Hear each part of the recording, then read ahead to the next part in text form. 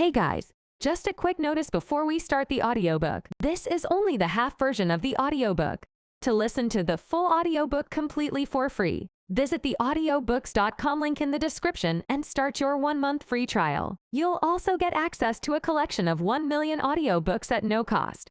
So that's it. Now please enjoy listening to the audiobook. Recorded Books presents an unabridged recording of Dune by Frank Herbert. Narrated by George Guidell, with Davina Porter as the voice of Princess Irulan. This book is copyrighted 1965 by Frank Herbert. This recording is copyrighted 1993 by Recorded Books. Since its publication in 1965, Dune has formed the basis for one of the greatest science fiction epics ever created, and is often compared to The Lord of the Rings. The book's influence, literary and philosophical, does not just include the world of science fiction, however. Its political and environmental themes are credited with helping to bring about the genesis of the modern environmental protection movement. Frank Herbert's vision of humankind living in a universe set far in the future, where "thou shalt not make a machine in the image of man's mind," has become all the more fascinating some 40 years later, since the advent of personal computing. And now, Dune. A beginning is the time for taking the most delicate care that the balances are correct. This every sister of the Bene Gesserit knows. To begin your study of the life of Muad'Dib, then take care that you first place him in his time, born in the 57th year of the Parashah Emperor Shaddam IV, and take the most special care that you locate Muad'Dib in his place, the planet Arrakis. Do not be deceived by the fact that he was born on Caladan and lived his first 15 years there. Arrakis, the planet known as Dune, is forever his place. From the Manual of Muad'Dib by the Princess Irulan. In the week before their departure to Arrakis, when all the final scurrying about had reached a nearly unbearable frenzy, an old crone came to visit the mother of the boy, Paul. It was a warm night at Castle Caladan, and the ancient pile of stone that had served the Atreides family as home for 26 generations bore that cooled sweat feeling it acquired before a change in the weather. The old woman was let in by the side door, down the vaulted passage by Paul's room, and she was allowed a moment to peer in at him, where he lay in his bed. By the half-light of a suspensor lamp, dimmed and hanging near the floor, the awakened boy could see a bulky female shape at his door, standing one step ahead of his mother. The old woman was a witch shadow, hair like matted spider-webs, hooded round darkness of features, eyes like glittering jewels. "Is he not small for his age, Jessica?" the old woman asked. Her voice wheezed and twanged like an untuned baliset. Paul's mother answered in her soft contralto. "The Atreides are known to start late getting their growth, Your Reverence." "So I've heard, wheezed the old woman. "Yet he's already 15. "Yes, Your Reverence." "He's awake and listening to us," said the old woman. "Sly little rascal," she chuckled. "But royalty has need of slyness. And if he's really the Kwisatz Haderach, well...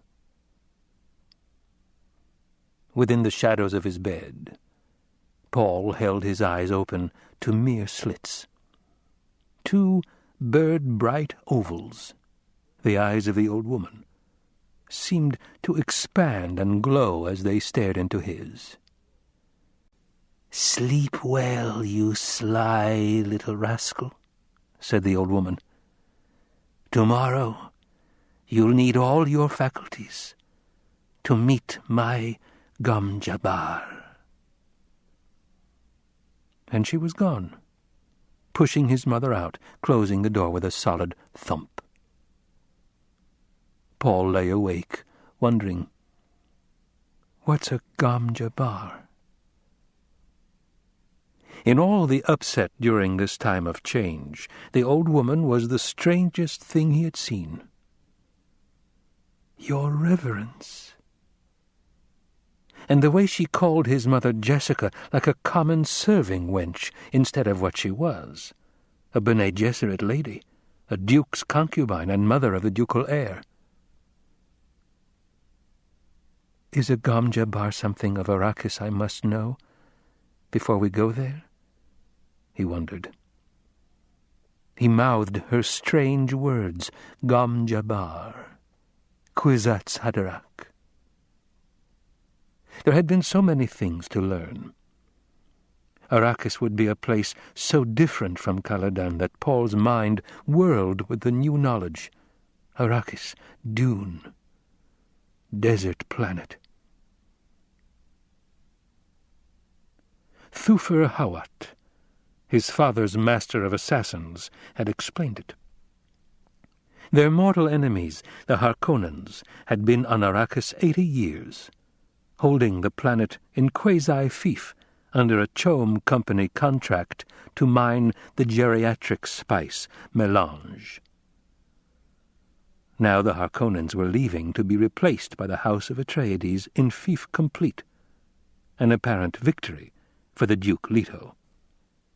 Yet, Hawat had said, this appearance contained the deadliest peril, for the Duke Leto was popular among the great houses of the Landsraad.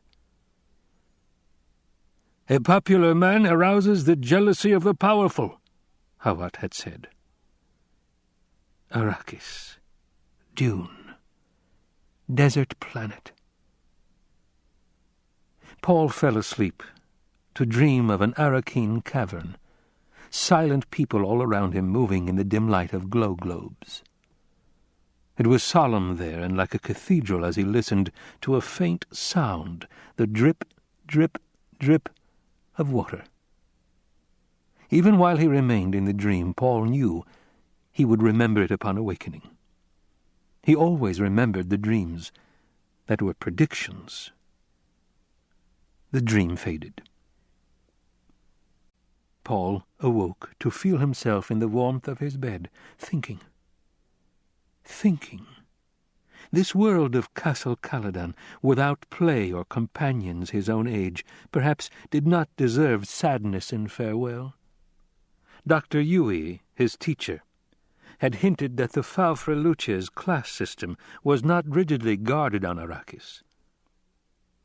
The planet sheltered people who lived at the desert edge without Qaid or Bashar to command them. Will-o'-the-Sand people, called Fremen, marked down on no census of the imperial regate. Arrakis, Dune, desert planet. Paul sensed his own tensions, decided to practice one of the mind-body lessons his mother had taught him. 3 quick breaths triggered the responses. He fell into the floating awareness, focusing the consciousness, aortal dilation, avoiding the unfocused mechanism of consciousness. To be conscious by choice, blood-enriched and swift flooding the overload regions. One does not obtain food safety freedom by instinct alone. Animal consciousness does not extend beyond the given moment, nor into the idea that its victims may become extinct. The animal destroys and does not produce. Animal pleasures remain close to sensation levels and avoid the perceptual. The human requires a background grid through which to see his universe. Focused consciousness by choice. This forms your grid. Bodily integrity follows nerve blood flow according to the deepest awareness of cell needs. All things, cells, beings are impermanent. Strive for flow permanence within. Over and over and over, within Paul's floating awareness, the lesson rolled. When dawn touched Paul's windowsill with yellow light, he sensed it through closed eyelids, opened them, hearing then the renewed bustle and hurry in the castle, seeing the familiar patterned beams of his bedroom ceiling. The hall door opened, and his mother peered in, hair like shaded bronze held with black ribbon at the crown, her oval face emotionless, and green eyes staring solemnly. "You're awake," she said. "Did you sleep well?" "Yes." He studied the tallness of her, saw the hint of tension in her shoulders as she chose clothing for him from the closet racks. Another might have missed the tension, but she had trained him in the Bene Gesserit way, in the minutiae of observation. She turned, holding a semi-formal jacket for him. It carried the red Atreides hawk crest above the breast pocket. "Hurry and dress," she said. "Reverend Mother is waiting." "I dreamed of her once," Paul said. "Who is she?" "She was my teacher at the Bene Gesserit school. Now she's the Emperor's truth-sayer. And Paul—" She hesitated. "You must tell her about your dreams." "I will. Is she the reason we got Arrakis?" "We did not get Arrakis."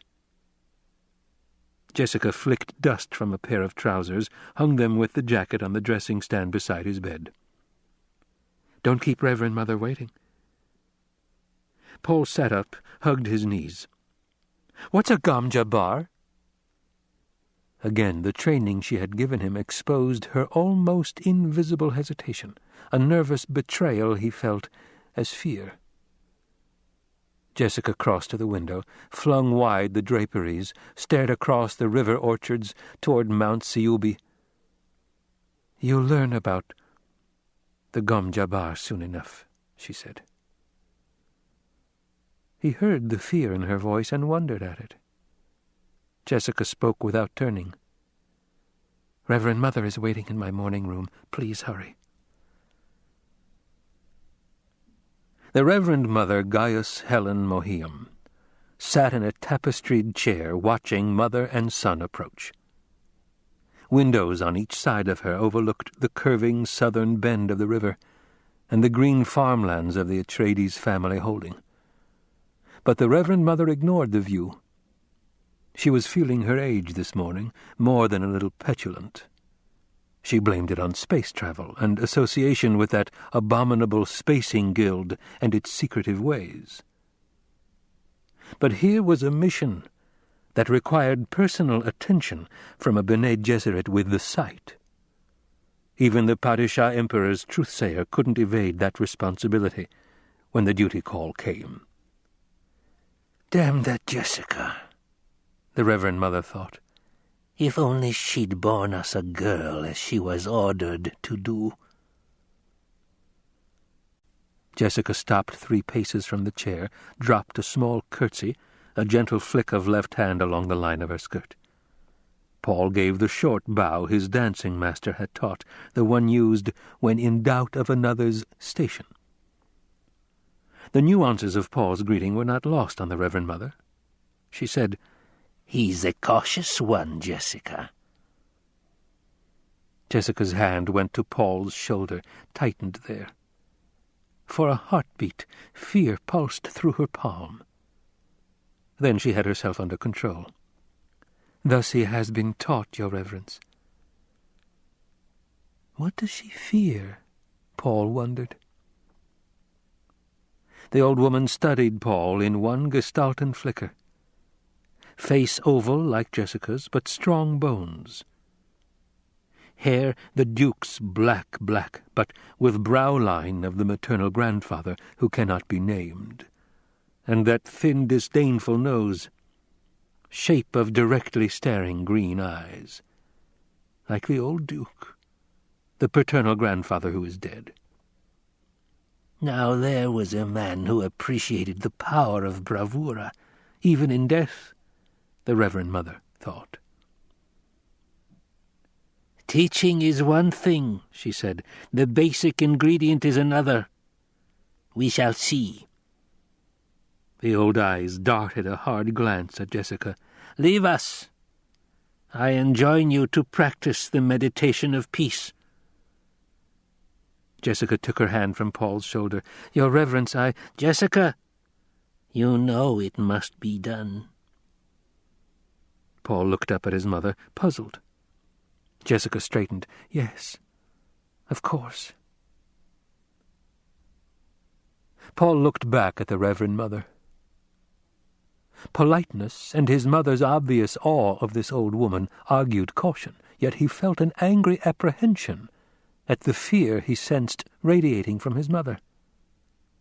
Paul, Jessica took a deep breath, this test you're about to receive, it's important to me.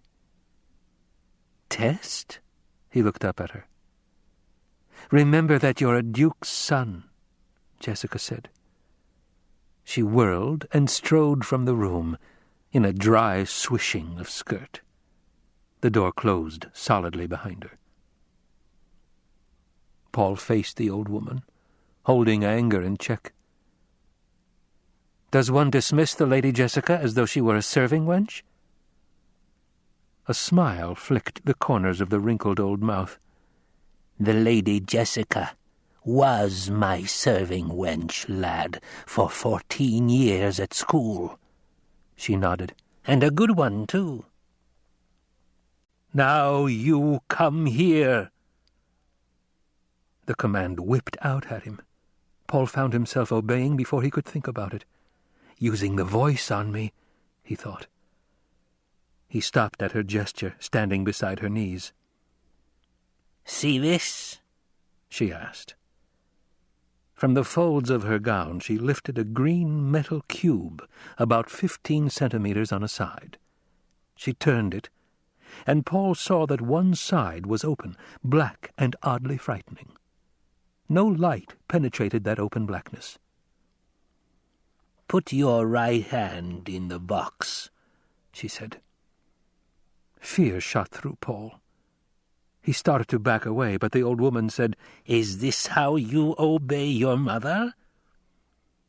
He looked up into bird-bright eyes. Slowly, feeling the compulsions and unable to inhibit them, Paul put his hand into the box.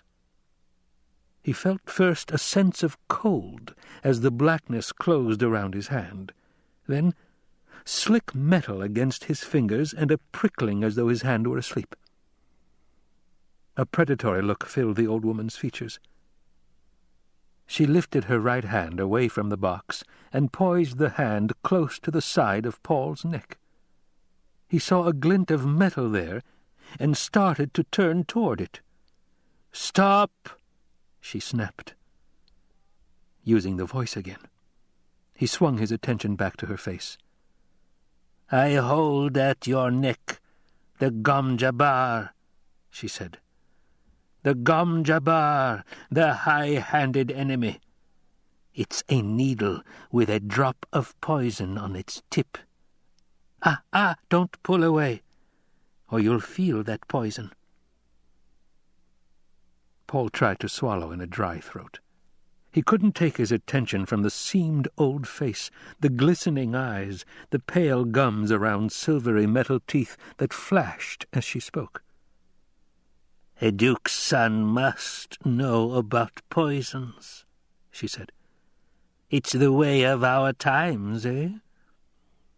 Musky to be poisoned in your drink. Aumas to be poisoned in your food. The quick ones and the slow ones, and the ones in between. Here's a new one for you, the Gom Jabbar. It kills only animals. Pride overcame Paul's fear. You dare suggest a duke's son is an animal? He demanded. Let us say I suggest you may be human, she said. Steady. I warn you not to try jerking away. I am old, but my hand can drive this needle into your neck before you escape me. Who are you? He whispered. How did you trick my mother into leaving me alone with you? Are you from the Harkonnens? The Harkonnens? Bless us, no. Now be silent. A dry finger touched his neck, and he stilled the involuntary urge to leap away. Good, she said. You pass the first test. Now, here's the way of the rest of it. If you withdraw your hand from the box, you die. This is the only rule. Keep your hand in the box and live. Withdraw it and die. Paul took a deep breath to still his trembling. If I call out, there'll be servants on you in seconds and you'll die. Servants will not pass your mother, who stands guard outside that door. Depend on it. Your mother survived this test. Now it's your turn. Be honored. We seldom administer this to men-children. Curiosity reduced Paul's fear to a manageable level. He heard truth in the old woman's voice. No denying it. If his mother stood guard out there, if this were truly a test, and whatever it was, he knew himself caught in it, trapped by that hand at his neck, the Gom Jabbar.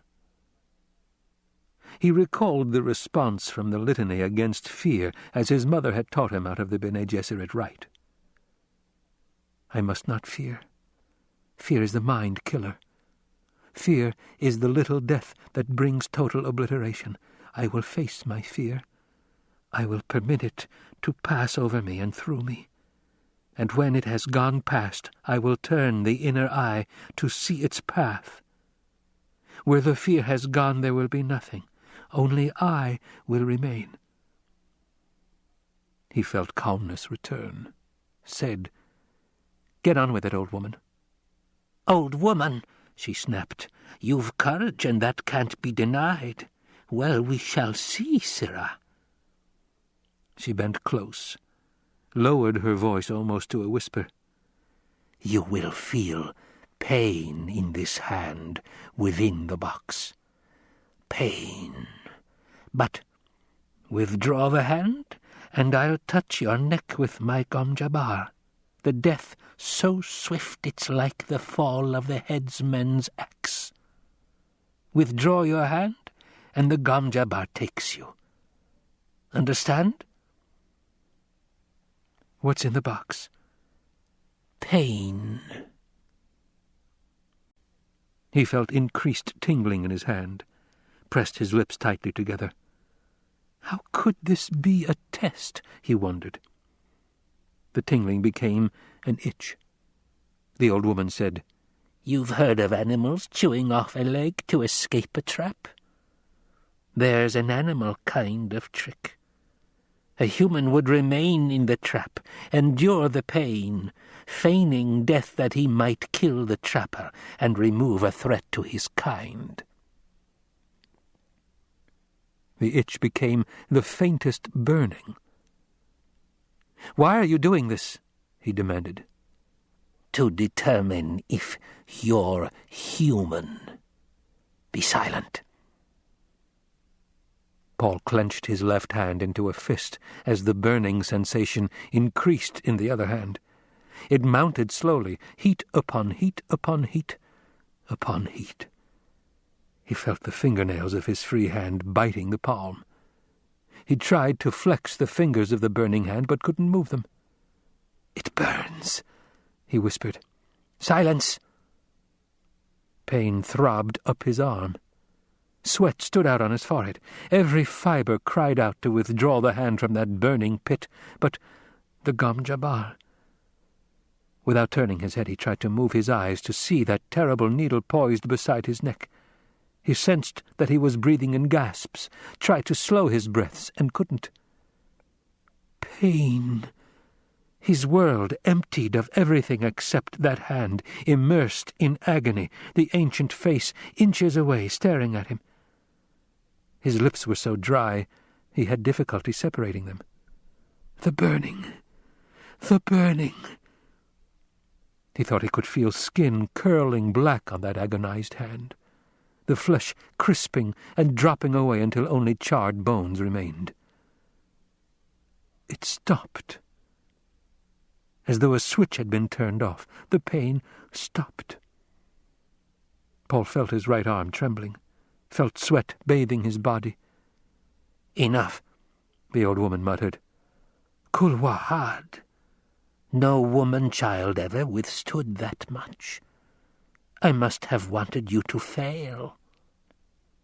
She leaned back, withdrawing the Gom Jabbar from the side of his neck.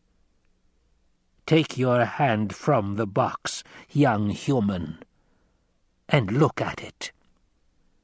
He fought down an aching shiver, stared at the lightless void where his hand seemed to remain of its own volition. Memory of pain inhibited every movement. Reason told him he would withdraw a blackened stump from that box. "Do it," she snapped. He jerked his hand from the box, stared at it astonished. Not a mark, no sign of agony on the flesh. He held up the hand, turned it, flexed the fingers. "Pain by nerve induction," she said. "Can't go around maiming potential humans. There are those who'd give a pretty for the secret of this box, though." She slipped it into the folds of her gown. "But the pain," he said. "Pain," she sniffed. "A human can override any nerve in the body." Paul felt his left hand aching, uncurled the clenched fingers, looked at 4 bloody marks where fingernails had bitten his palm. He dropped the hand to his side, looked at the old woman. "You did that to my mother once?" "Ever sift sand through a screen?" she asked. The tangential slash of her question shocked his mind into a higher awareness. Sand through a screen. He nodded. "We Bene Gesserit sift people to find the humans." He lifted his right hand, willing the memory of the pain. "And that's all there is to it? Pain?" "I observed you in pain, lad. Pain's merely the axis of the test. Your mother's told you about our ways of observing. I see the signs of her teaching in you. Our test is crisis and observation." He heard the confirmation in her voice, said, "It's truth." She stared at him. He senses truth. Could he be the one? Could he truly be the one? She extinguished the excitement, reminding herself, hope clouds observation.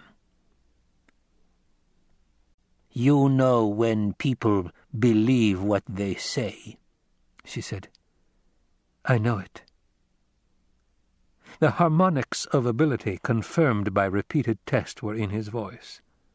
She heard them, said, "Perhaps you are the Kwisatz Haderach. Sit down, little brother, here at my feet." "I prefer to stand." "Your mother sat at my feet once." "I'm not my mother." "You hate us a little, eh?" She looked toward the door, called out, "Jessica!" The door flew open, and Jessica stood there staring hard-eyed into the room. Hardness melted from her as she saw Paul. She managed a faint smile. "Jessica, have you ever stopped hating me?" the old woman asked. "I both love and hate you," Jessica said. "The hate, that's from pains I must never forget. The love, that's just the basic fact," the old woman said, but her voice was gentle. "You may come in now, but remain silent. Close that door and mind it that no one interrupts us." Jessica stepped into the room, closed the door, and stood with her back to it. "My son lives," she thought. "My son lives and is human. I knew he was, but he lives. Now I can go on living." The door felt hard and real against her back. Everything in the room was immediate and pressing against her senses. My son lives. Paul looked at his mother. She told the truth. He wanted to get away alone and think this experience through, but knew he couldn't leave until he was dismissed. The old woman had gained a power over him. They spoke truth. His mother had undergone this test. There must be terrible purpose in it. The pain and fear had been terrible. He understood terrible purposes. They drove against all odds. They were their own necessity. Paul felt that he had been infected with terrible purpose. He didn't know yet what the terrible purpose was. "Someday, lad," the old woman said, "you too may have to stand outside a door like that.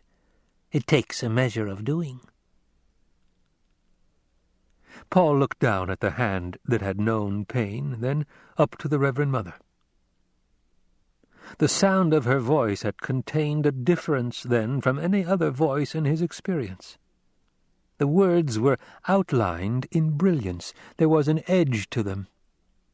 He felt that any question he might ask her would bring an answer that could lift him out of his flesh world into something greater. "Why do you test for humans?" he asked. "To set you free." "Free?" "Once men turned their thinking over to machines, in the hope that this would set them free, but that only permitted other men with machines to enslave them." "Thou shalt not make a machine in the likeness of a man's mind," Paul quoted. "Right out of the Butlerian Jihad and the Orange Catholic Bible," she said. "But what the O.C. Bible should have said is, thou shalt not make a machine to counterfeit a human mind. Have you studied the Mentat in your service?" "I've studied with Thufir Hawat." "The Great Revolt took away a crutch," she said. "It forced human minds to develop. Schools were started to train human talents." "Bene Gesserit schools?" She nodded. "We have two chief survivors of those ancient schools, the Bene Gesserit and the Spacing Guild. The Guild, so we think, emphasizes almost pure mathematics. Bene Gesserit performs another function." "Politics," he said. "Kulwahat?" the old woman said. She sent a hard glance at Jessica. "I've not told him, Your Reverence," Jessica said. The Reverend Mother returned her attention to Paul. "You did that on remarkably few clues," she said. "Politics indeed. The original Bene Gesserit school was directed by those who saw the need of a thread of continuity in human affairs. They saw there could be no such continuity without separating human stock from animal stock for breeding purposes." The old woman's words abruptly lost their special sharpness for Paul. He felt an offense against what his mother called his instinct for rightness. It wasn't that Reverend Mother lied to him. She obviously believed what she said. It was something deeper, something tied to his terrible purpose. He said, "But my mother tells me many Bene Gesserit of the schools don't know their ancestry." "The genetic lines are always in our records," she said. "Your mother knows that either she's of Bene Gesserit descent, or her stock was acceptable in itself." Then why couldn't she know who her parents are? "Some do, many don't. We might, for example, have wanted to breed her to a close relative to set up a dominant in some genetic trait. We have many reasons." Again Paul felt the offense against rightness. He said, "You take a lot on yourselves." The Reverend Mother stared at him, wondering, did I hear criticism in his voice? "We carry a heavy burden," she said. Paul felt himself coming more and more out of the shock of the test. He leveled a measuring stare at her, said, "You say maybe I'm the Kwisatz Haderach. What's that, a human Gom Jabbar?" "Paul," Jessica said, "you mustn't take that tone with—" "I'll handle this, Jessica," the old woman said. "Now, lad, do you know about the truth-sayer drug?" "You take it to improve your ability to detect falsehood," he said. "My mother's told me." "Have you ever seen truth trance?" He shook his head. "No." "The drug's dangerous," she said, "but it gives insight. When a truth-sayer's gifted by the drug, she can look many places in her memory, in her body's memory. We look down so many avenues of the past, but only feminine avenues." Her voice took on a note of sadness. "Yet there's a place where no truth-sayer can see. We are repelled by it, terrorized. It is said a man will come one day and find in the gift of the drug his inward eye. He will look where we cannot, into both feminine and masculine pasts." "Your Kwisatz Haderach?"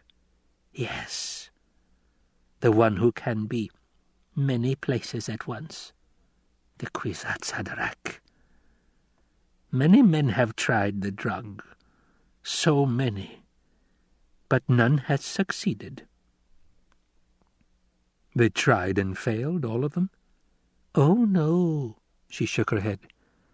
"They tried and died."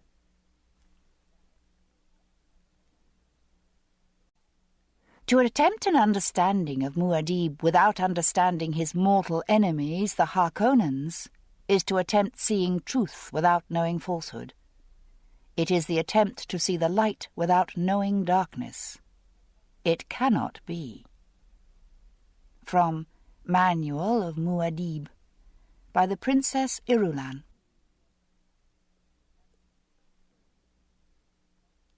It was a relief globe of a world, partly in shadows, spinning under the impetus of a fat hand that glittered with rings.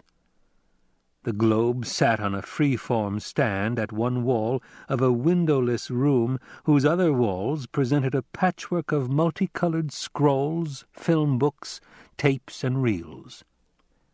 Light glowed in the room from golden balls hanging in mobile suspensor fields. An ellipsoid desk with a top of jade-pink petrified lacquer wood stood at the center of the room. Veriform suspensor chairs ringed it, 2 of them occupied. In one sat a dark-haired youth of about 16 years, round of face and with sullen eyes. The other held a slender, short man with effeminate face. Both youth and man stared at the globe, and the man, half hidden in shadows, spinning it. A chuckle sounded beside the globe. A basso voice rumbled out of the chuckle, "There it is, Biter, the biggest man-trap in all history. And the Duke's headed into its jaws. Is it not a magnificent thing that I, the Baron Vladimir Harkonnen, do?" "Assuredly, Baron," said the man. His voice came out tenor with a sweet musical quality. The fat hand descended onto the globe, stopped the spinning. Now all eyes in the room could focus on the motionless surface and see that it was the kind of globe made for wealthy collectors or planetary governors of the Empire. It had the stamp of imperial handicraft about it. Latitude and longitude lines were laid in with hair-fine platinum wire.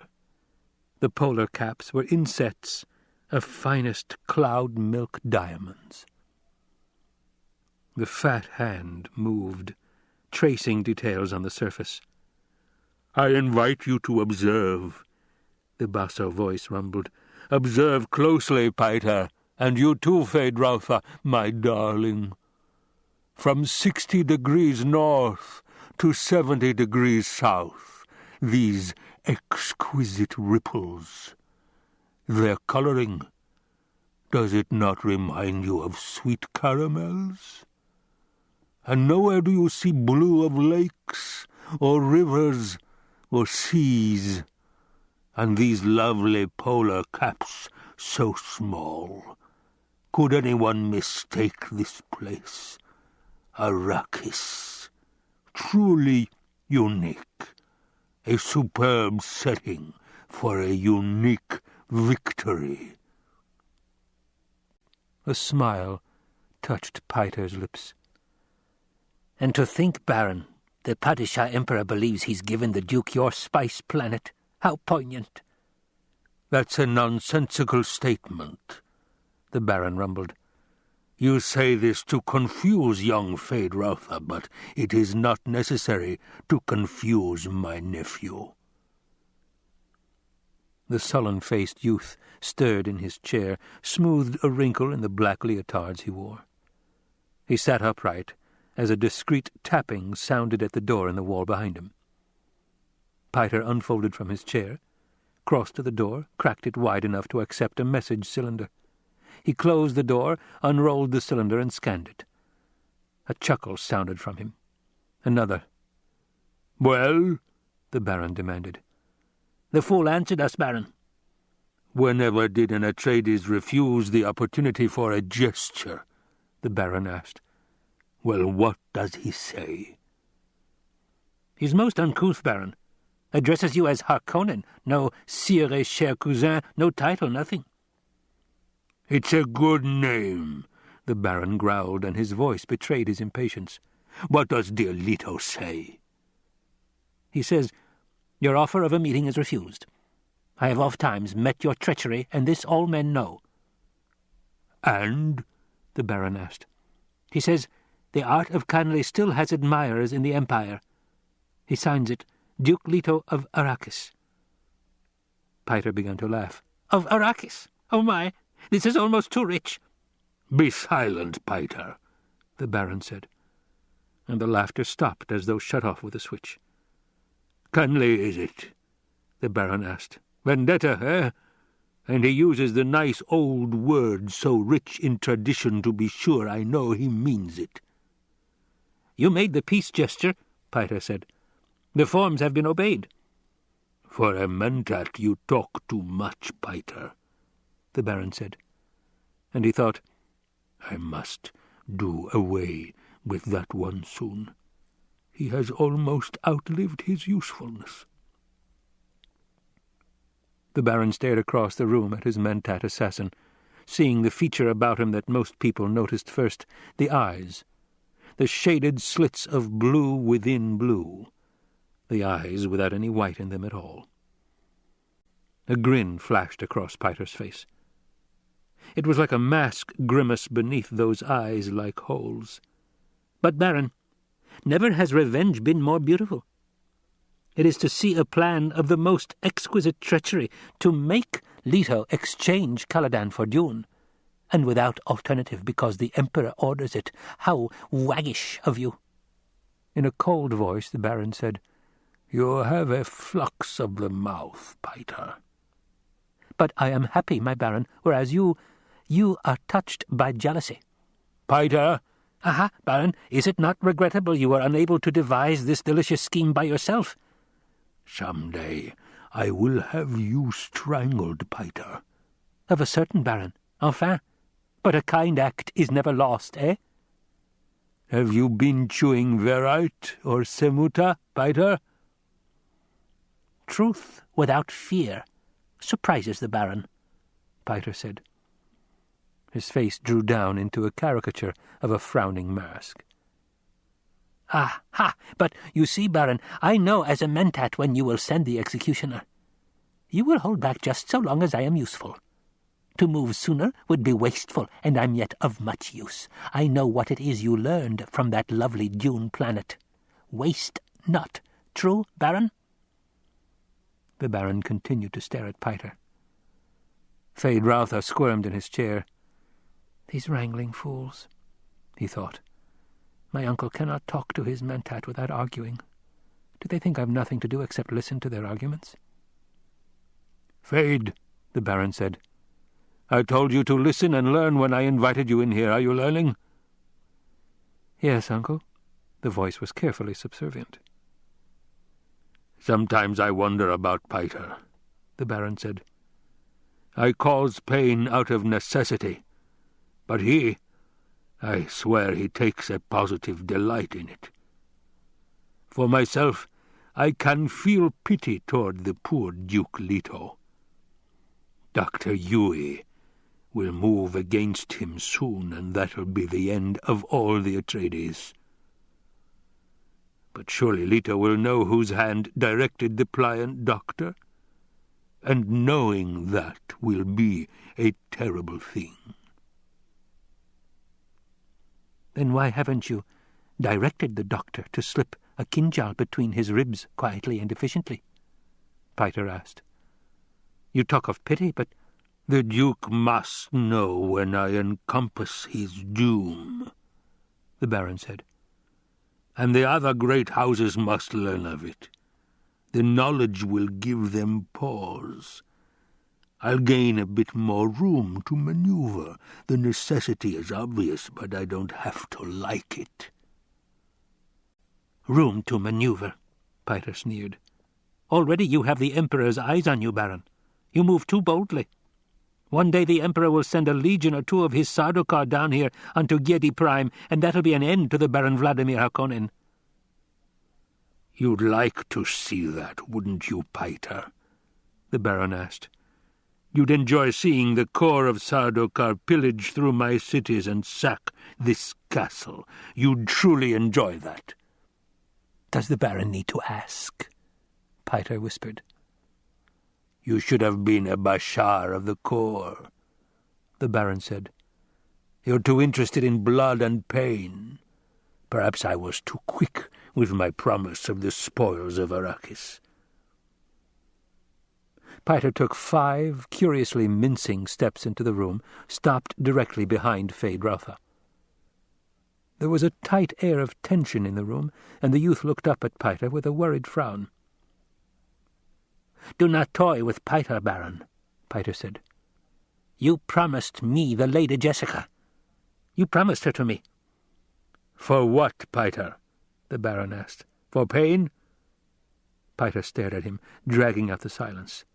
Feyd-Rautha moved his suspensor chair to one side, said, "Uncle, do I have to stay? You said you'd—" "My darling Feyd-Rautha grows impatient," the baron said. He moved within the shadows beside the globe. "Patience, Feyd." And he turned his attention back to the mentat. "What of the dukeling? The child Paul, my dear Peiter?" "The trap will bring him to you, baron," Peiter muttered. "That's not my question," the baron said. "You'll recall that you predicted the Bene Gesserit witch would bear a daughter to the Duke. You were wrong, mentat?" "I'm not often wrong, baron," Peiter said, and for the first time there was fear in his voice. "Give me that. I'm not often wrong. And you know yourself these Bene Gesserit bear mostly daughters. Even the Emperor's consort had produced only females. "Uncle," said Feyd-Rautha, "you said there'd be something important here for me to—" "Listen to my nephew," the Baron said. "He aspires to rule my barony, yet he cannot rule himself." The Baron stirred beside the globe, a shadow among shadows. "Well then, Feyd-Rautha Harkonnen, I summoned you here hoping to teach you a bit of wisdom. Have you observed our good Mentat? You should have learned something from this exchange." "But, Uncle—" "A most efficient Mentat, Peiter, wouldn't you say, Feyd?" "Yes, but—" "Indeed, but he consumes too much spice. Eats it like candy. Look at his eyes. He might have come directly from the Arrakeen labor pool. Efficient, Peiter, but he's still emotional and prone to passionate outbursts. Efficient, Peiter, but he still can err." Peiter spoke in a low, sullen tone. "Did you call me in here to impair my efficiency with criticism, Baron?" "Impair your efficiency? You know me better, Peiter. I wish only for my nephew to understand the limitations of a Mentat." "Are you already training my replacement?" Peiter demanded. "Replace you? Why, Peiter, where could I find another Mentat with your cunning and venom?" "The same place you found me, Baron." "Perhaps I should at that," the Baron mused. "You do seem a bit unstable lately, and the spice you eat—" "Are my pleasures too expensive, Baron? Do you object to them?" "My dear Peiter, your pleasures are what tie you to me. How could I object to that? I merely wish my nephew to observe this about you." "Then I'm on display," Peiter said. "Shall I dance? Shall I perform my various functions for the eminent Feyd-Rautha?" "Precisely," the Baron said. "You are on display. Now be silent." He glanced at Feyd-Rautha, noting his nephew's lips, the full and pouting look of them, the Harkonnen genetic marker, now twisted slightly in amusement. "This is a Mentat, Feyd. It has been trained and conditioned to perform certain duties. The fact that it's encased in a human body, however, must not be overlooked. A serious drawback, that. I sometimes think the ancients with their thinking machines had the right idea." "They were toys compared to me," Peiter snarled. "You yourself, Baron, could outperform those machines." "Perhaps," the Baron said. "Ah, well." He took a deep breath. Belched. "Now, Peiter, outline for my nephew the salient features of our campaign against the House of Atreides. Function as a Mentat for us, if you please." "Baron, I've warned you not to trust one so young with this information. My observations of—" "I'll be the judge of this," the Baron said. "I give you an order, Mentat. Perform one of your various functions." "So be it," Peiter said. He straightened, assuming an odd attitude of dignity, as though it were another mask, but this time clothing his entire body. "In a few days' standard, the entire household of the Duke Leto will embark on a Spacing Guild liner for Arrakis. The Guild will deposit them at the city of Arrakeen rather than at our city of Carthag. The Duke's Mentat, Thufir Hawat, will have concluded rightly that Arrakeen is easier to defend." "Listen carefully, Feyd," the Baron said. "Observe the plans within plans within plans." Feyd-Rautha nodded, thinking, "This is more like it. The old monster is letting me in on secret things at last. He must really mean for me to be his heir." "There are several tangential possibilities," Peiter said. "I indicate that House Atreides will go to Arrakis. We must not, however, ignore the possibility the Duke has contracted with the Guild to remove him to a place of safety outside the system. Others in like circumstances have become renegade houses, taking family atomics and shields and fleeing beyond the Imperium." "The Duke's too proud a man for that," the Baron said. "It is a possibility," Peiter said. "The ultimate effect for us would be the same, however. "No, it would not," the Baron growled. "I must have him dead and his line ended." "That's the high probability," Piter said. "There are certain preparations that indicate when a house is going renegade. The Duke appears to be doing none of these things."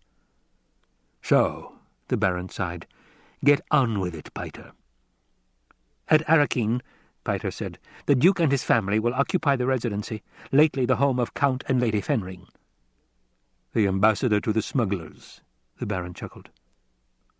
"Ambassador to what?" Feyd-Rautha asked. "Your uncle makes a joke," Piter said. "He calls Count Fenring ambassador to the smugglers, indicating the Emperor's interest in smuggling operations on Arrakis." Feyd-Rautha turned a puzzled stare on his uncle. "Why?" "Don't be dense, Feyd," the Baron snapped. "As long as the Guild remains effectively outside Imperial control, how could it be otherwise? How else could spies and assassins move about?" Feyd-Rautha's mouth made a soundless "Oh." "We've arranged diversions at the residency," Piter said. "There'll be an attempt on the life of the Atreides heir, an attempt which could succeed." "Piter," the Baron rumbled, "you indicated—" "I indicated accidents can happen," Piter said, "and the attempt must appear valid." "Ah, but the lad has such a sweet, young body," the Baron said. "Of course he's potentially more dangerous than the father, with that witch mother training him. Accursed woman. Ah, well, please continue, Piter." "Hawat will have divined that we have an agent planted on him," Piter said. "The obvious suspect is Dr. Yueh, who is indeed our agent, but Hawat has investigated and found that our doctor is a Suk school graduate with Imperial conditioning, supposedly safe enough to minister even to the Emperor. Great store is set on Imperial conditioning. It's assumed that ultimate conditioning cannot be removed without killing the subject. However, as someone once observed, given the right lever, you can move a planet. We found the lever that moved the doctor." "How?" Feyd-Rautha asked. He found this a fascinating subject. Everyone knew you couldn't subvert Imperial conditioning. "Another time," the Baron said. "Continue, Piter." "In place of Yueh," Piter said, "we'll drag a most interesting suspect across Hawat's path. The very audacity of this suspect will recommend her to Hawat's attention." "Her?" Feyd-Rautha asked.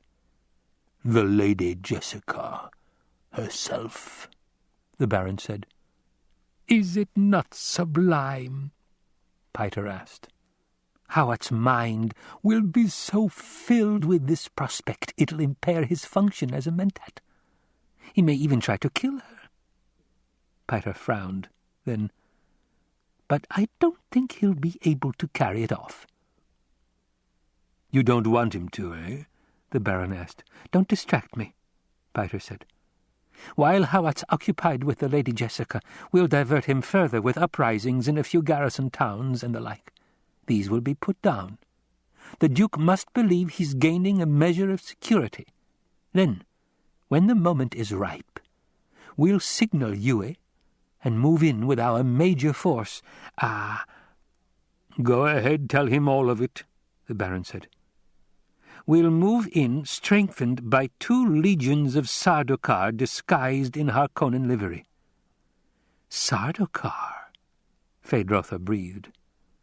His mind focused on the dread Imperial troops, the killers without mercy, the soldier fanatics of the Padishah Emperor. "You see how I trust you, Feyd," the Baron said. "No hint of this must ever reach another great house. Else the Landsraad might unite against the Imperial House, and there'd be chaos." "The main point," Piter said, "is this. Since House Harkonnen is being used to do the Imperial dirty work, we've gained a true advantage. It's a dangerous advantage, to be sure, but if used cautiously, will bring House Harkonnen greater wealth than that of any other house in the Imperium." "You have no idea how much wealth is involved, Feyd," the Baron said.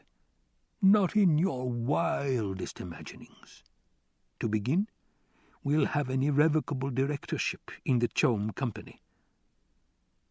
Feyd-Rautha nodded. Wealth was the thing. Chome was the key to wealth, each noble house dipping from the company's coffers whatever it could under the power of the directorships. Those Chome directorships, they were the real evidence of political power in the Imperium. Passing with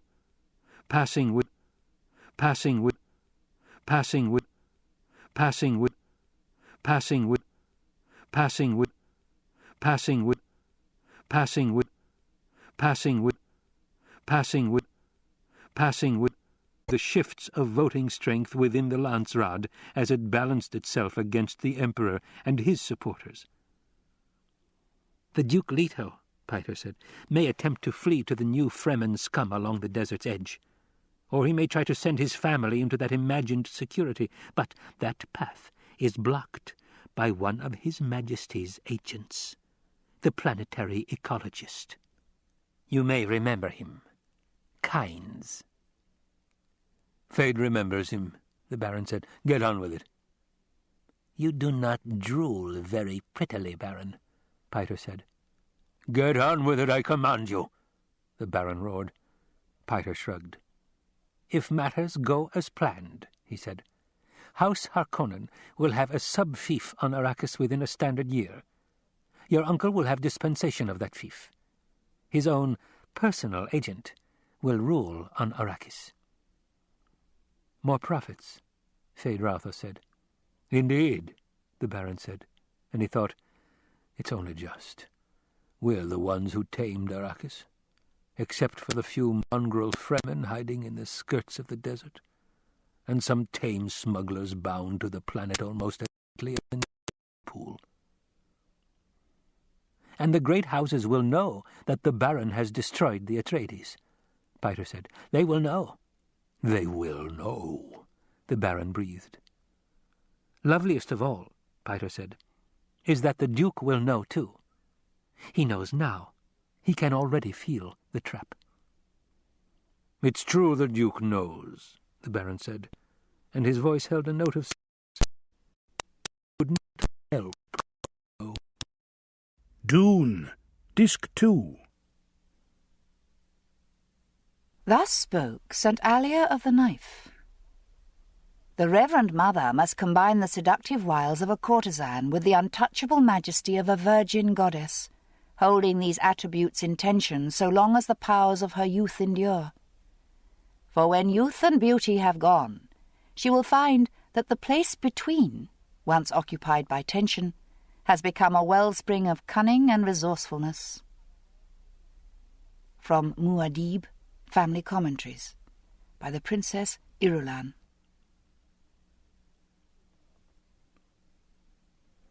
"Well, Jessica, what have you to say for yourself?" asked the Reverend Mother. It was near sunset at Castle Caladan on the day of Paul's ordeal. The two women were alone in Jessica's morning room while Paul waited in the adjoining soundproofed meditation chamber. Jessica stood facing the south windows. She saw, and yet did not see, the evening's banked colours across meadow and river. She heard, and yet did not hear, the Reverend Mother's question. There had been another ordeal once, so many years ago. A skinny girl with hair the colour of bronze, her body tortured by the winds of puberty, had entered the study of the Reverend Mother Gaius Helen Mohiam, Proctor Superior of the Bene Gesserit School on Wallach 9. Jessica looked down at her right hand, flexed the fingers, remembering the pain, the terror, the anger. "Poor Paul," she whispered. "I asked you a question, Jessica." The old woman's voice was snappish, demanding. "What? Oh." Jessica tore her attention away from the past, faced the Reverend Mother, who sat with back to the stone wall between the two west windows. "What do you want me to say?" "What do I want you to say? What do I want you to say?" The old voice carried a tone of cruel mimicry. "So I had a son," Jessica flared. And she knew she was being goaded into this anger deliberately. You were told to bear only daughters to the Atreides. It meant so much to him, Jessica pleaded. And you, in your pride, thought you could produce the Kwisatz Haderach. Jessica lifted her chin. I sensed the possibility. You thought only of your duke's desire for a son, the old woman snapped. And his desires don't figure in this. An Atreides' daughter could have been wed to a Harkonnen heir and sealed the breach. You've hopelessly complicated matters. We may lose both bloodlines now. You're not infallible, Jessica said. She braved the steady stare from the old eyes. Presently the old woman muttered, What's done is done. I vowed never to regret my decision, Jessica said. How noble, the Reverend Mother sneered. No regrets. We shall see when you're a fugitive, with a price on your head, and every man's hand turned against you to seek your life and the life of your son. Jessica paled. Is there no alternative? Alternative? A Bene Gesserit should ask that. I ask only what you see in the future with your superior abilities. I see in the future what I've seen in the past. You well know the pattern of our affairs, Jessica. The race knows its own mortality and fears stagnation of its heredity. It's in the bloodstream, the urge to mingle genetic strains without plan. The Imperium, the Chom Company, all the great houses, they are but bits of flotsam in the path of the flood. Chom, Jessica muttered. I suppose it's already decided how they'll redivide the spoils of Arrakis. What is Chom but the weather vane of our times? The old woman said. The Emperor and his friends now command 59.65% of the Chom directorship's votes. Certainly they smell profits. And likely, as others smell those same profits, his voting strength will increase. This is the pattern of history, girl. That's certainly what I need right now, Jessica said. A review of history. Don't be facetious, girl. You know as well as I do what forces surround us. We've a 3-point civilization. The imperial household, balanced against the federated great houses of the Landsraad. And between them, the Guild with its damnable monopoly on interstellar transport. In politics, the tripod is the most unstable of all structures. It'd be bad enough without the complication of a feudal trade culture which turns its back on most science. Jessica spoke bitterly. Chips in the path of the flood. And this chip here, this is the Duke Leto, and this one's his son, and this one's— Oh, shut up, girl. You entered this with full knowledge of the delicate edge you walked. I am Bene Gesserit. I exist only to serve, Jessica quoted. Truth, the old woman said. And all we can hope for now is to prevent this from erupting into general conflagration, to salvage what we can of the key bloodlines. Jessica closed her eyes, feeling tears press out beneath the lids. She fought down the inner trembling, the outer trembling, the uneven breathing, the ragged pulse, the sweating of the palms. Presently she said, I'll pay for my own mistake. And your son will pay with you. I'll shield him as well as I'm able. Shield, the old woman snapped. You well know the weakness there. Shield your son too much, Jessica, and he'll not grow strong enough to fulfill any destiny. Jessica turned away, looked out the window at the gathering darkness. Is it really that terrible, this planet of Arrakis? Bad enough, but not all bad. The Missionaria Protectiva has been in there and softened it up somewhat. The Reverend Mother heaved herself to her feet, straightened a fold in her gown. Call the boy in here. I must be leaving soon. Must you? The old woman's voice softened. Jessica, girl, I wish I could stand in your place and take your sufferings. But each of us must make her own path. I know. You're as dear to me as any of my own daughters. But I cannot let that interfere with duty. I understand the necessity.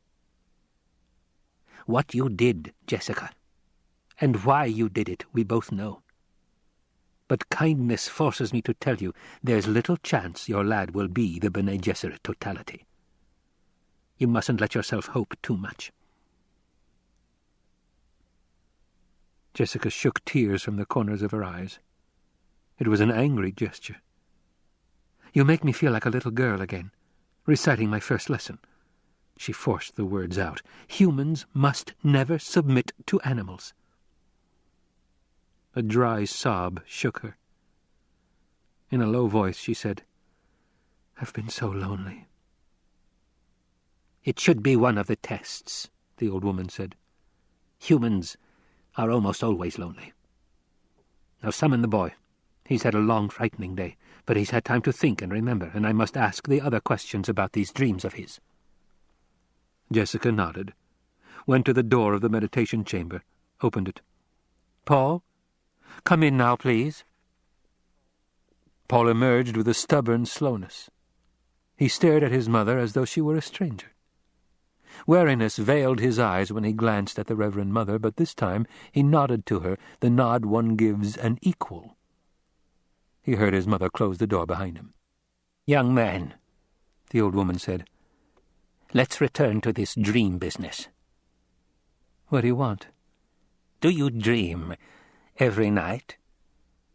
Not dreams worth remembering. I can't remember every dream, but some are worth remembering and some aren't. How do you know the difference? I just know it. The old woman glanced at Jessica, back to Paul. What did you dream last night? Was it worth remembering? Yes. Paul closed his eyes. I dreamed a cavern, and water, and a girl there, very skinny with big eyes. Her eyes are all blue. No whites in them. I talk to her and tell her about you, about seeing the Reverend Mother on Caladan. Paul opened his eyes. And the thing you tell this strange girl about seeing me, did it happen today? Paul thought about this, then. Yes. I tell the girl you came and put a stamp of strangeness on me. Stamp of strangeness, the old woman breathed. And again she shot a glance at Jessica, returned her attention to Paul. Tell me truly now, Paul. Do you often have dreams of things that happen afterward exactly as you dreamed them? Yes. And I've dreamed about that girl before. Oh? You know her? I will know her. Tell me about her. Again, Paul closed his eyes. We're in a little place in some rocks where it's sheltered. It's almost night, but it's hot, and I can see patches of sand out of an opening in the rocks. We're waiting for something, for me to go meet some people, and she's frightened but trying to hide it from me, and I'm excited. And she says, "Tell me about the waters of your homeworld, Usul." Paul opened his eyes. Isn't that strange? My homeworld's Caladan. I've never even heard of a planet called Usul. Is there more to this dream? Jessica prompted. Yes, but maybe she was calling me Usul, Paul said. I just thought of that. Again he closed his eyes. She asks me to tell her about the waters, and I take her hand and I say, I'll tell her a poem, and I tell her the poem, but I have to explain some of the words, like beach and surf and seaweed and seagulls. What poem? The Reverend Mother asked. Paul opened his eyes. It's just one of Gurney Halleck's tone poems for sad times. Behind Paul, Jessica began to recite. I remember salt smoke from a beach fire, and shadows under the pines, solid, clean, fixed. Seagulls perched at the tip of land, white upon green. And a wind comes through the pines to sway the shadows.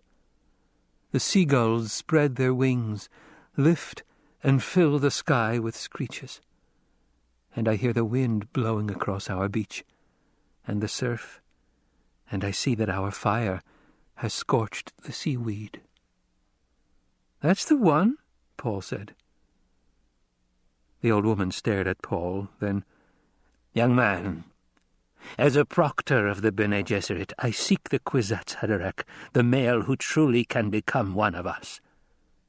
Your mother sees this possibility in you, but she sees with the eyes of a mother.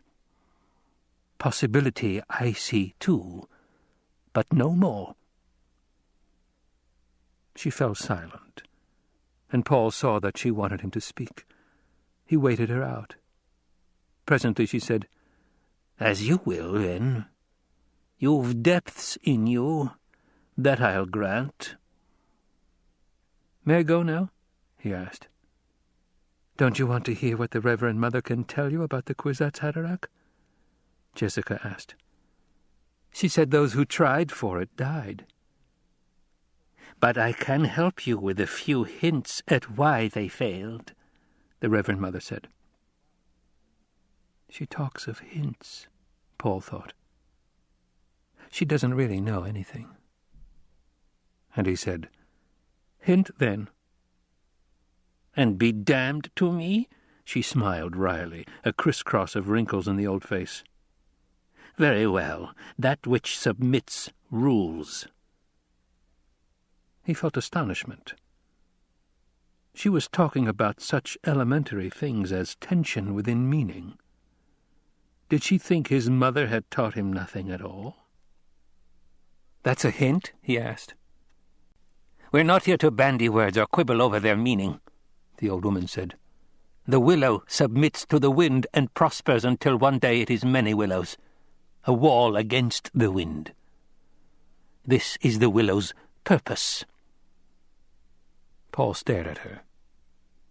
She said purpose, and he felt the word buffet him, reinfecting him with terrible purpose.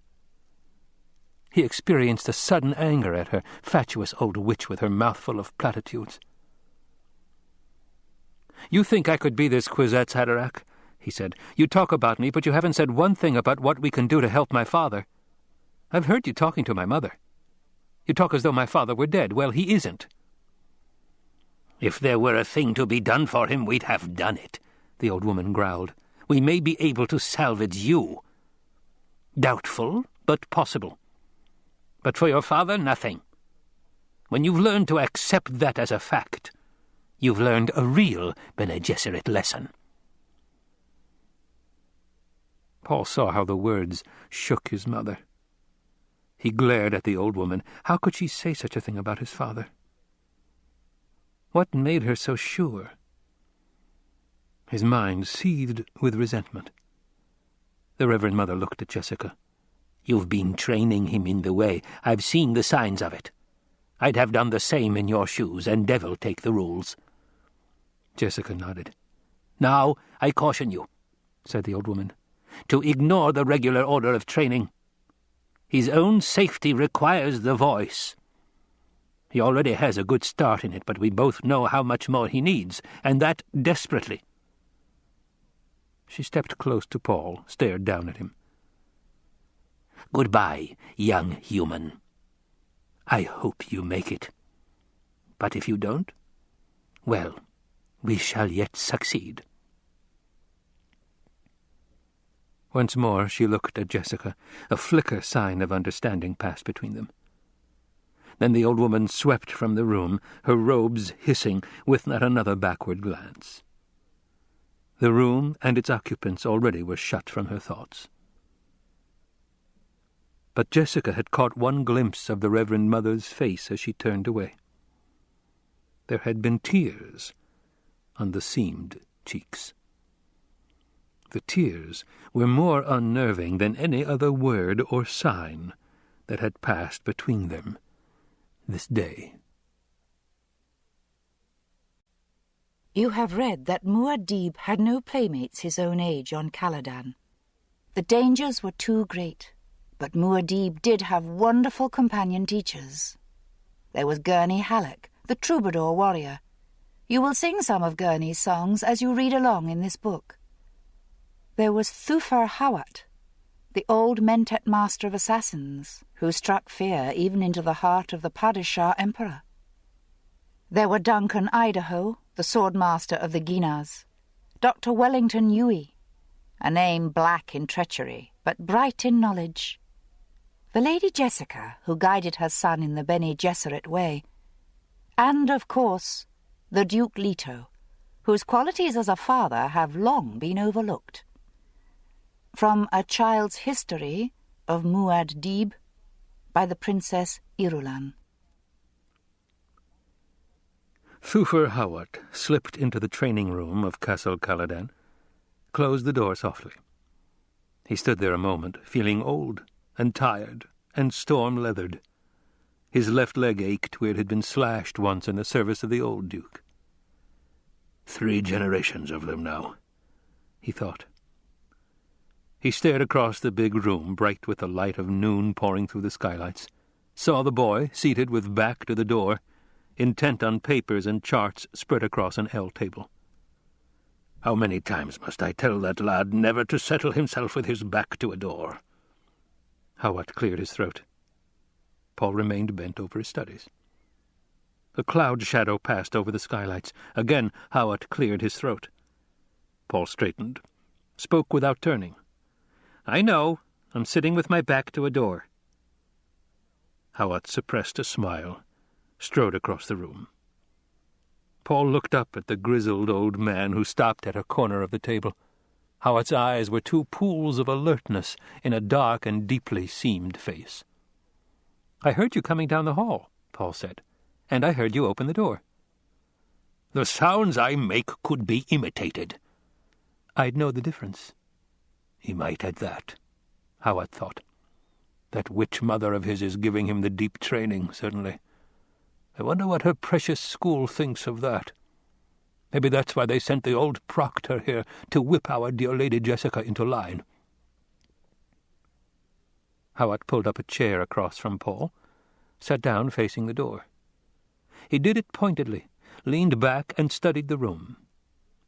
It struck him as an odd place, suddenly, a stranger place with most of its hardware already gone off to Arrakis. A training table remained, and a fencing mirror with its crystal prisms quiescent, the target dummy beside it, patched and padded, looking like an ancient foot soldier maimed and battered in the wars. There stand I, Hawat thought. "Thufir, what are you thinking?" Paul asked. Hawat looked at the boy. "I was thinking we'll all be out of here soon and likely never see the place again." "Does that make you sad?" "Sad? Nonsense. Parting with friends is a sadness. A place is only a place." He glanced at the charts on the table. "And Arrakis is just another place." "Did my father send you up to test me?" Hawat scowled. The boy had such observing ways about him. He nodded. "You're thinking it'd have been nicer if he'd come up himself. But you must know how busy he is. He'll be along later." "I've been studying about the storms on Arrakis." "The storms? I see." "They sound pretty bad." "That's too cautious a word, bad. Those storms build up across 6,000 or 7,000 kilometers of flatlands, feed on anything that can give them a push, Coriolis force, other storms, anything that has an ounce of energy in it. They can blow up to 700 kilometers an hour, loaded with everything loose that's in their way, sand, dust, everything. They can eat flesh off bones and etch the bones to slivers." "Why don't they have weather control?" "Arrakis has special problems. Costs are higher, and there'd be maintenance and the like. The Guild wants a dreadful high price for satellite control, and your father's house isn't one of the big rich ones, lad. You know that." "Have you ever seen the Fremen?" The lad's mind is darting all over today, Hawat thought. "Like as not I have seen them," he said. "There's little to tell them from the folk of the Graben and Sink. They all wear those great flowing robes, and they stink to heaven in any closed space. It's from those suits they wear, call them still suits, that reclaim the body's own water." Paul swallowed, suddenly aware of the moisture in his mouth, remembering a dream of thirst. That people could want so for water They had to recycle their body moisture, struck him with a feeling of desolation. "Water's precious there," he said. Howat nodded, thinking, "Perhaps I'm doing it, getting across to him the importance of this planet as an enemy. It's madness to go in there without that caution in our minds." Paul looked up at the skylight, aware that it had begun to rain. He saw the spreading wetness on the grey meta-glass. "Water," he said. "You'll learn a great concern for water," Hawat said. "As the Duke's son, you'll never want for it, but you'll see the pressures of thirst all around you." Paul wet his lips with his tongue, thinking back to the day a week ago and the ordeal with the Reverend Mother. She, too, had said something about water starvation.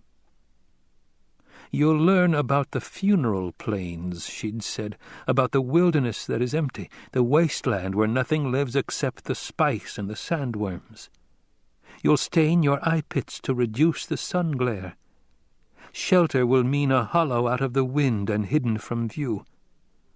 You'll ride upon your own 2 feet without thopter or groundcar or mount." And Paul had been caught more by her tone, sing-song and wavering, than by her words. "When you live upon Arrakis," she had said, "Chala, the land is empty. The moons will be your friends, the sun your enemy." Paul had sensed his mother come up beside him away from her post guarding the door. She had looked at the Reverend Mother and asked, "Do you see no hope, Your Reverence?" "Not for the father." And the old woman had waved Jessica to silence, looked down at Paul. "Grave this on your memory, lad. A world is supported by 4 things. She held up 4 big-knuckled fingers. "The learning of the wise, the justice of the great, the prayers of the righteous, and the valor of the brave. But all of these are as nothing." She closed her fingers into a fist. "Without a ruler who knows the art of ruling. Make that the science of your tradition." A week had passed since that day with the Reverend Mother. Her words were only now beginning to come into full register. Now, sitting in the training room with Thufir Hawat, Paul felt a sharp pang of fear. He looked across at the Mentat's puzzled frown. "Where were you wool-gathering that time?" Hawat asked. "Did you meet the Reverend Mother?" "That truth-sayer witch from the Imperium?" Hawat's eyes quickened with interest. "I met her." "She—" Paul hesitated, found that he couldn't tell Hawat about the ordeal. The inhibitions went deep. "Yes? What did she?" Paul took 2 deep breaths. "She said a thing." He closed his eyes, calling up the words, and when he spoke, his voice unconsciously took on some of the old woman's tone. "You, Paul Atreides, descendant of kings, son of a duke, you must learn to rule. It's something none of your ancestors learned." Paul opened his eyes, said, "That made me angry. And I said, my father rules an entire planet, and she said, he's losing it. And I said, my father was getting a richer planet, and she said, he'll lose that one too. And I wanted to run and warn my father, but she said he'd already been warned, by you, by Mother, by many people." "True enough," Hawat muttered. "Then why are we going?" Paul demanded. "Because the Emperor ordered it, and because there's hope in spite of what that witch spy said. What else spouted from this ancient fountain of wisdom?" Paul looked down at his right hand, clenched into a fist beneath the table. Slowly he willed the muscles to relax. "She put some kind of hold on me," he thought. "How?" "She asked me to tell her what it is to rule," Paul said, "and I said that one commands. And she said I had some unlearning to do." "She hit a mark there, right enough," Hawat thought. He nodded for Paul to continue. She said a ruler must learn to persuade and not to compel. She said he must lay the best coffee hearth to attract the finest men. How'd she figure your father attracted men like Duncan and Gurney? Howard asked. Paul shrugged. Then she said a good ruler has to learn his world's language, that it's different for every world, and I thought she meant they didn't speak Gallic on Arrakis, but she said that wasn't it at all. She said she meant the language of the rocks and growing things, the language you don't hear just with your ears. And I said that's what Dr. Yue calls the mystery of life. Howard chuckled. How'd that sit with her? I think she got mad. She said the mystery of life isn't a problem to solve, but a reality to experience. So I quoted the first law of Mentat at her. A process cannot be understood by stopping it. Understanding must move with the flow of the process, must join it and flow with it. That seemed to satisfy her. He seems to be getting over it, Hawat thought, but that old witch frightened him. Why did she do it? Thufir, Paul said, will Arrakis be as bad as she said? Nothing could be that bad, Hawat said, and forced a smile. Take those Fremen, for example, the renegade people of the desert. By first approximation analysis, I can tell you there are many, many more of them than the Imperium suspects. People live there, lad, a great many people, and... Hawat put a sinewy finger beside his eye. They hate Harkonnens with a bloody passion. You must not breathe a word of this, lad. I tell you only as your father's helper. My father has told me of Seleucus Secundus, Paul said. Do you know, Thufir, it sounds much like Arrakis, perhaps not quite as bad, but much like it. We do not really know of Seleucus Secundus today, Hawat said. Only what it was like long ago, mostly. But what is known, you're right on that score. Will the Fremen help us? It's a possibility. Hawat stood up. I leave today for Arrakis. Meanwhile, you take care of yourself for an old man who's fond of you, eh? Come around here like the good lad and sit facing the door. It's not that I think there's any danger in the castle, it's just a habit I want you to form. Paul got to his feet, moved around the table. You're going today? Today it is, and you'll be following tomorrow. Next time we meet, it'll be on the soil of your new world. He gripped Paul's right arm at the bicep. Keep your knife arm free, eh? And your shield at full charge. He released the arm, patted Paul's shoulder, whirled, and strode quickly to the door. Thufir, Paul called. Hawat turned, standing in the open doorway. Don't sit with your back to any doors, Paul said. A grin spread across the seamed old face. That I won't, lad. Depend on it. And he was gone, shutting the door softly behind. Paul sat down where Hawat had been, straightened the papers. One more day here, he thought. He looked around the room. We're leaving. The idea of departure was suddenly more real to him than it had ever been before. He recalled another thing the old woman had said about a world being the sum of many things. The people, the dirt, the growing things, the moons, the tides, the suns, the unknown sum called nature, a vague summation without any sense of the now. And he wondered, what is the now? The door across from Paul banged open, and an ugly lump of a man lurched through it, preceded by a handful of weapons. "Well, Gurney Halleck," Paul called, "are you the new weapons master?" Halleck kicked the door shut with one heel. "You'd rather I came to play games, I know," he said. He glanced around the room, noting that Hawat's men already had been over it, checking, making it safe for a duke's heir. The subtle code signs were all around. Paul watched the rolling, ugly man set himself back in motion, veer toward the training table with the load of weapons, saw the 9-string balisette slung over Gurney's shoulder with a multi-pick woven through the strings near the head of the fingerboard. Halleck dropped the weapons on the exercise table, lined them up, the rapiers, the bodkins, the kinjals, the slow pellet stunners, the shield belts. The ink-vine scar along his jawline writhed as he turned, casting a smile across the room. "So you don't even have a good morning for me, you young imp," Halleck said.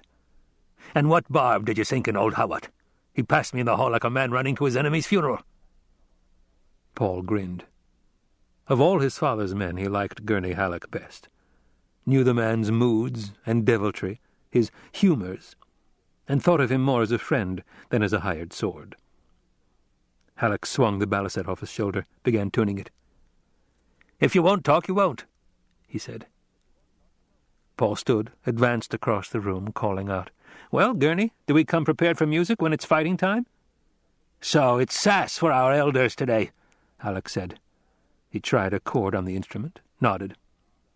"Where's Duncan, Idaho?" Paul asked. "Isn't he supposed to be teaching me weaponry?" "Duncan's gone to lead the second wave onto Arrakis," Halleck said.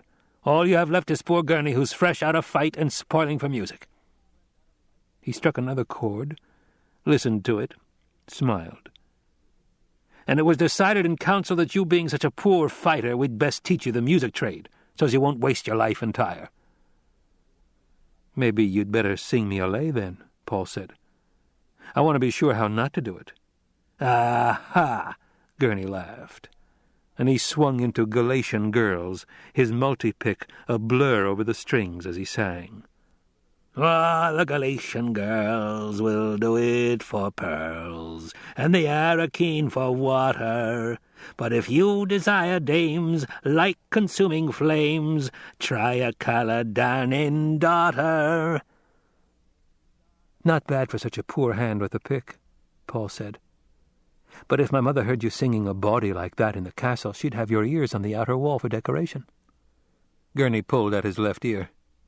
"Poor decoration, too, they having been bruised so much listening at keyholes, while a young lad I know practised some strange ditties on his balisette." "So you've forgotten what it's like to find sand in your bed?" Paul said. He pulled a shield belt from the table, buckled it fast around his waist. "Then let's fight." Halleck's eyes went wide in mock surprise. "So, it was your wicked hand did that deed. Guard yourself today, young master. Guard yourself." He grabbed up a rapier, laced the air with it. "I'm a hell-fiend out for revenge." Paul lifted the companion rapier, bent it in his hands, stood in the agile, 1 foot forward. He let his manner go solemn in a comic imitation of Dr. Yueh. "What a dolt my father sends me for weaponry," Paul intoned. "This doltish Gurney Halleck has forgotten the first lesson for a fighting man armed and shielded." Paul snapped the force button at his waist, felt the crinkled skin tingling of the defensive field at his forehead and down his back, heard external sounds take on characteristic shield-filtered flatness. "In shield fighting, one moves fast on defense, slow on attack," Paul said. "Attack has the sole purpose of tricking the opponent into a misstep, setting him up for the attack sinister. The shield turns the fast blow, admits the slow kinjal." Paul snapped up the rapier, feinted fast, and whipped it back for a slow thrust timed to enter a shield's mindless defenses. Halleck watched the action, turned at the last minute to let the blunted blade pass his chest. "Speed excellent," he said, "but you are wide open for an underhanded counter with a slip-tip." Paul stepped back, chagrined. "I should whap your backside for such carelessness," Halleck said. He lifted a naked kinjal from the table and held it up. "This, in the hand of an enemy, can let out your life's blood. You're an apt pupil, none better, but I've warned you that not even in play do you let a man inside your guard with death in his hand." "I guess I'm not in the mood for it today," Paul said. "Mood?" Halleck's voice betrayed his outrage even through the shield's filtering. "What has mood to do with it? You fight when the necessity arises, no matter the mood. Mood's a thing for cattle, or making love or playing the balisette. It's not for fighting." "I'm sorry, Gurney." "You're not sorry enough." Halleck activated his own shield, crouched with Kinjal outthrust in left hand, the rapier poised high in his right. "Now I say guard yourself for true!" He leaped high to one side, then forward, pressing a furious attack. Paul fell back, parrying. He felt the field crackling as shield edges touched and repelled each other, sensed the electric tingling of the contact along his skin. "What's gotten into Gurney?" he asked himself. "He's not faking this." Paul moved his left hand, dropped his bodkin into his palm from its wrist sheath. "You see a need for an extra blade, eh?" Halleck grunted. "Is this betrayal?" Paul wondered. "Surely not Gurney." Around the room they fought, thrust and parry, feint and counterfeint. The air within their shield bubbles grew stale from the demands on it that the slow interchange along barrier edges couldn't replenish. With each new shield contact, the smell of ozone grew stronger. Paul continued to back, but now he directed his retreat toward the exercise table. "If I can turn him beside the table, I'll show him a trick," Paul thought. "One more step, Gurney." Halleck took the step. Paul directed a parry downward, turned, saw Halleck's rapier catch against the table's edge. Paul flung himself aside, thrust high with rapier, and came in across Halleck's neckline with the bodkin. He stopped the blade an inch from the jugular. "Is this what you seek?" Paul whispered. "Look down, lad," Gurney panted. Paul obeyed, saw Halleck's Kinjal thrust under the table's edge, the tip almost touching Paul's groin. "We'd have joined each other in death," Halleck said. "But I'll admit you fought some better when pressed to it. You seemed to get the mood." And he grinned wolfishly, the ink-vine scar rippling along his jaw. "The way you came at me," Paul said. "Would you really have drawn my blood?" Halleck withdrew the Kinjal, straightened. "If you'd fought one whit beneath your abilities, I'd have scratched you a good one, a scar you'd remember. I'll not have my favourite pupil fall to the first Harkonnen tramp who happens along." Paul deactivated his shield, leaned on the table to catch his breath. "I deserved that, Gurney. But it would have angered my father if you'd hurt me. I'll not have you punished for my failing." "As to that," Halleck said, "it was my failing too. And you needn't worry about a training scar or two. You're lucky you have so few. As to your father, the Duke could punish me only if I failed to make a first-class fighting man out of you. And I'd have been failing there if I hadn't explained the fallacy in this mood thing you've suddenly developed." Paul straightened, slipped his bodkin back into its wrist sheath. "It's not exactly play we do here," Halleck said. Paul nodded. He felt a sense of wonder at the uncharacteristic seriousness in Halleck's manner, the sobering intensity. He looked at the beet-colored ink-vine scar on the man's jaw, remembering the story of how it had been put there by Beast Rabban in a Harkonnen slave pit on Gedi Prime. And Paul felt a sudden shame that he had doubted Halleck even for an instant. It occurred to Paul then that the making of Halleck's scar had been accompanied by pain, a pain as intense perhaps as that inflicted by a reverend mother. He thrust this thought aside. It chilled their world. "I guess I did hope for some play today," Paul said. "Things are so serious around here lately."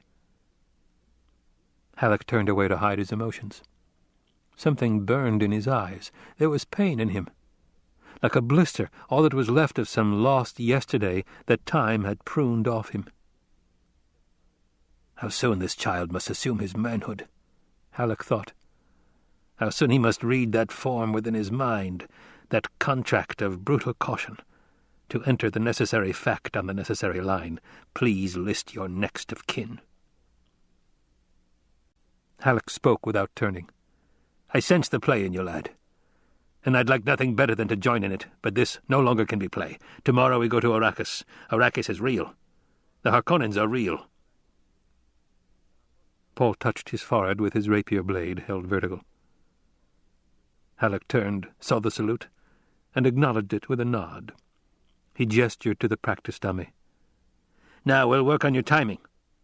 Let me see you catch that thing sinister. I'll control it from over here where I can have a full view of the action, and I warn you, I'll be trying new counters today. There's a warning you'd not get from a real enemy."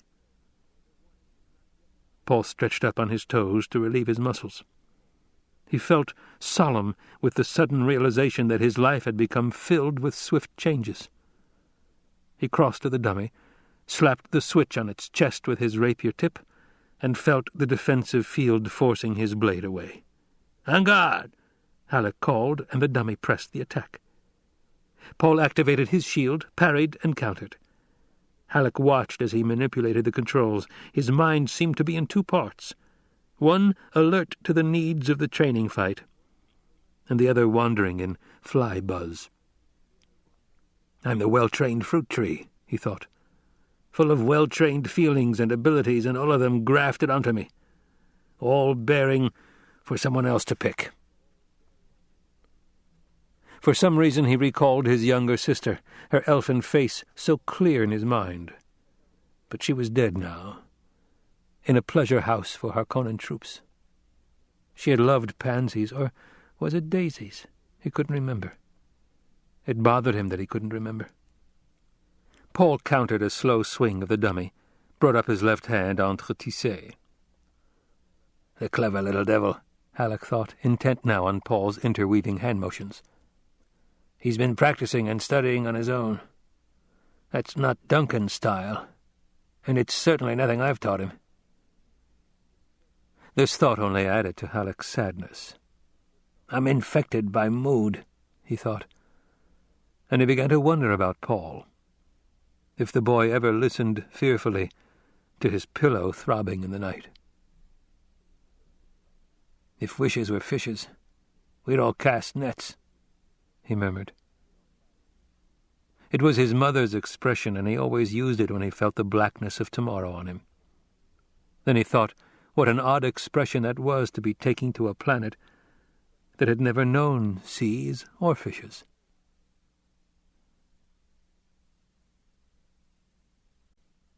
Uwe, Wellington.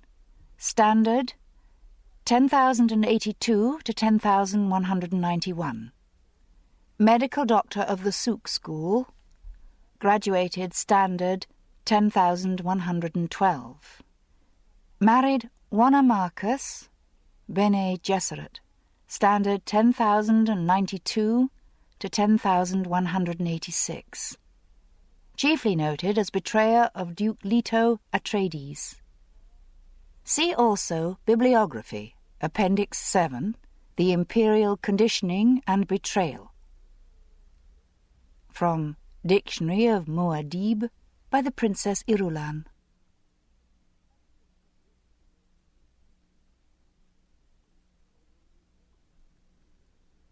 Although he heard Dr. Yueh enter the training room, noting the stiff deliberation of the man's pace, Paul remained stretched out face down on the exercise table where the masseuse had left him.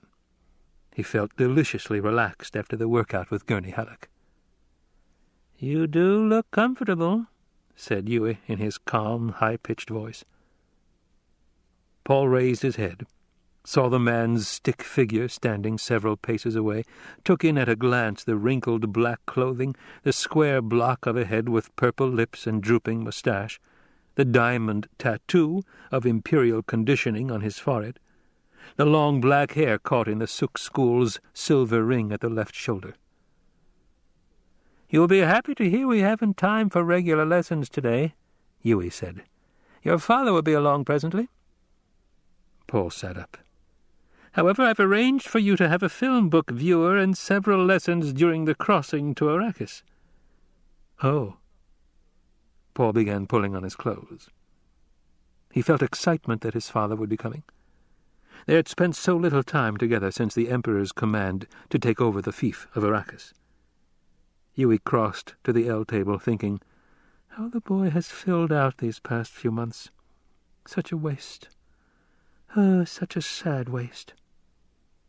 And he reminded himself, I must not falter. What I do is done to be certain my Wana no longer can be hurt by the Harkonnen beasts. Paul joined him at the table, buttoning his jacket. "What'll I be studying on the way across?" "Ah, the tyrannic life forms of Arrakis. The planet seems to have opened its arms to certain tyrannic life forms. It's not clear how. I must seek out the planetary ecologist when we arrive, a Dr. Kynes. and offer my help in the investigation. And Yui thought, What am I saying? I play the hypocrite even with myself. "Will there be something on the Fremen?" Paul asked. The Fremen? Yui drummed his fingers on the table, caught Paul staring at the nervous motion, withdrew his hand. "Maybe you have something on the whole Arakeen population," Paul said. Yes, to be sure, Yui said.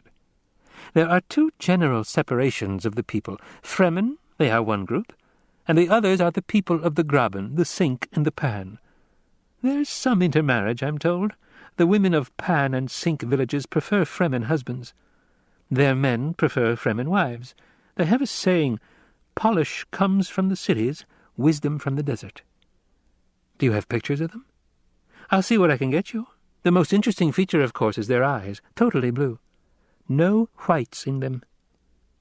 Mutation? No, it's linked to saturation of the blood with melange. The Fremen must be brave to live at the edge of that desert. By all accounts, Yui said, they compose poems to their knives. Their women are as fierce as the men. Even Fremen children are violent and dangerous.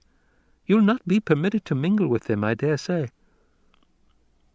Paul stared at Yui, finding in these few glimpses of the Fremen a power of words that caught his entire attention. What a people to win as allies! "And the worms?" Paul asked. "What?" "I'd like to study more about the sandworms."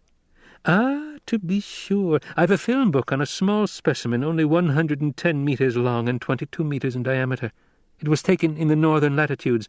Worms of more than 400 meters in length have been recorded by reliable witnesses, and there's reason to believe even larger ones exist." Paul glanced down at a conical projection chart of the northern Arakeen latitudes spread on the table. "The desert belt and south polar regions are marked uninhabitable. Is it the worms?" "And the storms." "But any place can be made habitable." "If it's economically feasible," Yui said. "Arrakis has many costly perils." He smoothed his drooping mustache. "Your father will be here soon. Before I go, I've a gift for you, something I came across in packing." He put an object on the table between them, black, oblong, no larger than the end of Paul's thumb. Paul looked at it. Yui noted how the boy didn't reach for it and thought, how cautious he is. "It's a very old orange Catholic Bible made for space travelers. Not a film book, but actually printed on filament paper. It has its own magnifier and electrostatic charge system."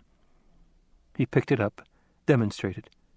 "The book is held closed by the charge, which forces against spring-locked covers. You press the edge, thus, and the pages you've selected repel each other and the book opens." "It's so small." "But it has 1,800 pages. You press the edge, thus, and so, and the charge moves ahead one page at a time as you read. Never touch the actual pages with your fingers. The filament tissue is too delicate." He closed the book, handed it to Paul. "Try it." Yui watched Paul work the page adjustment, thought, "I salve my own conscience. I give him the surcease of religion before betraying him. Thus may I say to myself that he has gone where I cannot go." "This must have been made before film books," Paul said. "It's quite old. Let it be our secret, eh? Your parents might think it too valuable for one so young." And Yui thought, his mother would surely wonder at my motives.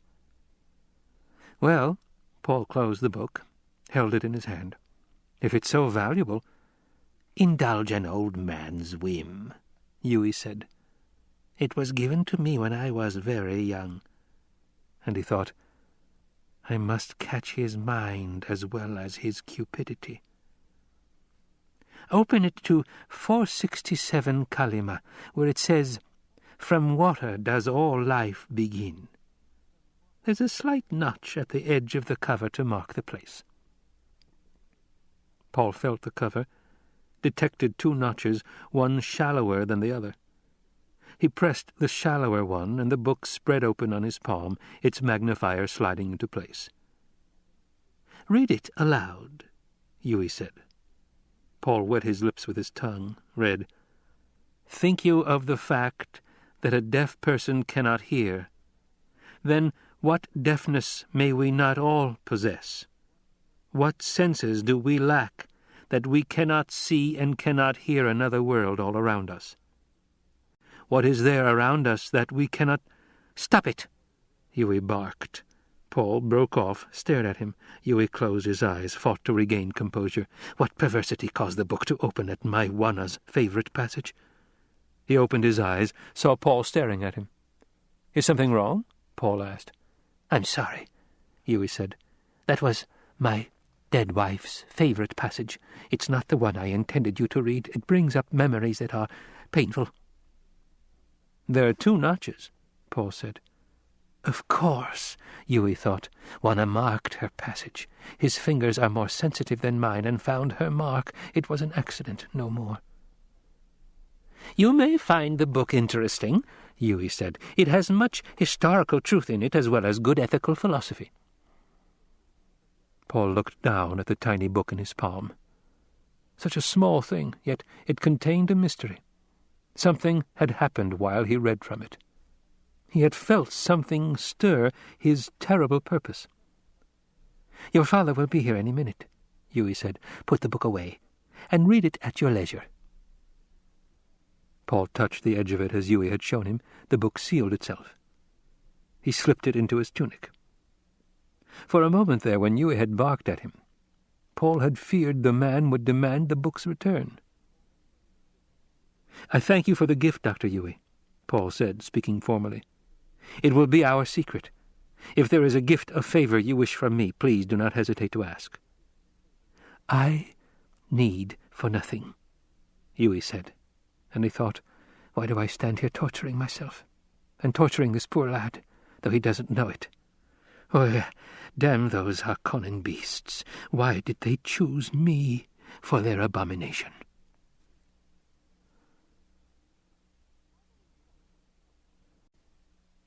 How do we approach the study of Muad'Dib's father?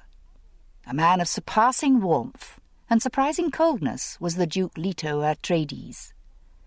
Yet many facts open the way to this duke. His abiding love for his Bene Gesserit lady, the dreams he held for his son, the devotion with which men served him.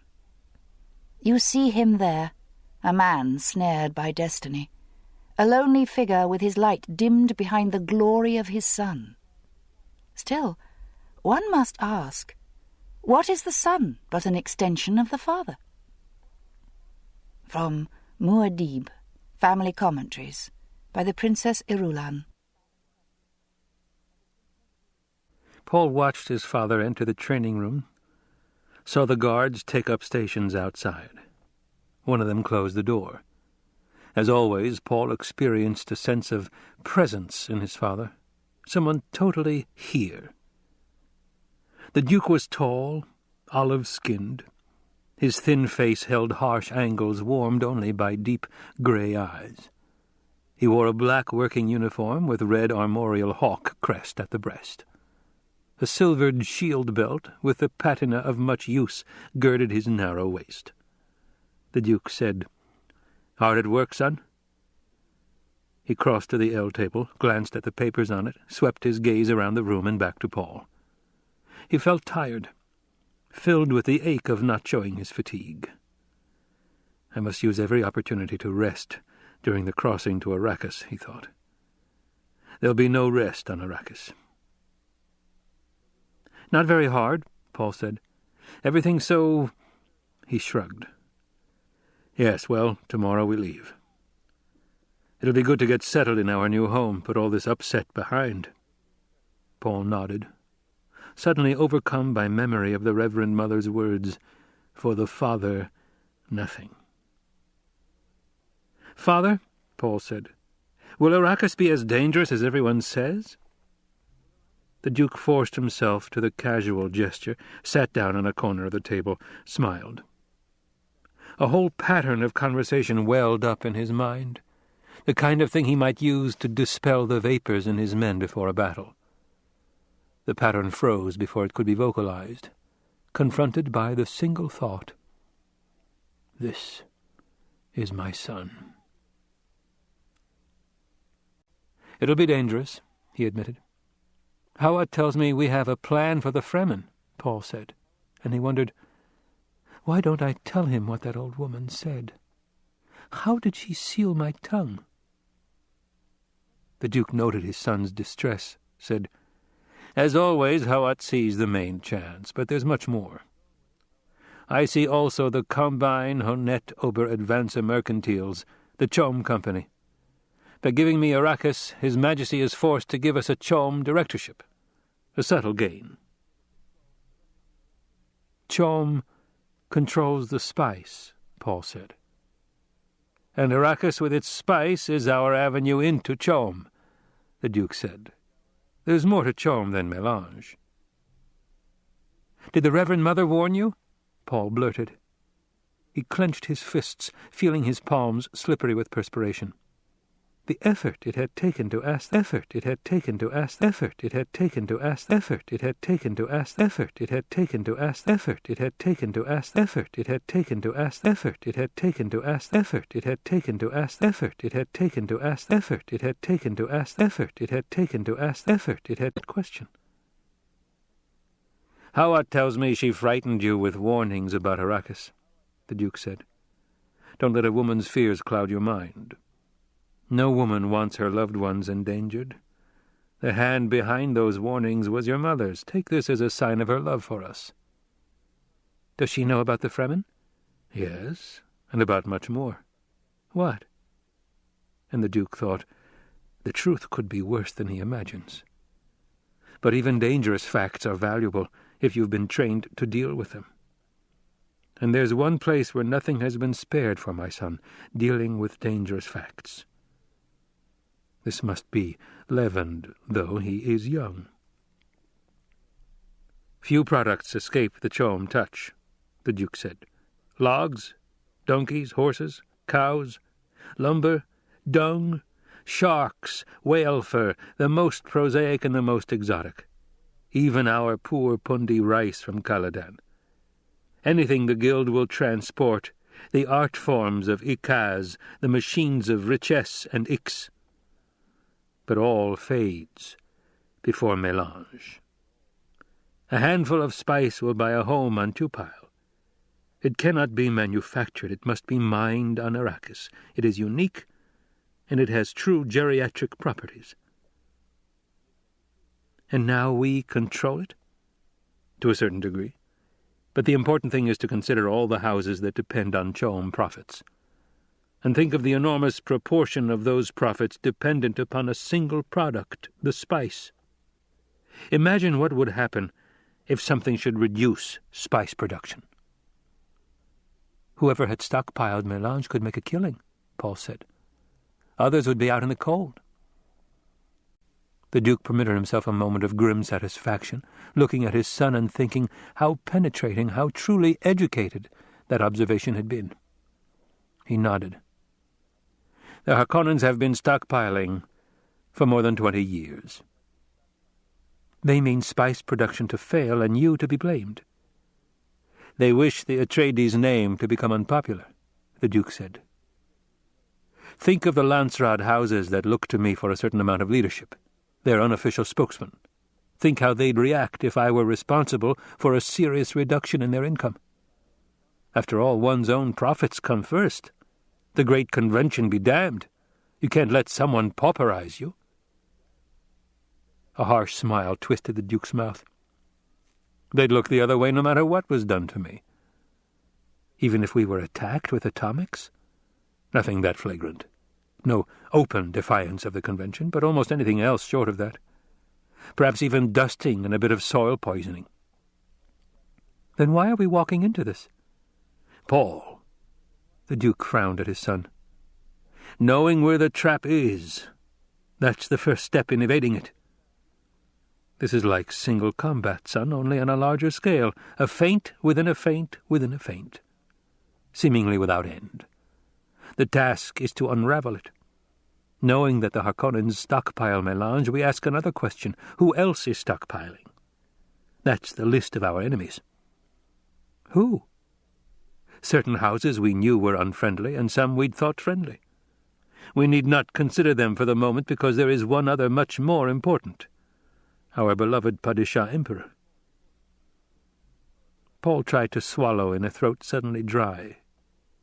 Couldn't you convene the lance rod, expose, make our enemy aware we know which hand holds the knife? Ah, now, Paul, we see the knife now. Who knows where it might be shifted next? If we put this before the lance rod, it'd only create a great cloud of confusion. The Emperor would deny it. Who could gainsay him? All we'd gain is little time while risking chaos. And where would the next attack come from? All the houses might start stockpiling spice. Our enemies have a head start, too much of a lead to overcome. The Emperor, Paul said. That means the Sardaukar. Disguised in Harkonnen livery, no doubt, the Duke said. But the soldier fanatics nonetheless. How can Fremen help us against Sardaukar? Did Hawat talk to you about Seleucus Secundus? The Emperor's prison planet? No. What if it were more than a prison planet, Paul? There's a question you never hear asked about the Imperial Corps of Sardaukar. Where do they come from? From the prison planet? They come from somewhere. But the supporting levies the Emperor demands from, that's what we're led to believe. They're just the Emperor's levies, trained young and superbly. You hear an occasional muttering about the Emperor's training cadres, but the balance of our civilization remains the same. The military forces of the Landsraad great houses on one side, the Sardaukar and their supporting levies on the other.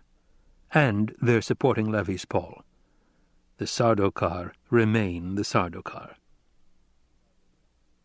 But every report on Seleucus Secundus says SS is a hell world. Undoubtedly. But if you were going to raise tough, strong, ferocious men, what environmental conditions would you impose on them? How could you win the loyalty of such men? There are proven ways. Play on the certain knowledge of their superiority, the mystique of secret covenant, the esprit of shared suffering. It can be done. It has been done on many worlds and many times. Paul nodded, holding his attention on his father's face. He felt some revelation impending. "Consider Arrakis," the Duke said, "when you get outside the towns and garrison villages. It's every bit as terrible a place as Seleucus Secundus." Paul's eyes went wide. The Fremen. We have there the potential of a corps as strong and deadly as the Sardaukar. It'll require patience to exploit them secretly and wealth to equip them properly, but the Fremen are there. And the spice wealth is there. You see now why we walk into Arrakis, knowing the trap is there. Don't the Harkonnens know about the Fremen? The Harkonnens sneered at the Fremen, hunted them for sport, never even bothered trying to count them. We know the Harkonnen policy with planetary populations. Spend as little as possible to maintain them. The metallic threads in the hawk symbol above his father's breast glistened as the Duke shifted his position. You see? We're negotiating with the Fremen right now, Paul said. I sent a mission headed by Duncan Idaho, the Duke said. A proud and ruthless man, Duncan, but fond of the truth. I think the Fremen will admire him. If we're lucky, they may judge us by him, Duncan the Moral. Duncan the Moral, Paul said, and Gurney the Valorous. You name them well, the Duke said. And Paul thought, Gurney's one of those the Reverend Mother meant a supporter of worlds. The valor of the brave. Gurney tells me you did well in weapons today, the Duke said. That isn't what he told me. The Duke laughed aloud. I figured Gurney to be sparse with his praise. He says you have a nicety of awareness, in his own words, of the difference between a blade's edge and its tip. Gurney says there's no artistry in killing with the tip, that it should be done with the edge. Gurney's a romantic, the Duke growled. This talk of killing suddenly disturbed him, coming from his son. I'd sooner you never had to kill. But if the need arises, you do it however you can, tip or edge. He looked up at the skylight on which the rain was drumming. Seeing the direction of his father's stare, Paul thought of the wet skies out there, a thing never to be seen on Arrakis from all accounts, and this thought of skies put him in mind of the space beyond. "Are the guild ships really big?" he asked. The Duke looked at him. "This will be your first time off-planet," he said. "Yes, they're big. We'll be riding a hayliner because it's a long trip. A hayliner is truly big. Its hold will tuck all our frigates and transports into a little corner. We'll be just a small part of the ship's manifest." "And we won't be able to leave our frigates?" "That's part of the price you pay for guild security. There could be Harkonnen ships right alongside us, and we'd have nothing to fear from them. The Harkonnens know better than to endanger their shipping privileges." "I'm going to watch our screens and try to see a guildsman." "You won't. Not even their agents ever see a guildsman. The guild's as jealous of its privacy as it is of its monopoly. Don't do anything to endanger our shipping privileges, Paul." "Do you think they hide because they've mutated and don't look human anymore?" "Who knows?" The Duke shrugged. "It's a mystery we're not likely to solve. We've more immediate problems. Among them, you." "Me?" "Your mother wanted me to be the one to tell you, son. You see, you may have mentat capabilities." Paul stared at his father, unable to speak for a moment. Then, "A mentat? Me? But I—" "How it agrees, son. It's true. But I thought mentat training had to start during infancy, and the subject couldn't be told because it might inhibit the early—" He broke off, all his past circumstances coming to focus in one flashing computation. "I see," he said. "A day comes," the Duke said, "when the potential mentat must learn what's being done. It may no longer be done to him. The mentat has to share in the choice of whether to continue or abandon the training. Some can continue, some are incapable of it. Only the potential mentat can tell this for sure about himself." Paul rubbed his chin. All the special training from Hawat and his mother, the mnemonics, the focusing of awareness, the muscle control and sharpening of sensitivities, the study of languages and nuances of voices, all of it clicked into a new kind of understanding in his mind. "You'll be the Duke some day, son," his father said. "A mentat Duke would be formidable indeed. Can you decide now, or do you need more time?" There was no hesitation in his answer. "I'll go on with the training." "Formidable indeed," the Duke murmured, and Paul saw the proud smile on his father's face. The smile shocked Paul. It had a skull look on the Duke's narrow features. Paul closed his eyes, feeling the terrible purpose reawaken within him. Perhaps being a mentat is terrible purpose, he thought. But even as he focused on this thought, his new awareness denied it. This ends Disc 2. Dune, Disc 3. With the Lady Jessica and Arrakis, the Bene Gesserit system of sowing implant legends through the Missionaria Protectiva came to its full fruition. The wisdom of seeding the known universe with a prophecy pattern for the protection of the Bene Gesserit personnel has long been appreciated, but never have we seen a condition ut extremis with more ideal mating of person and preparation.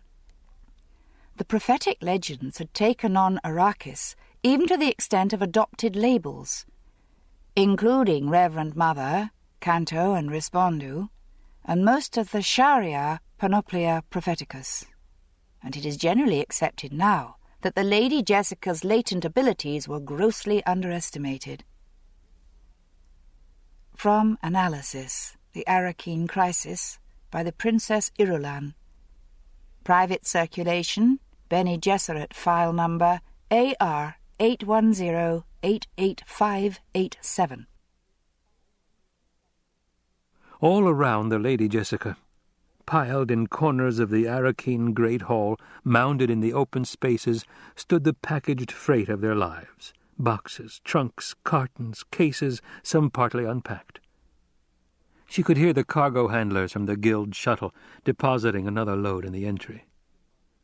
Jessica stood in the center of the hall. She moved in a slow turn, looking up and around at shadowed carvings, crannies, and deeply recessed windows. This giant anachronism of a room reminded her of the sisters' hall at her Bene Gesserit school. But at the school the effect had been of warmth. Here all was bleak stone. Some architect had reached far back into history for these buttressed walls and dark hangings, she thought. The arched ceiling stood 2 stories above her, with great cross-beams she felt sure had been shipped here to Arrakis across space at monstrous cost. No planet of this system grew trees to make such beams, unless the beams were imitation wood.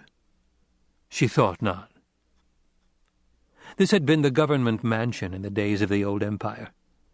Costs had been of less importance then. It had been before the Harkonnens and their new megalopolis of Carthag, a cheap and brassy place some 200 kilometers northeast across the broken land. Leto had been wise to choose this place for his seat of government. The name Arakeen had a good sound, filled with tradition. And this was a smaller city, easier to sterilize and defend. Again there came the clatter of boxes being unloaded in the entry. Jessica sighed. Against a carton to her right stood the painting of the Duke's father. Wrapping twine hung from it like a frayed decoration. A piece of the twine was still clutched in Jessica's left hand. Beside the painting lay a black bull's head mounted on a polished board.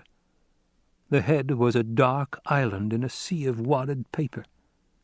Its plaque lay flat on the floor, and the bull's shiny muzzle pointed at the ceiling as though the beast were ready to bellow a challenge into this echoing room. Jessica wondered what compulsion had brought her to uncover those 2 things first, the head and the painting. She knew there was something symbolic in the action. Not since the day when the Duke's buyers had taken her from the school had she felt this frightened and unsure of herself. The head and the picture. They heightened her feelings of confusion. She shuddered, glanced at the slit windows high overhead. It was still early afternoon here, and in these latitudes the sky looked black and cold, so much darker than the warm blue of Caladan. A pang of homesickness throbbed through her. So far away, Caladan. "Here we are." The voice was Duke Leto's. She whirled, saw him striding from the arched passage to the dining hall. His black working uniform with red armorial hawk crest at the breast looked dusty and rumpled. "I thought you might have lost yourself in this hideous place," he said. "It is a cold house," she said. She looked at his tallness, at the dark skin that made her think of olive groves and golden sun on blue waters. There was wood smoke in the grey of his eyes, but the face was predatory, thin, full of sharp angles and planes. A sudden fear of him tightened her breast. He had become such a savage, driving person since the decision to bow to the Emperor's command. "The whole city feels cold," she said. "It's a dirty, dusty little garrison town," he agreed. "But we'll change that." He looked around the hall. "These are public rooms for state occasions. I've just glanced at some of the family apartments in the south wing. They're much nicer." He stepped closer, touched her arm, admiring her stateliness. And again he wondered at her unknown ancestry. A renegade house, perhaps? Some black bard royalty? She looked more regal than the Emperor's own blood. Under the pressure of his stare she turned half away, exposing her profile, and he realized there was no single and precise thing that brought her beauty to focus. The face was oval under a cap of hair the color of polished bronze. Her eyes were set wide, as green and clear as the morning skies of Caladan. The nose was small, the mouth wide and generous. Her figure was good but scant, tall and with its curves gone to slimness. He remembered that the lay sisters at the school had called her skinny, so his buyers had told him. But that description oversimplified. She had brought a regal beauty back into the Atreides line. He was glad that Paul favored her. "Where's Paul?" he asked. "Someplace around the house, taking his lessons with Huey." "Probably in the south wing," he said. "I thought I heard Huey's voice, but I couldn't take time to look." He glanced down at her, hesitating. "I came here only to hang the key of Caladan Castle in the dining hall." She caught her breath, stopped the impulse to reach out to him. Hanging the key, there was finality in that action. But this was not the time or place for comforting. "I saw our banner over the house as we came in," she said. He glanced at the painting of his father. "Where were you going to hang that?" "Somewhere in here." "No." The word rang flat and final, telling her she could use trickery to persuade, but open argument was useless. Still she had to try, even if the gesture served only to remind herself that she would not trick him.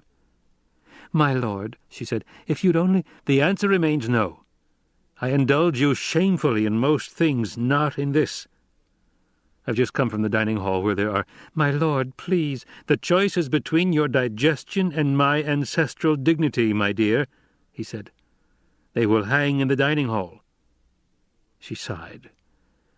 "Yes, my lord." "You may resume your custom of dining in your rooms whenever possible. I shall expect you at your proper position only on formal occasions." "Thank you, my lord." "And don't go all cold and formal on me. Be thankful that I never married you, my dear. Then it'd be your duty to join me at table for every meal." She held her face immobile, nodded. "Howard already has our own poison snooper over the dining table," he said. "There's a portable in your room." "You anticipated this disagreement," she said. "My dear, I think also of your comfort. I've engaged servants. They're locals, but Howard has cleared them. They're Fremen all. They'll do until our own people can be released from their other duties." "Can anyone from this place be truly safe?" "Anyone who hates Harkonnens. You may even want to keep the head housekeeper, the Shadout Mapes." "Shadout," Jessica said. "A Fremen title?" "I'm told it means well-dipper, a meaning with rather important overtones here. She may not strike you as a servant type, although Hawat speaks highly of her on the basis of Duncan's report. They're convinced she wants to serve, specifically that she wants to serve you." "Me?" "The Fremen have learned that you're Bene Gesserit," he said. "There are legends here about the Bene Gesserit." The Missionaria Protectiva, Jessica thought. No place escapes them. "Does this mean Duncan was successful?" she asked. "Will the Fremen be our allies?" "There's nothing definite," he said. "They wish to observe us for a while, Duncan believes. They did, however, promise to stop raiding our outlying villages during a truce period. That's a more important gain than it might seem. Hawat tells me the Fremen were a deep thorn in the Harkonnen side, that the extent of their ravages was a carefully guarded secret. It wouldn't have helped for the Emperor to learn the ineffectiveness of the Harkonnen military." "A Fremen housekeeper," Jessica mused, returning to the subject of the Shadout Mapes. "She'll have the all-blue eyes." "Don't let the appearance of these people deceive you," he said. "There's a deep strength and healthy vitality in them. I think they'll be everything we need." "It's a dangerous gamble," she said. "Let's not go into that again," he said. She forced a smile. "We are committed, no doubt of that." She went through the quick regimen of calmness, the 2 deep breaths, the ritual thought, then, "When I assign rooms, is there anything special I should reserve for you?" "You must teach me some day how you do that," he said. "The way you thrust your worries aside and turn to practical matters. It must be a Bene Gesserit thing." "It's a female thing," she said. He smiled. "Well, assignment of rooms. Make certain I have large office space next to my sleeping quarters. There'll be more paperwork here than on Caladan. A guard room, of course. That should cover it. Don't worry about security of the house. Howitt's men have been over it in depth." "I'm sure they have." He glanced at his wristwatch. "And you might see that all our timepieces are adjusted for Arakeen local. I've assigned a tech to take care of it. He'll be along presently." He brushed a strand of her hair back from her forehead. "I must return to the landing field now. The second shuttle's due any minute with my staff reserves." "Couldn't Howitt meet them, my lord? You look so tired."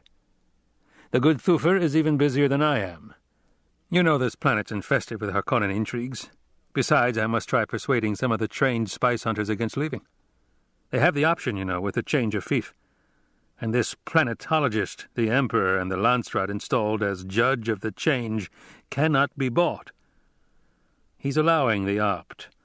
About 800 trained hands expect to go out on the spice shuttle, and there's a guild cargo ship standing by." "My lord," she broke off, hesitating. "Yes?" "He will not be persuaded against trying to make this planet secure for us," she thought, "and I cannot use my tricks on him." "At what time will you be expecting dinner?" she asked. That's not what she was going to say, he thought. Ah, my Jessica, would that we were somewhere else, anywhere away from this terrible place, alone, the two of us, without a care.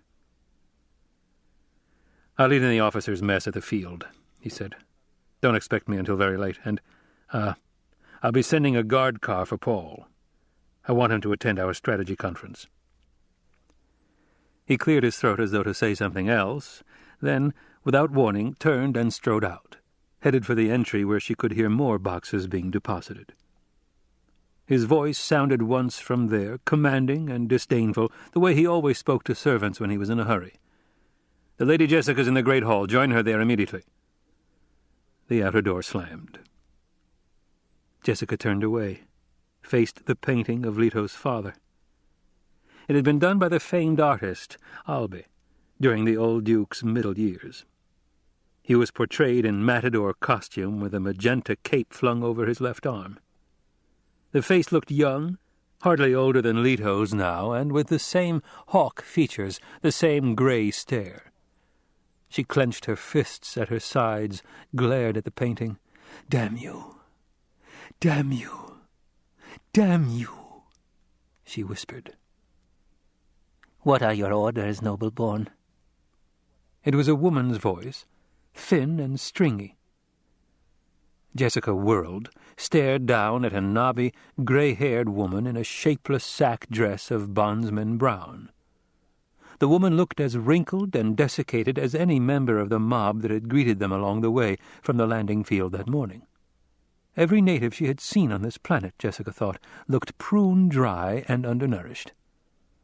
Yet Leto had said they were strong and vital. And there were the eyes, of course, that wash of deepest, darkest blue, without any white, secretive, mysterious. Jessica forced herself not to stare. The woman gave a stiff-necked nod, said, "I am called the Shadout Mapes, noble-born. What are your orders?" "You may refer to me as my lady," Jessica said. "I'm not noble-born. I'm the bound concubine of the Duke Leto." Again that strange nod, and the woman peered upward at Jessica with a sly questioning. "There's a wife, then?" "There is not, nor has there ever been. I am the Duke's only companion, the mother of his heir designate."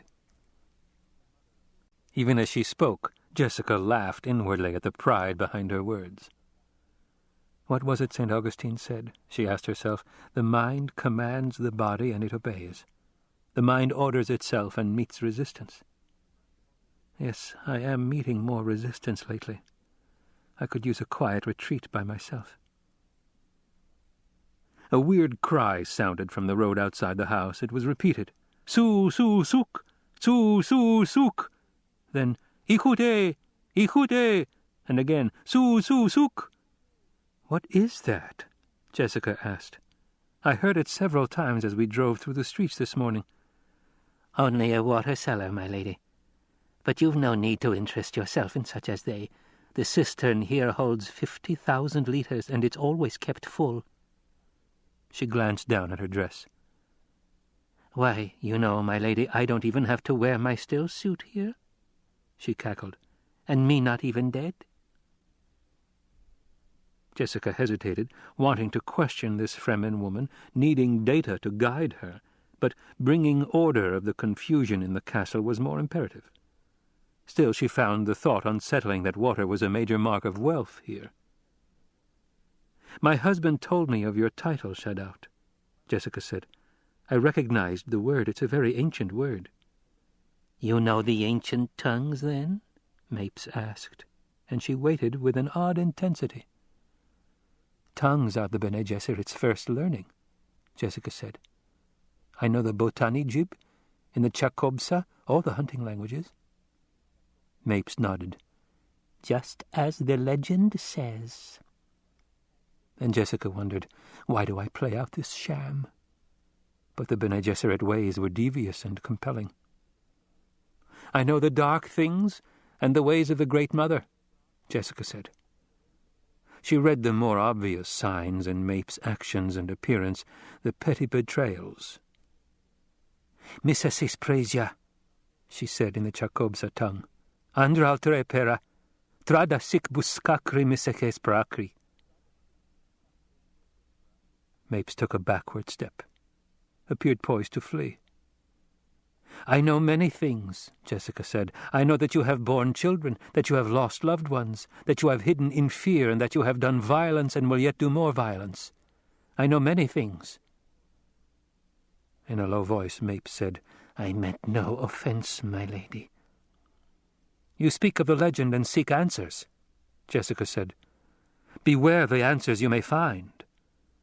I know you came prepared for violence with a weapon in your bodice." "My lady, There's a remote possibility you could draw my life's blood," Jessica said. "But in so doing you'd bring down more ruin than your wildest fears could imagine. There are worse things than dying, you know, even for an entire people." "My lady," Mapes pleaded. She appeared about to fall to her knees. "The weapon was sent as a gift to you, should you prove to be the one." "And as the means of my death, should I prove otherwise," Jessica said. She waited in the seeming relaxation that made the Bene Gesserit trained so terrifying in combat. "Now we see which way the decision tips," she thought. Slowly, Mapes reached into the neck of her dress, brought out a dark sheath. A black handle with deep finger ridges protruded from it. She took sheath in one hand and handle in the other, withdrew a milk-white blade, held it up. The blade seemed to shine and glitter with a light of its own. It was double-edged like a kinjal, and the blade was perhaps 20 centimeters long. "Do you know this, my lady?" Mapes asked. It could only be one thing, Jessica knew. The fabled Chris knife of Arrakis. The blade that had never been taken off the planet and was known only by rumor and wild gossip.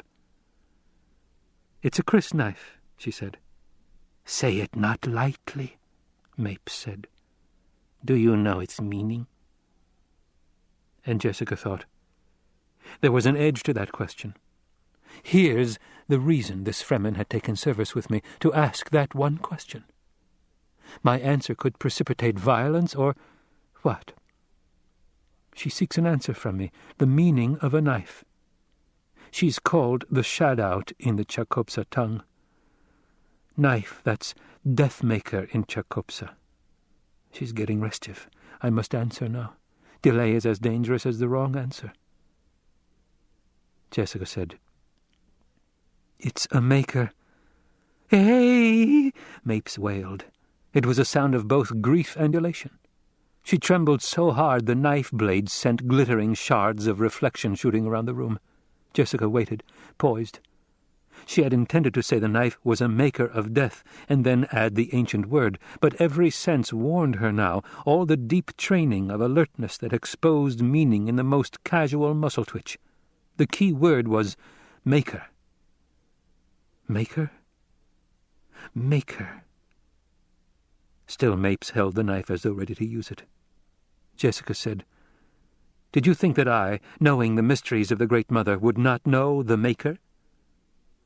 Mapes lowered the knife. "My lady, When one has lived with prophecy for so long, the moment of revelation is a shock. Jessica thought about the prophecy, the Shari'ah, and all the Panoplia Propheticus, a Bene Gesserit of the Missionaria Protectiva dropped here long centuries ago. Long dead, no doubt, but her purpose accomplished. The protective legends implanted in these people against the day of a Bene Gesserit's need. Well, that day had come. Mapes returned knife to sheath, said, "This is an unfixed blade, my lady. Keep it near you. More than a week away from flesh and it begins to disintegrate. It's yours, a tooth of Shai-Hulud, for as long as you live." Jessica reached out her right hand, risked a gamble. "Mapes, you've sheathed that blade unblooded." With a gasp, Mapes dropped the sheathed knife into Jessica's hand, tore open the brown bodice, wailing, "Take the water of my life!" Jessica withdrew the blade from its sheath. How it glittered! She directed the point toward Mapes, saw a fear greater than death panic come over the woman. Poison in the point? Jessica wondered. She tipped up the point, drew a delicate scratch with the blade's edge above Mapes' left breast. There was a thick welling of blood that stopped almost immediately. Ultra-fast coagulation, Jessica thought. A moisture-conserving mutation? She sheathed the blade, said, "Button your dress, Mapes." Mapes obeyed, trembling. The eyes without whites stared at Jessica. "You are ours," she muttered. "You are the one." There came another sound of unloading in the entry. Swiftly, Mapes grabbed the sheathed knife, concealed it in Jessica's bodice. "Who sees that knife must be cleansed or slain," she snarled. "You know that, my lady." "I know it now," Jessica thought. The cargo handlers left without intruding on the great hall. Mapes composed herself, said, "The uncleansed who have seen a crysknife may not leave Arrakis alive. Never forget that, my lady. You've been entrusted with a crysknife." She took a deep breath. "Now the thing must take its course. It cannot be hurried." She glanced at the stacked boxes and piled goods around them. "And there's work aplenty to while the time for us here." Jessica hesitated. The thing must take its course. That was a specific catchphrase from the Missionaria Protectiva's stock of incantations. The coming of the Reverend Mother to free you. But I'm not a Reverend Mother, Jessica thought, and then, Great Mother, they planted that one here. This must be a hideous place. In matter-of-fact tones, Mapes said, "What'll you be wanting me to do first, my lady?" Instinct warned Jessica to match that casual tone. She said, "The painting of the old Duke over there, it must be hung on one side of the dining hall. The bull's head must go on the wall opposite the painting." Mapes crossed to the bull's head. "What a great beast it must have been to carry such a head," she said. She stooped. "I'll have to be cleaning this first, won't I, my lady?" "No, but there's dirt caked on its horns." "That's not dirt, Mapes. That's the blood of our Duke's father. Those horns were sprayed with a transparent fixative within hours after this beast killed the old Duke." Mapes stood up. "Ah, now," she said. "It's just blood," Jessica said. "Old blood at that. Get some help hanging these now. The beastly things are heavy." "Did you think the blood bothered me?" Mapes asked. "I'm of the desert and I've seen blood aplenty." "I see that you have," Jessica said. "And some of it my own," Mapes said. "More'n you drew with your puny scratch." "You'd rather I'd cut deeper?" "Ah, no, the body's water is scant enough, without gushing a wasteful lot of it into the air. You did the thing right." And Jessica, noting the words and manner, caught the deeper implications in the phrase, "the body's water." Again she felt a sense of oppression at the importance of water on Arrakis. "On which side of the dining hall shall I hang which one of these pretties, my lady?" Mapes asked. Ever the practical one, this Mapes, Jessica thought. She said, "Use your own judgment, Mapes. It makes no real difference." "As you say, my lady."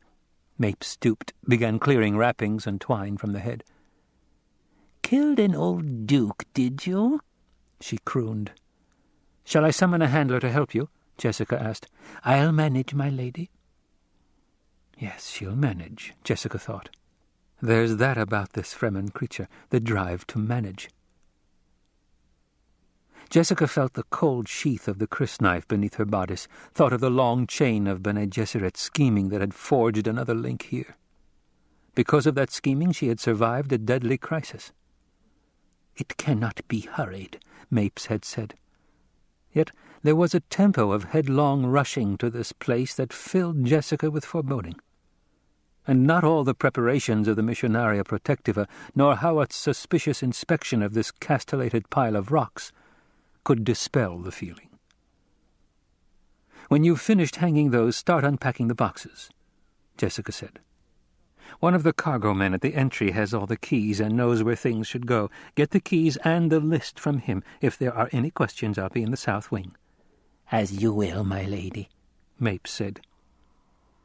Jessica turned away, thinking, Howat may have passed this residency as safe, but there's something wrong about the place. I can feel it. An urgent need to see her son gripped Jessica. She began walking toward the arched doorway that led into the passage to the dining hall and the family wings. Faster and faster she walked, until she was almost running. Behind her, Mapes paused in clearing the wrappings from the bull's head, looked at the retreating back. "She's the one, all right," she muttered. "Poor thing."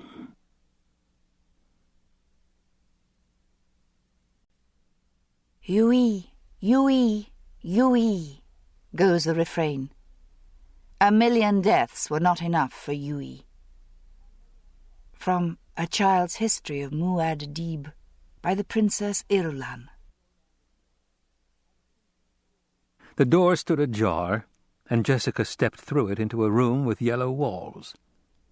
To her left stretched a low settee of black hide and 2 empty bookcases, a hanging water flask with dust on its bulging sides. To her right, bracketing another door, stood more empty bookcases, a desk from Caladan, and 3 chairs. At the windows directly ahead of her stood Dr. Yui, his back to her, his attention fixed upon the outside world. Jessica took another silent step into the room. She saw that Yui's coat was wrinkled, a white smudge near the left elbow as though he had leaned against chalk. He looked from behind like a fleshless stick figure in overlarge black clothing, a caricature poised for stringy movement at the direction of a puppet master. Only the squarish block of head with long ebony hair caught in its silver sook school ring at the shoulder seemed alive, turning slightly to follow some movement outside. Again she glanced around the room, seeing no sign of her son, but the closed door on her right, she knew, led into a small bedroom for which Paul had expressed a liking. "Good afternoon, Dr. Yui," she said. "Where's Paul?"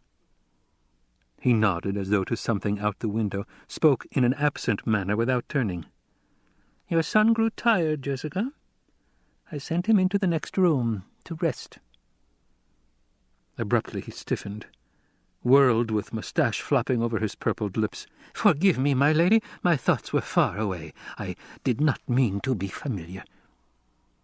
She smiled, held out her right hand. For a moment she was afraid he might kneel. "Wellington, please." "To use your name like that, "We've known each other 6 years," she said. "It's long past time formalities should have been dropped between us, in private." Yui ventured a thin smile, thinking, "I believe it has worked. Now she'll think anything unusual in my manner is due to embarrassment. She'll not look for deeper reasons when she believes she already knows the answer." "I'm afraid I was wool-gathering," he said. "Whenever I feel especially sorry for you. I'm afraid I think of you as, well, Jessica." "Sorry for me? Whatever for?" Yui shrugged. Long ago he had realized Jessica was not gifted with the full truth-say as his Wana had been. Still, he always used the truth with Jessica whenever possible. It was safest. "You've seen this place, my Jessica." He stumbled over the name, plunged ahead. "So barren after Caladan. And the people, those townswomen we passed on the way here, wailing beneath their veils, the way they looked at us." She folded her arms across her breast, hugging herself, feeling the crysknife there. A blade ground from a sandworm's tooth, if the reports were right. "It's just that we're strange to them. Different people, different customs. They've known only the Harkonnens." She looked past him out the windows. "What were you staring at out there?" He turned back to the window. "The people." Jessica crossed to his side, looked to the left toward the front of the house where Yui's attention was focused. A line of 20 palm trees grew there. The ground beneath them swept clean, barren. A screen fence separated them from the road upon which robed people were passing. Jessica detected a faint shimmering in the air between her and the people, a house shield, and went on to study the passing throng, wondering why Yui found them so absorbing. The pattern emerged, and she put a hand to her cheek. The way the passing people looked at the palm trees. She saw envy, some hate, even a sense of hope. Each person raked those trees with a fixity of expression. "Do you know what they're thinking?" Yui asked. "You profess to read minds?" she asked. "Those minds," he said. "They look at those trees and they think there are 100 of us. That's what they think." She turned a puzzled frown on him. "Why?" "Those are date palms," he said. "One date palm requires 40 liters of water a day. A man requires but 8 liters. A palm then equals 5 men. There are 20 palms out there. 100 men. But some of those people look at the trees hopefully." "They but hope some dates will fall, except it's the wrong season." "We look at this place with too critical an eye," she said. "There's hope as well as danger here. The spice could make us rich. With a fat treasury we can make this world into whatever we wish." And she laughed silently at herself. Who am I trying to convince? The laugh broke through her restraints, emerging brittle, without humor. "But you can't buy security," she said. Yui turned away to hide his face from her. "If only it were possible to hate these people instead of love them." In her manner, in many ways, Jessica was like his Wana. Yet that thought carried its own rigors, hardening him to his purpose. The ways of the Harkonnen cruelty were devious. Wana might not be dead. He had to be certain. "Do not worry for us, Wellington," Jessica said. "The problem's ours, not yours." "She thinks I worry for her." He blinked back tears. "And I do, of course, but I must stand before that Black Baron with his deed accomplished, and take my one chance to strike him where he is weakest, in his gloating moment." He sighed. "Would it disturb Paul if I looked in on him?" she asked. "Not at all. I gave him a sedative." "He's taking the change well?" she asked. "Except for getting a bit overtired. He's excited, but what 15-year-old wouldn't be under these circumstances?" He crossed to the door, opened it. "He's in here." Jessica followed, peered into a shadowy room. Paul lay on a narrow cot, one arm beneath a light cover, the other thrown back over his head. Slatted blinds at a window beside the bed wove a loom of shadows across face and blanket. Jessica stared at her son, seeing the oval shape of face so like her own. But the hair was the Duke's, coal-colored and tousled. Long lashes concealed the lime-toned eyes. Jessica smiled, feeling her fears retreat. She was suddenly caught by the idea of genetic traces in her son's features. Her lines in eyes and facial outline, but sharp touches of the father peering through that outline like maturity emerging from childhood. She thought of the boy's features as an exquisite distillation out of random patterns, endless cues of happenstance meeting at this nexus. The thought made her want to kneel beside the bed and take her son in her arms, but she was inhibited by Yui's presence. She stepped back, closed the door softly.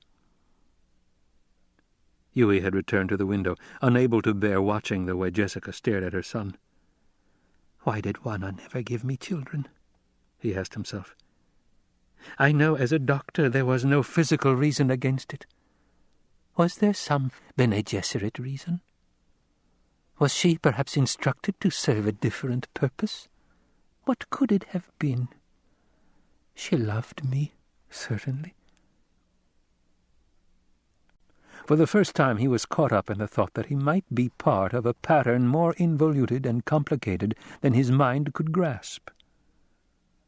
Jessica stopped beside him, said, "What delicious abandon in the sleep of a child." He spoke mechanically. "If only adults could relax like that." "Yes." "Where do we lose it?" he murmured. She glanced at him, catching the odd tone, but her mind was still on Paul, thinking of the new rigors in his training here, thinking of the differences in his life now, so very different from the life they once had planned for him. "We do indeed lose something," she said. She glanced out to the right at a slope humped with a wind-troubled grey-green of bushes, dusty leaves and dry claw branches. The too dark sky hung over the slope like a blot, and the milky light of the Arakeen sun gave the scene a silver cast, light like the crysknife concealed in her bodice. "The sky's so dark," she said. "That's partly the lack of moisture," he said. "Water," she snapped. "Everywhere you turn here, you're involved with the lack of water." "It's the precious mystery of Arrakis," he said. "Why is there so little of it? There's volcanic rock here. There are a dozen power sources I could name. There's polar ice. They say you can't drill in the desert. Storms and sand tides destroy equipment faster than it can be installed if the worms don't get you first. They've never found water traces there anyway. But the mystery, Wellington, the real mystery, is the wells that have been drilled up here in the sinks and basins. Have you read about those?" "First a trickle, then nothing," he said. "But, Wellington, that's the mystery. The water was there. It dries up, and never again is there water. Yet another hole nearby produces the same result, a trickle that stops. Has no one ever been curious about this?" "It is curious," he said. "You suspect some living agency? Wouldn't that have shown in core samples?" "What would have shown? Alien plant matter or animal? Who could recognize it?" She turned back to the slope. "The water is stopped. Something plugs it. That's my suspicion." "Perhaps the reason's known," he said. "The Harkonnens sealed off many sources of information about Arrakis. Perhaps there was reason to suppress this?" "What reason?" she asked. "And then there's the atmospheric moisture. Little enough of it, certainly, but there's some. It's the major source of water here, caught in wind traps and precipitators. Where does that come from?" "The polar caps?" "Cold air takes up little moisture, Wellington. There are things here behind the Harkonnen veil that bear close investigation, and not all of those things are directly involved with the spice." "We are indeed behind the Harkonnen veil," he said. "Perhaps we'll—" He broke off, noting the sudden intense way she was looking at him. "Is something wrong?" "The way you say Harkonnen," she said. "Even my Duke's voice doesn't carry that weight of venom when he uses the hated name. I didn't know you had personal reasons to hate them, Wellington." "Great Mother," he thought, I've aroused her suspicions. Now I must use every trick my Wana taught me. There's only one solution. Tell the truth as far as I can. He said, You didn't know that my wife, my Wana... He shrugged, unable to speak past a sudden constriction in his throat.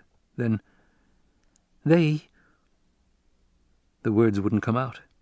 He felt panic, closed his eyes tightly, experiencing the agony in his chest and little else until a hand touched his arm gently. "Forgive me," Jessica said. "I didn't mean to open an old wound." And she thought, those animals. His wife was Bene Gesserit. The signs are all over him. And it's obvious the Harkonnens killed her. Here's another poor victim, bound to the Atreides by a cherem of hate. "I am sorry," he said. "I'm unable to talk about it." He opened his eyes, giving himself up to the internal awareness of grief. That, at least, was truth. Jessica studied him, seeing the up-angled cheeks, the dark sequins of almond eyes, the butter complexion and stringy moustache hanging like a curved frame around purpled lips and narrow chin. The creases of his cheeks and forehead, she saw, were as much lines of sorrow as of age. A deep affection for him came over her. "Wellington, I'm sorry we brought you into this dangerous place," she said. "I came willingly," he said. And that, too, was true. "But this whole planet's a Harkonnen trap, you must know that." "It will take more than a trap to catch the Duke Leto," he said. And that, too, was true. "Perhaps I should be more confident of him," she said. "He is a brilliant tactician."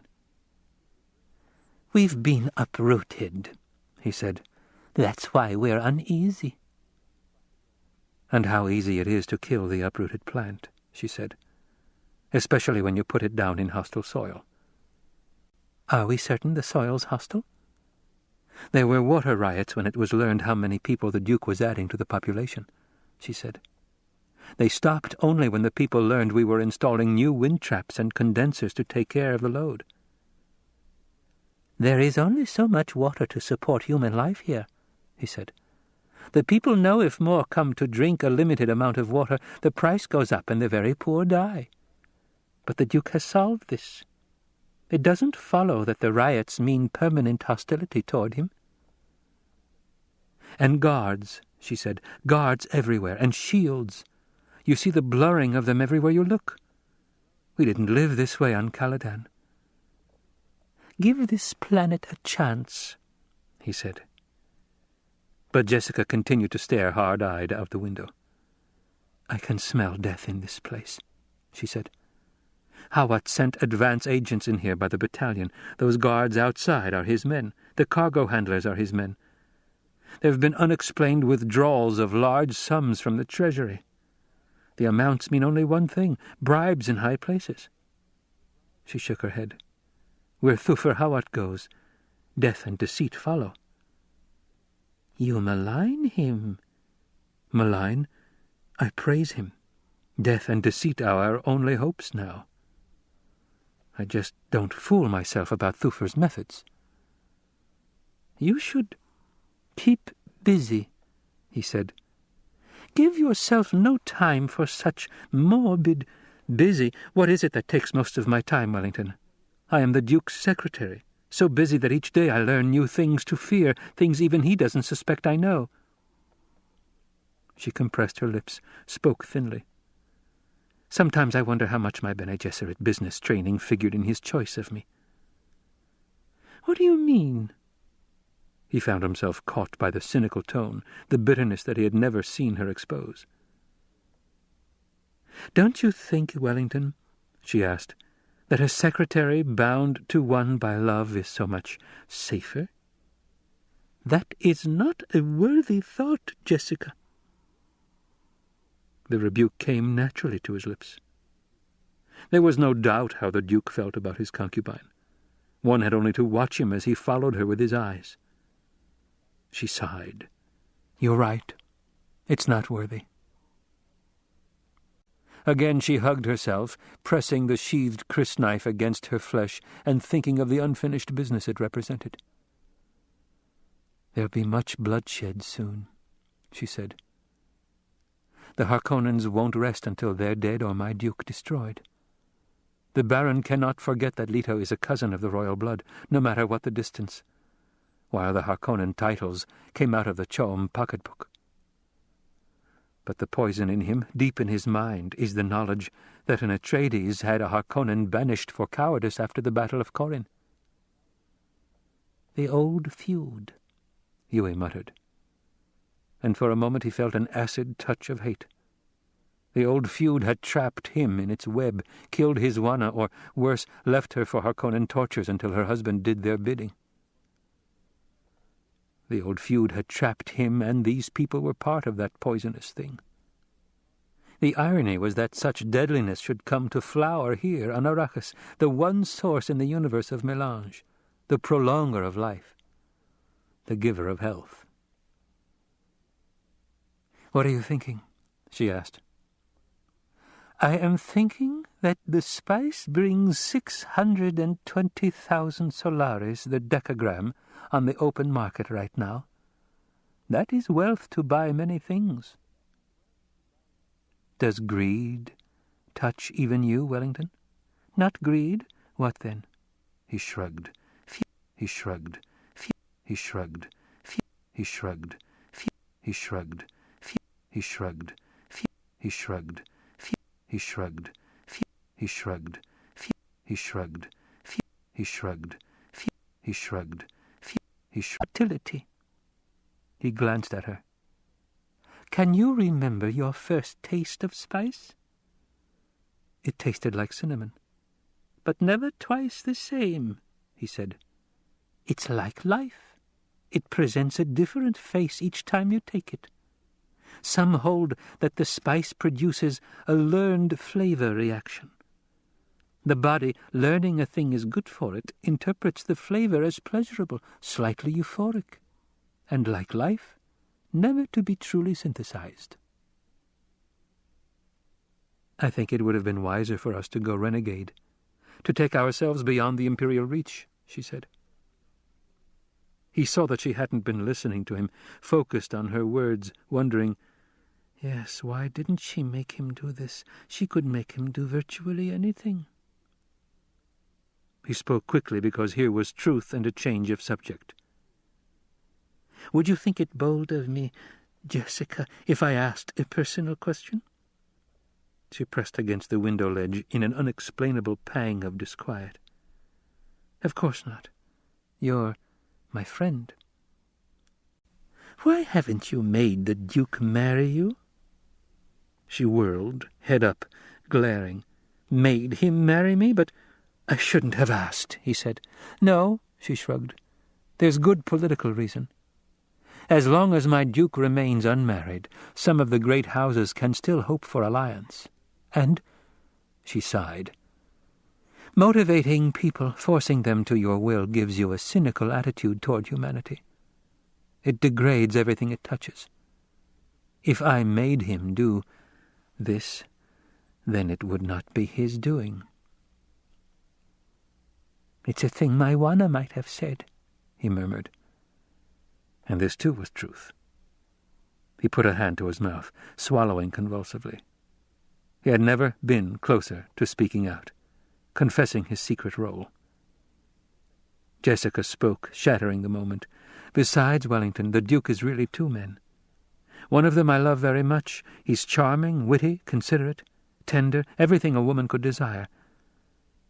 But the other man is cold, callous, demanding, selfish, as harsh and cruel as a winter wind. That's the man shaped by the father." Her face contorted. "If only that old man had died when my Duke was born."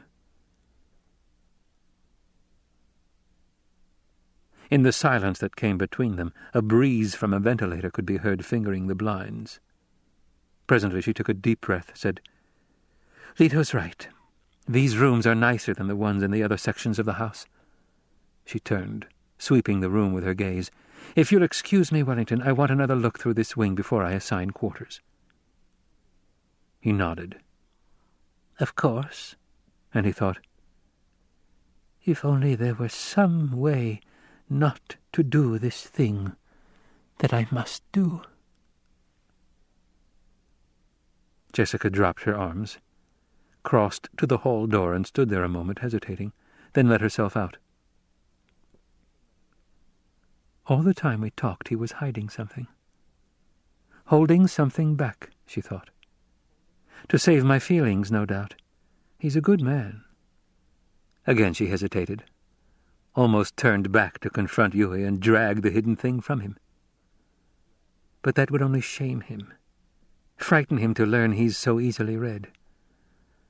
I should place more trust in my friends.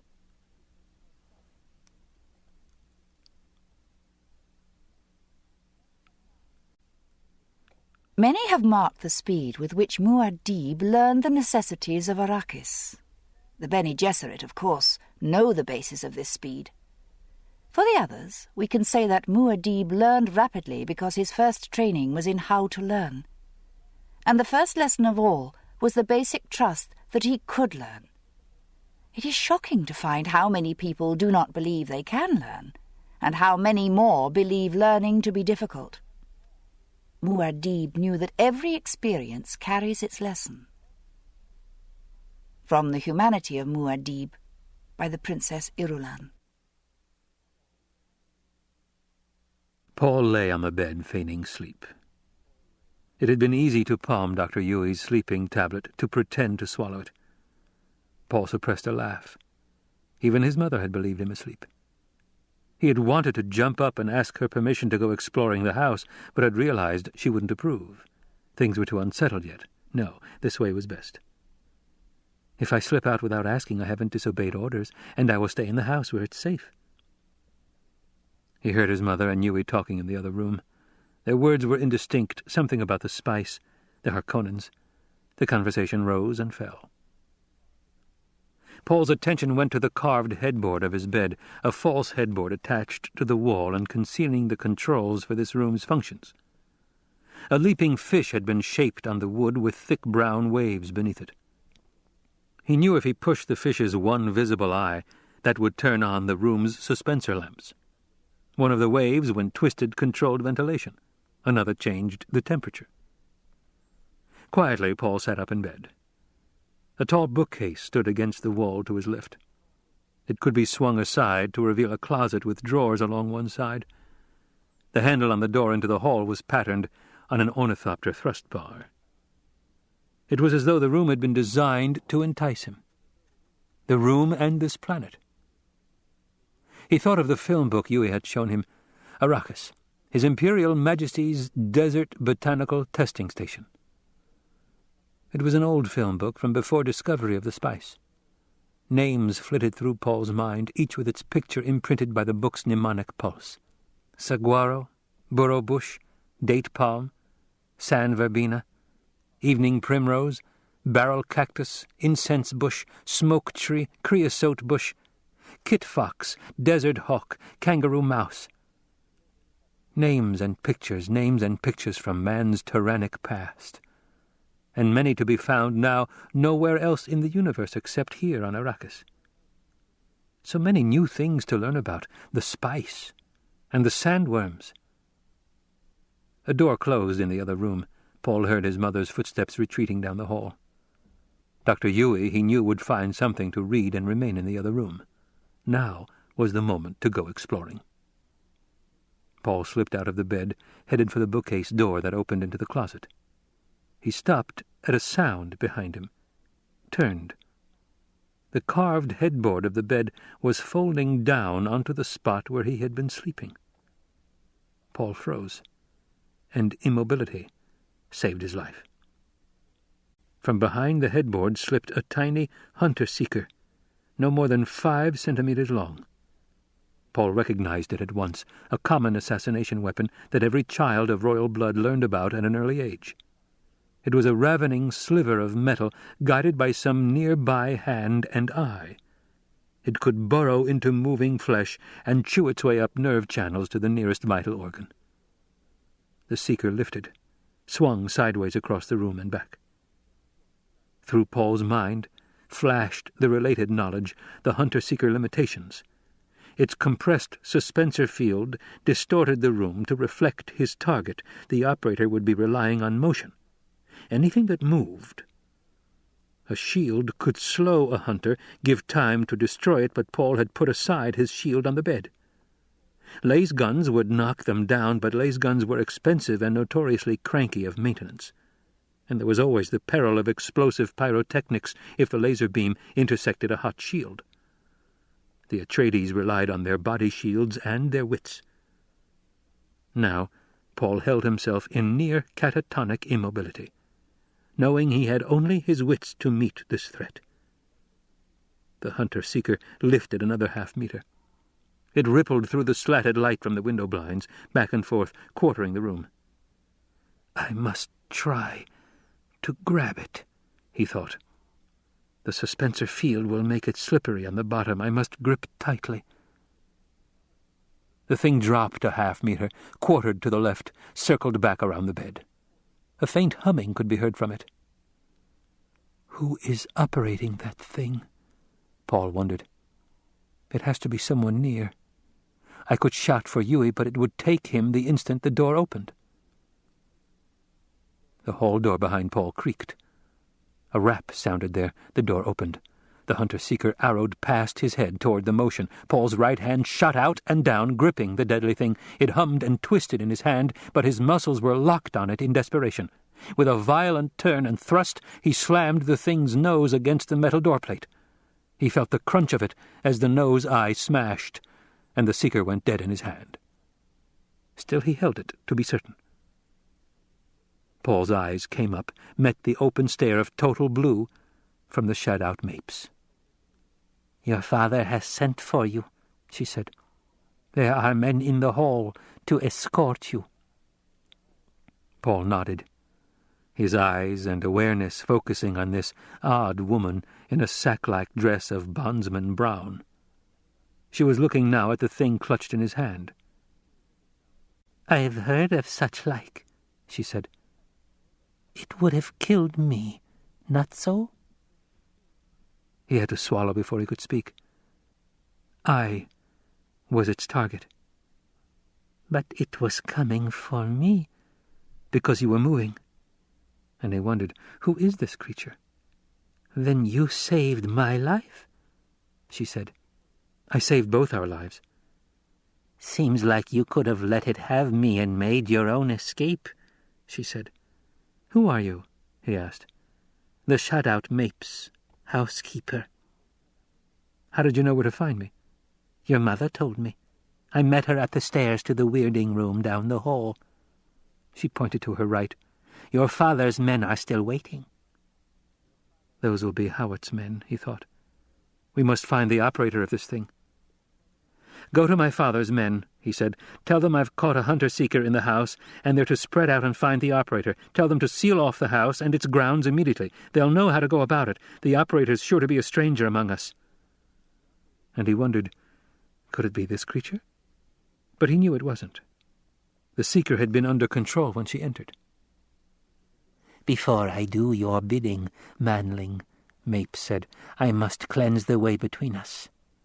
You've put a water burden on me that I'm not sure I care to support. But we Fremen pay our debts, be they black debts or white debts. And it's known to us that you've a traitor in your midst. Who it is we cannot say, but we're certain sure of it. Mayhap there's the hand guided that flesh-cutter." Paul absorbed this in silence. A traitor. Before he could speak, the odd woman whirled away and ran back toward the entry. He thought to call her back, but there was an air about her that told him she would resent it. She'd told him what she knew, and now she was going to do his bidding. The house would be swarming with Hawat's men in a minute. His mind went to other parts of that strange conversation. Weirding room. He looked to his left, where she had pointed. We Fremen. So that was a Fremen. He paused for the mnemonic blink that would store the pattern of her face in his memory. prune-wrinkled features, darkly browned, blue-on-blue eyes without any white in them. He attached the label. The Shadout Mapes. Still gripping the shattered seeker, Paul turned back into his room, scooped up his shield belt from the bed with his left hand, swung it around his waist, and buckled it as he ran back out and down the hall to the left. She'd said his mother was someplace down here. Stairs.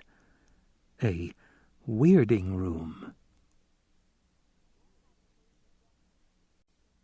What had the Lady Jessica to sustain her in her time of trial?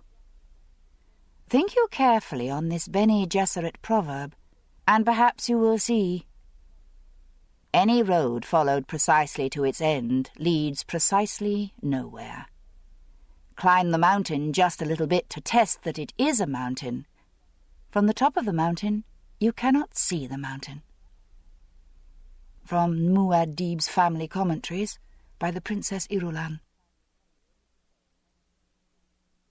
At the end of the south wing, Jessica found a metal stair spiraling up to an oval door.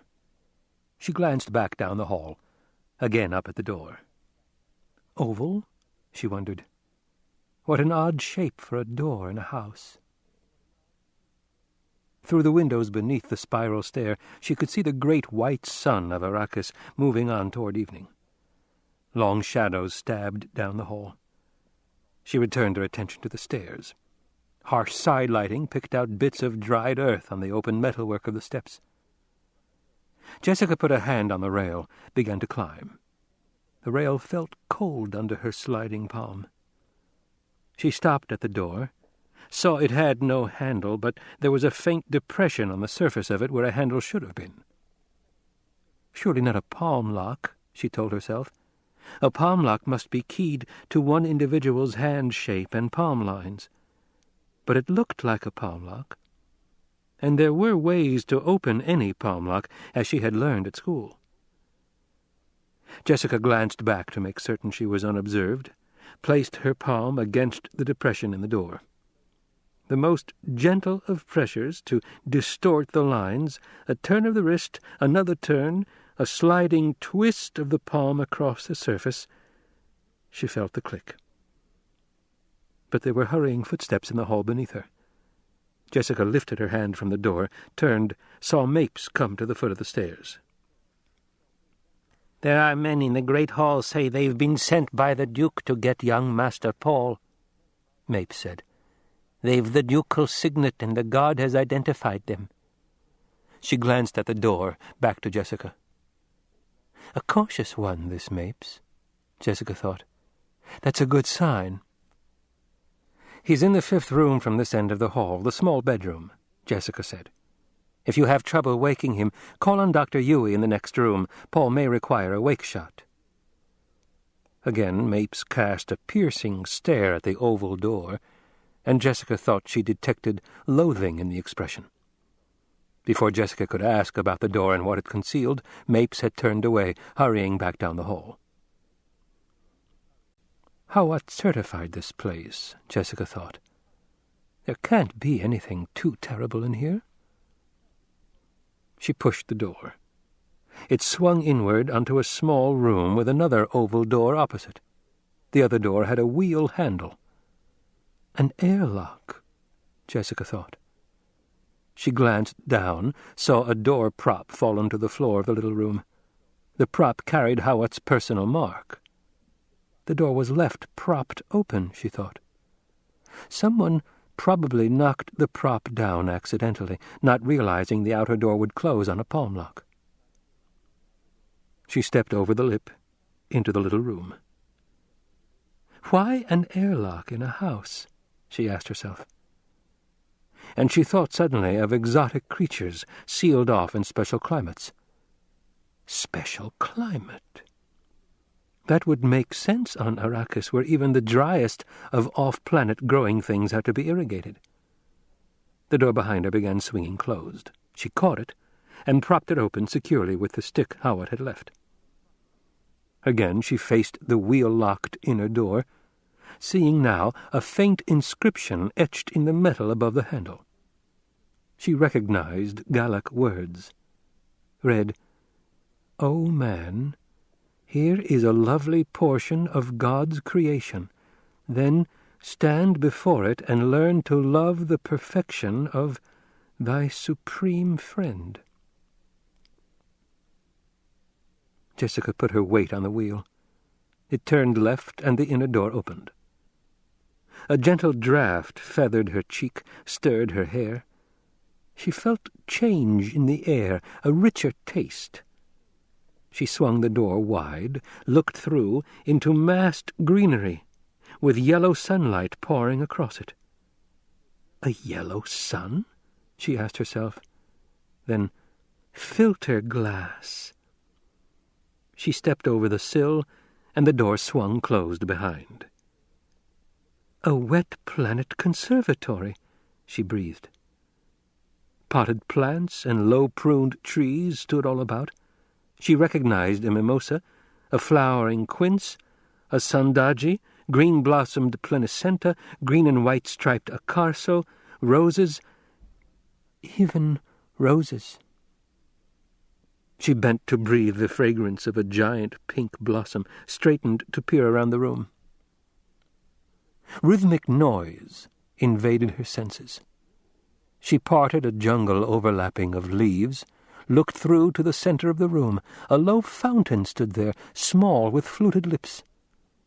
The rhythmic noise was a pealing, spooling arc of water, falling thud-a-gallop onto the metal bowl. Jessica sent herself through the quick sense-clearing regimen, began a methodical inspection of the room's perimeter. It appeared to be about 10 meters square. From its placement above the end of the hall and from subtle differences in construction, she guessed it had been added onto the roof of this wing long after the original building's completion. She stopped at the south limits of the room in front of the wide reach of filter glass, stared around. Every available space in the room was crowded with exotic wet-climate plants. Something rustled in the greenery. She tensed, then glimpsed a simple clock-set servok with pipe and hose arms. An arm lifted, sent out a fine spray of dampness that misted her cheeks.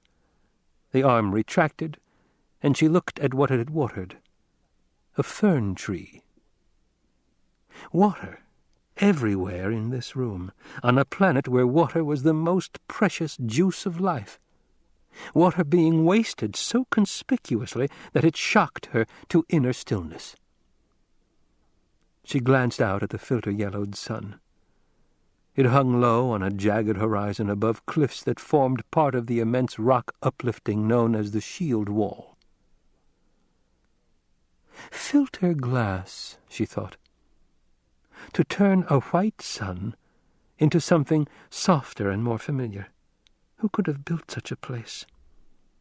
Leto?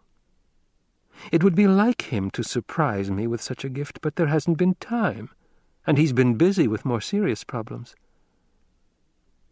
She recalled the report that many Arakeen houses were sealed by airlock doors and windows to conserve and reclaim interior moisture. Leto had said it was a deliberate statement of power and wealth for this house to ignore such precautions, its doors and windows being sealed only against the omnipresent dust. But this room embodied a statement far more significant than the lack of water seals on outer doors. She estimated that this pleasure room used water enough to support 1,000 persons on Arrakis, possibly more. This ends Disc 3. Dune, Disc 4. Jessica moved along the window, continuing to stare into the room. The move brought into view a metallic surface at table height beside the fountain, and she glimpsed a white notepad and stylus there, partly concealed by an overhanging fan leaf. She crossed to the table, noted Hawat's day signs on it, studied a message written on the pad. To the Lady Jessica. May this place give you as much pleasure as it has given me. Please permit the room to convey a lesson we learned from the same teachers. The proximity of a desirable thing tempts one to overindulgence. On that path lies danger. My kindest wishes, Margot Lady Fenring. Jessica nodded, remembering that Leto had referred to the Emperor's former proxy here as Count Fenring. But the hidden message of the note demanded immediate attention, couched as it was in a way to inform her the writer was another Bene Gesserit. A bitter thought touched Jessica in passing. The Count married his lady. Even as this thought flicked through her mind, she was bending to seek out the hidden message. It had to be there. The visible note contained the code phrase every Bene Gesserit not bound by a school injunction was required to give another Bene Gesserit when conditions demanded it. On that path lies danger. Jessica felt the back of the note, rubbed the surface for coded dots. Nothing. The edge of the pad came under her seeking fingers. Nothing. She replaced the pad where she had found it, feeling a sense of urgency. Something in the position of the pad? She wondered. But Hawat had been over this room, doubtless had moved the pad. She looked at the leaf above the pad. The leaf. She brushed a finger along the undersurface, along the edge, along the stem. It was there. Her fingers detected the subtle coded dots, scanned them in a single passage. Your son and the Duke are in immediate danger.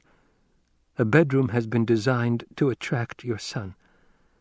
The H loaded it with death traps to be discovered, leaving one that may escape detection.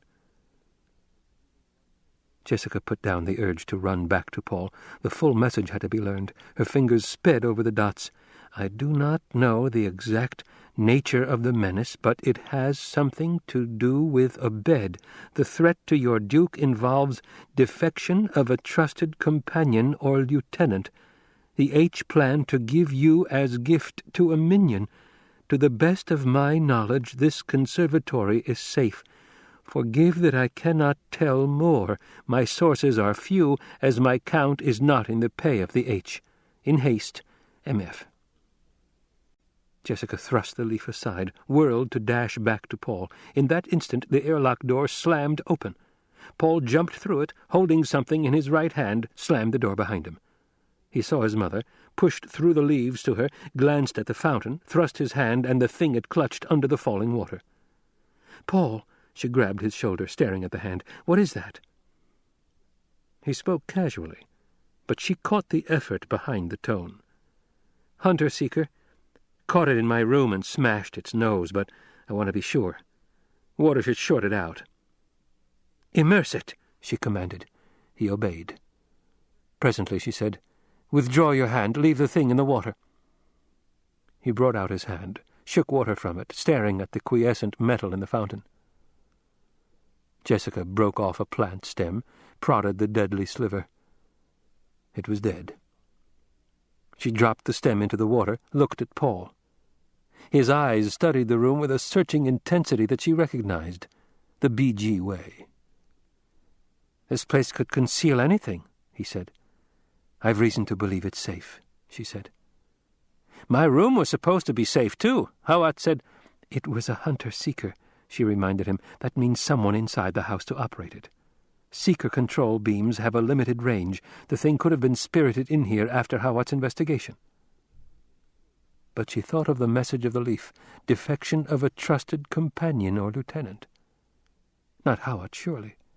Oh, surely not Hawat. "Hawat's men are searching the house right now," he said. "That seeker almost got the old woman who came to wake me." "The shut-out Mapes," Jessica said, remembering the encounter at the stairs. "A summons from your father to—" "That can wait," Paul said. "Why do you think this room's safe?" She pointed to the note, explained about it. He relaxed slightly. But Jessica remained inwardly tense, thinking, "A hunter-seeker. Merciful mother." It took all her training to prevent a fit of hysterical trembling. Paul spoke matter-of-factly. "It's the Harkonnens, of course. We shall have to destroy them." A rapping sounded at the airlock door, the code knock of one of Hawat's corps. "Come in," Paul called. The door swung wide, and a tall man in Atreides uniform with a Hawat insignia on his cap leaned into the room. "There you are, sir," he said. "The housekeeper said you'd be here." He glanced around the room. "We found a cairn in the cellar and caught a man in it. He had a seeker console." "I'll want to take part in the interrogation," Jessica said. "Sorry, my lady. We messed him up catching him. He died." "Nothing to identify him?" she asked. "We've found nothing yet, my lady." "Was he an Arakeen native?" Paul asked. Jessica nodded at the astuteness of the question. "He has a native look," the man said. "Put into that cairn more than a month ago, by the look, and left there to await our coming. Stone and mortar where he came through into the cellar were untouched when we inspected the place yesterday. I'll stake my reputation on it." "No one questions your thoroughness," Jessica said. "I question it, my lady. We should have used sonic probes down there." "I presume that's what you're doing now," Paul said. "Yes, sir." "Send word to my father that we'll be delayed." "At once, sir." He glanced at Jessica. "It's Hawat's order that under such circumstances as these the young master be guarded in a safe place." Again his eyes swept the room. "What of this place?" "I've reason to believe it's safe," she said. "Both Hawat and I have inspected it." "Then I'll mount guard outside here, my lady, until we've been over the house once more." He bowed, touched his cap to Paul, backed out, and swung the door closed behind him. Paul broke the sudden silence, saying, "Had we better go over the house later ourselves? Your eyes might see things others would miss." "This wing was the only place I hadn't examined," she said. "I put it off to last because Hawat gave it his personal attention," he said. She darted a quick look at his face, questioning. "Do you distrust Hawat?" she asked. "No, but he's getting old. He's overworked. We could take some of the load from him." "That'd only shame him and impair his efficiency," she said. "A stray insect won't be able to wander into this wing after he hears about this. He'll be shamed that—" "We must take our own measures," he said. "Hawat has served 3 generations of Atreides with honor," she said. "He deserves every respect and trust we can pay him, many times over." Paul said, "When my father is bothered by something you've done, he says, 'Bene Gesserit,' like a swear word." "And what is it about me that bothers your father?" "When you argue with him." "You are not your father, Paul." And Paul thought, "It'll worry her, but I must tell her what that Mapes woman said about a traitor among us." "What are you holding back?" Jessica asked. "This isn't like you, Paul." He shrugged, recounted the exchange with Mapes. And Jessica thought of the message of the leaf. She came to sudden decision, showed Paul the leaf, told him its message. "My father must learn of this at once," he said. "I'll radiograph it in code and get it off." "No," she said. "You will wait until you can see him alone. As few as possible must learn about it." "Do you mean we should trust no one?" "There's another possibility," she said. "This message may have been meant to get to us. The people who gave it to us may believe it's true, but it may be that the only purpose was to get this message to us." Paul's face remained sturdily somber. "To sow distrust and suspicion in our ranks, to weaken us that way," he said. "You must tell your father privately, and caution him about this aspect of it," she said. "I understand." She turned to the tall reach of filter glass, stared out to the southwest where the sun of Arrakis was sinking, a yellowed ball above the cliffs. Paul turned with her, said, "I don't think it's Hawat either." "Is it possible it's Yui?" "He's not a lieutenant or companion," she said, "and I can assure you he hates the Harkonnens as bitterly as we do."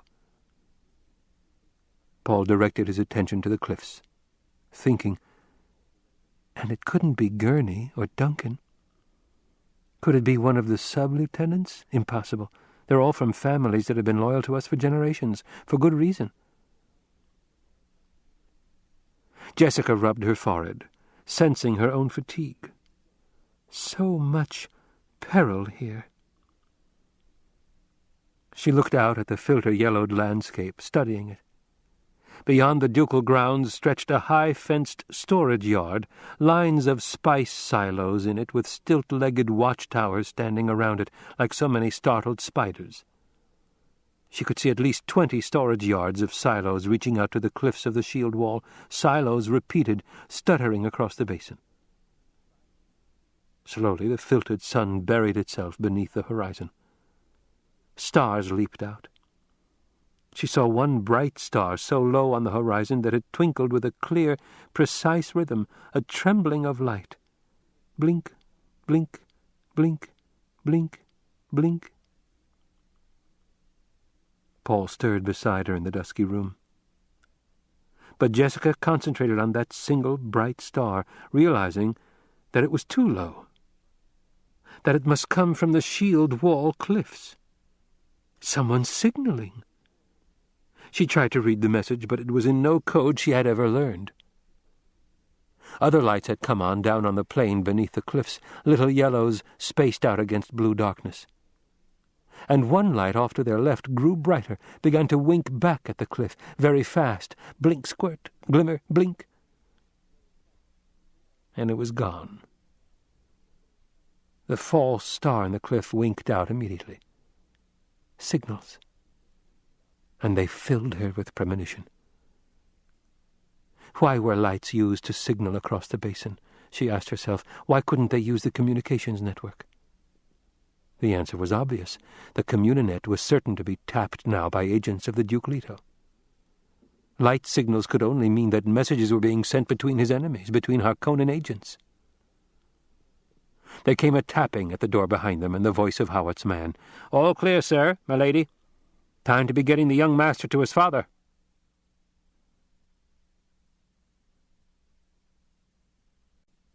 It is said that the Duke Leto blinded himself to the perils of Arrakis, that he walked heedlessly into the pit. Would it not be more likely to suggest he had lived so long in the presence of extreme danger he misjudged a change in its intensity? Or is it possible he deliberately sacrificed himself that his son might find a better life? All evidence indicates the Duke was a man not easily hoodwinked. From Muad'Dib, Family Commentaries, by the Princess Irulan. The Duke Leto Atreides leaned against the parapet of the landing control tower outside Arrakeen. The night's first moon, an oblate silver coin, hung well above the southern horizon. Beneath it, the jagged cliffs of the shield wall shone like parched icing through a dust haze. To his left, the lights of Arrakeen glowed in the haze, yellow, white, blue. He thought of the notices posted now above his signature all through the populous places of the planet. "Our sublime Padishah Emperor has charged me to take possession of this planet and end all dispute." The ritualistic formality of it touched him with a feeling of loneliness. Who was fooled by that fatuous legalism? Not the Fremen, certainly, nor the Houses Minor, who controlled the interior trade of Arrakis, and were Harkonnen creatures almost to a man. They have tried to take the life of my son. The rage was difficult to suppress. He saw lights of a moving vehicle coming toward the landing field from Arrakeen. He hoped it was the guard and troop carrier bringing Paul. The delay was galling, even though he knew it was prompted by caution on the part of Howat's lieutenant. "They have tried to take the life of my son." He shook his head to drive out the angry thoughts, glanced back at the field where 5 of his own frigates were posted around the rim like monolithic sentries. Better a cautious delay than... The lieutenant was a good one, he reminded himself. A man marked for advancement, completely loyal. Our sublime Padishah Emperor. If the people of this decadent garrison city could only see the Emperor's private note to his noble duke, the disdainful allusions to veiled men and women. But what else is one to expect of barbarians whose dearest dream is to live outside the ordered security of the Faufreluches? The Duke felt in this moment that his own dearest dream was to end all class distinctions and never again think of deadly order. He looked up and out of the dust at the unwinking stars, thought, "Around one of those little lights circles Caladan, but I'll never again see my home." The longing for Caladan was a sudden pain in his breast. He felt that it didn't come from within himself, but that it reached out to him from Caladan. He couldn't bring himself to call this dry wasteland of Arrakis his home, and he doubted he ever would. "I must mask my feelings," he thought. "For the boy's sake, if ever he's to have a home, this must be it. I may think of Arrakis as a hell I've reached before death, but he must find here that which will inspire him. There must be something." A wave of self-pity, immediately despised and rejected, swept through him, and for some reason he found himself recalling 2 lines from a poem Gurney Halleck often repeated.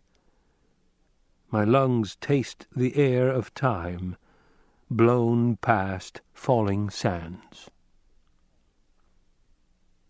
Well, Gurney would find plenty of falling sands here, the Duke thought.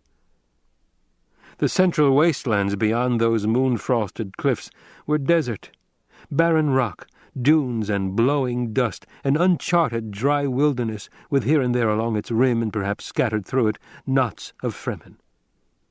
If anything could buy a future for the Atreides line, the Fremen just might do it. Provided the Harkonnens hadn't managed to infect even the Fremen with their poisonous schemes.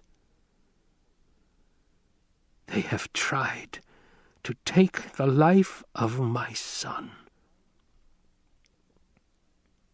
A scraping metal racket vibrated through the tower, shook the parapet beneath his arms. Blast shutters dropped in front of him, blocking the view. "Shuttle's coming in," he thought. "Time to go down and get to work." He turned to the stairs behind him, headed down to the big assembly room, trying to remain calm as he descended, to prepare his face for the coming encounter. "They have tried to take the life of my son." The men were already boiling in from the field when he reached the yellow-domed room. They carried their space bags over their shoulders, shouting and roistering like students returning from vacation. "Hey, feel that under your dogs? That's gravity, man. How many G's does this place pull? Feels heavy. 9/10 of a G by the book." The crossfire of thrown words filled the big room. "Did you get a good look at this hole on the way down? Where's all the loot this place is supposed to have? The Harkonnens took it with them. Me for a hot shower and a soft bed. Haven't you heard, stupid? No showers down here. You scrub your ass with sand. Hey, Canet, the Duke." The Duke stepped out of the stair entry into a suddenly silent room. Gurney Halleck strode along at the point of the crowd, bag over one shoulder, the neck of his 9-string balisette clutched in the other hand. They were long-fingered hands with big thumbs, full of tiny movements that drew such delicate music from the balisette. The Duke watched Halleck, admiring the ugly lump of a man, noting the glass-splinter eyes with their gleam of savage understanding. Here was a man who lived outside the Faufreluches while obeying their every precept. What was it Paul had called him? Gurney the Valorous. Halleck's wispy blond hair trailed across barren spots on his head. His wide mouth was twisted into a pleasant sneer, and the scar of the ink-vine whip lashed across his jawline seemed to move with a life of its own. His whole air was of casual, shoulder-set capability. He came up to the Duke, bowed. "Gurney," Leto said. "My lord," he gestured with the balisette toward the men in the room. "This is the last of them. I'd have preferred coming in with the first wave, but—" "There are still some Harkonnens for you," the Duke said. "Step aside with me, Gurney, where we may talk." "Yours to command, my lord." They moved into an alcove beside a coil-slot water machine while the men stirred restlessly in the big room. Halleck dropped his bag into a corner, kept his grip on the balisset. "How many men can you let Howard have?" the Duke asked. "Is Thufir in trouble, sire?" "He's lost only 2 agents, but his advance men gave us an excellent line on the entire Harkonnen setup here. If we move fast, we may gain a measure of security, the breathing space we require.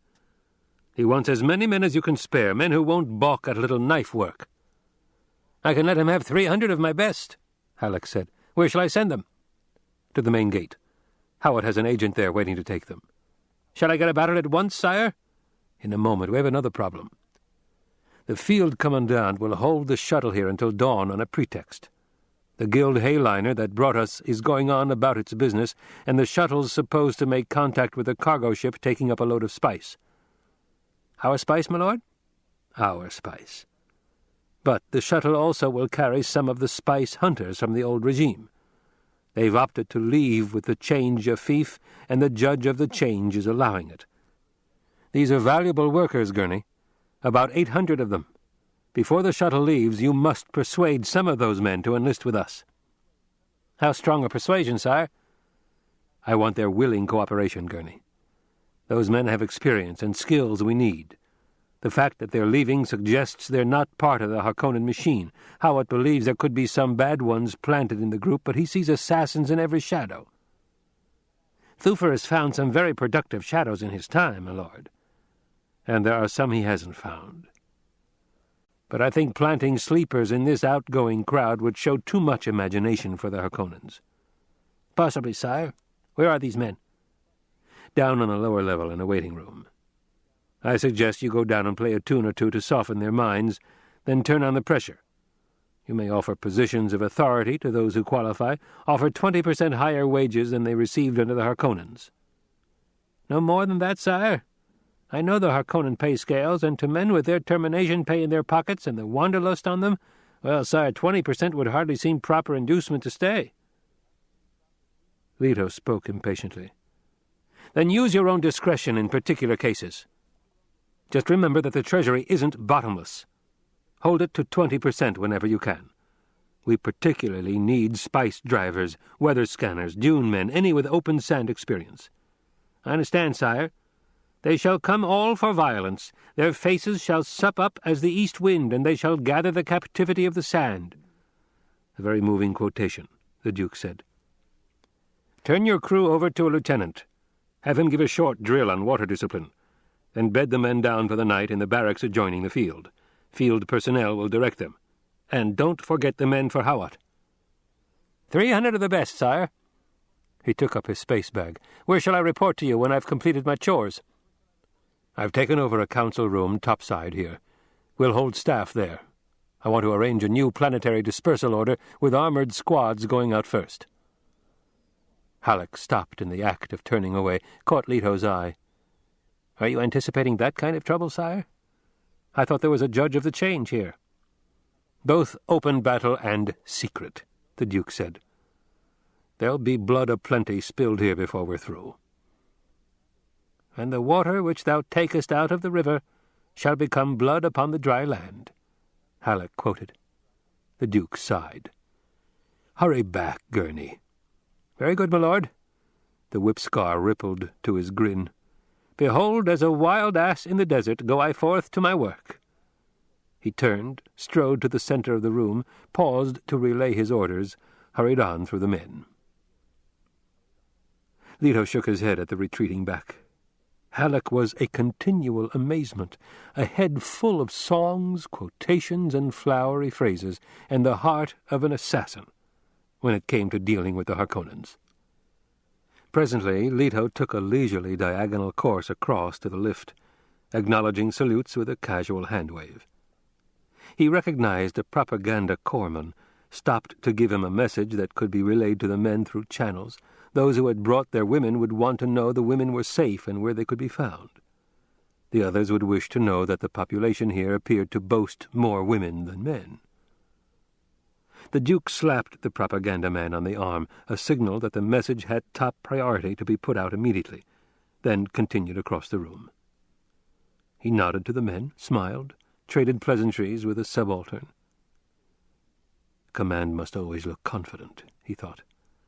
All that faith riding on your shoulders while you sit in the critical seat and never show it. He breathed a sigh of relief when the lift swallowed him and he could turn and face the impersonal doors. They have tried to take the life of my son.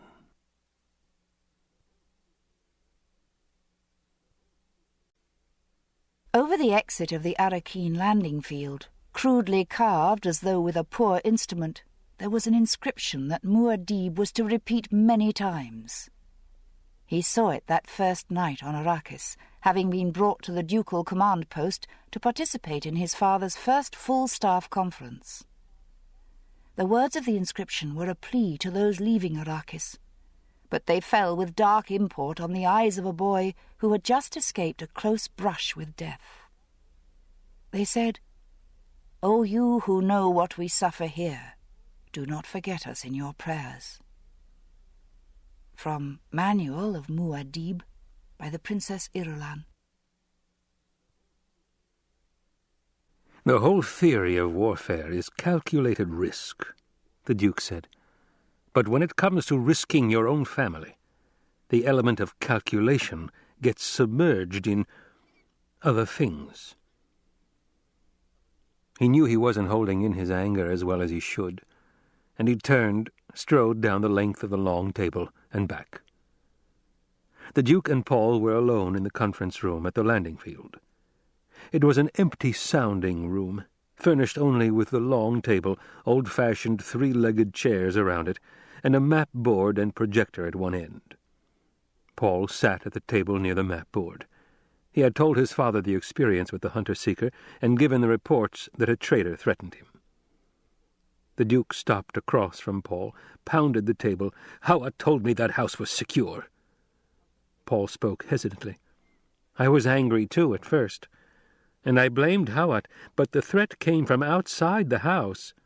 It was simple, clever, and direct, and it would have succeeded were it not for the training given me by you and many others, including Hawat." "Are you defending him?" the Duke demanded. "Yes." "He's getting old. That's it. He should be—" "He's wise with much experience," Paul said. "How many of Hawat's mistakes can you recall?" "I should be the one defending him," the Duke said, "not you." Paul smiled. Leto sat down at the head of the table, put a hand over his son's. "You've matured lately, son." He lifted his hand. "It gladdens me." He matched his son's smile. "Hawat will punish himself. He'll direct more anger against himself over this than both of us together could pour on him." Paul glanced toward the darkened windows beyond the map-board, looked at the night's blackness. Room lights reflected from a balcony railing out there.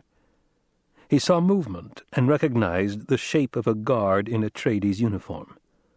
Paul looked back at the white wall behind his father, then down to the shiny surface of the table, seeing his own hands clenched into fists there. The door opposite the Duke banged open. Thufir Hawat strode through it, looking older and more leathery than ever. He paced down the length of the table, stopped at attention facing Leto. "My lord," he said, speaking to a point over Leto's head, "I have just learned how I failed you. It becomes necessary that I tender my "Oh, sit down and stop acting the fool," the Duke said. He waved to the chair across from Paul. "If you made a mistake, it was in overestimating the Harkonnens. Their simple minds came up with a simple trick. We didn't count on simple tricks. And my son has been at great pains to point out to me that he came through this largely because of your training. You didn't fail there." He tapped the back of the empty chair. "Sit down, I say." Hawat sank into the chair. "But I'll hear no more of it," the Duke said. "The incident is past. We have more pressing business. Where are the others?" "I asked them to wait outside while I—" "Call them in." Hawat looked into Leto's eyes. "Sire, I know who my true friends are, Thufir," the Duke said. "Call in the men." Hawat swallowed. "At once, my lord." He swiveled in the chair, called to the open door, "Gurney, bring them in." Halleck led the file of men into the room, the staff officers looking grimly serious, followed by the younger aides and specialists, an air of eagerness among them. Brief scuffing sounds echoed around the room as the men took seats. A faint smell of Ratchag stimulant wafted down the table. "There's coffee for those who want it," the Duke said. He looked over his men, thinking, "They're a good crew. A man could do far worse for this kind of war." He waited while coffee was brought in from the adjoining room and served, noting the tiredness in some of the faces. Presently he put on his mask of quiet efficiency, stood up and commanded their attention with a knuckle rap against the table. "Well, gentlemen," he said, "our civilization appears to have fallen so deeply into the habit of invasion that we cannot even obey a simple order of the Imperium without the old ways cropping up." Dry chuckles sounded around the table, and Paul realized that his father had said the precisely correct thing in precisely the correct tone to lift the mood here. Even the hint of fatigue in his voice was right. "I think first we'd better learn if Thufir has anything to add to his report on the Fremen," the Duke said. "Thufir?" Howat glanced up. "I've some economic matters to go into after my general report, sire, but I can say now that the Fremen appear more and more to be the allies we need. They're waiting now to see if they can trust us, but they appear to be dealing openly. They've sent us a gift, still suits of their own manufacture, maps of certain desert areas surrounding strong points the Harkonnens left behind." He glanced down at the table. "Their intelligence reports have proved completely reliable and have helped us considerably in our dealings with the Judge of the Change. They've also sent some incidental things, jewelry for the Lady Jessica, spice liquor, candy, medicinals. My men are processing the lot right now. There appears to be no trickery." "You like these people, Thufir?" asked a man down the table. Howat turned to face his questioner. "Duncan Idaho says they're to be admired." Paul glanced at his father, back to Howat, ventured a question. "Have you any new information on how many Fremen there are?" Howat looked at Paul.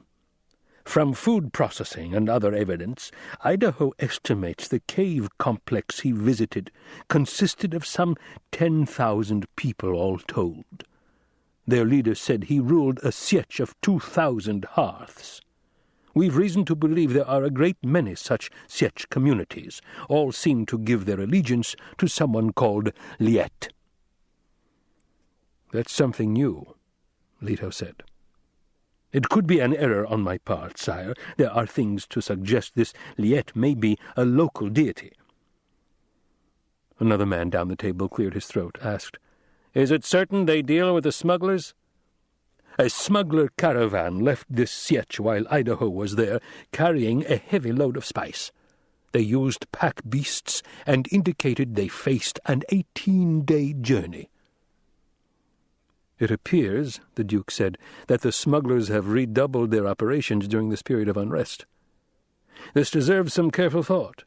We shouldn't worry too much about unlicensed frigates working off our planet. It's always done, but to have them completely outside our observation, that's not good." "You have a plan, sire?" Howat asked. The Duke looked at Halleck. "Gurney, I want you to head a delegation, an embassy, if you will, to contact these romantic businessmen. Tell them I'll ignore their operations as long as they give me a ducal tithe. Howat here estimates that graft and extra fighting men heretofore required in their operations have been costing them 4 times that amount."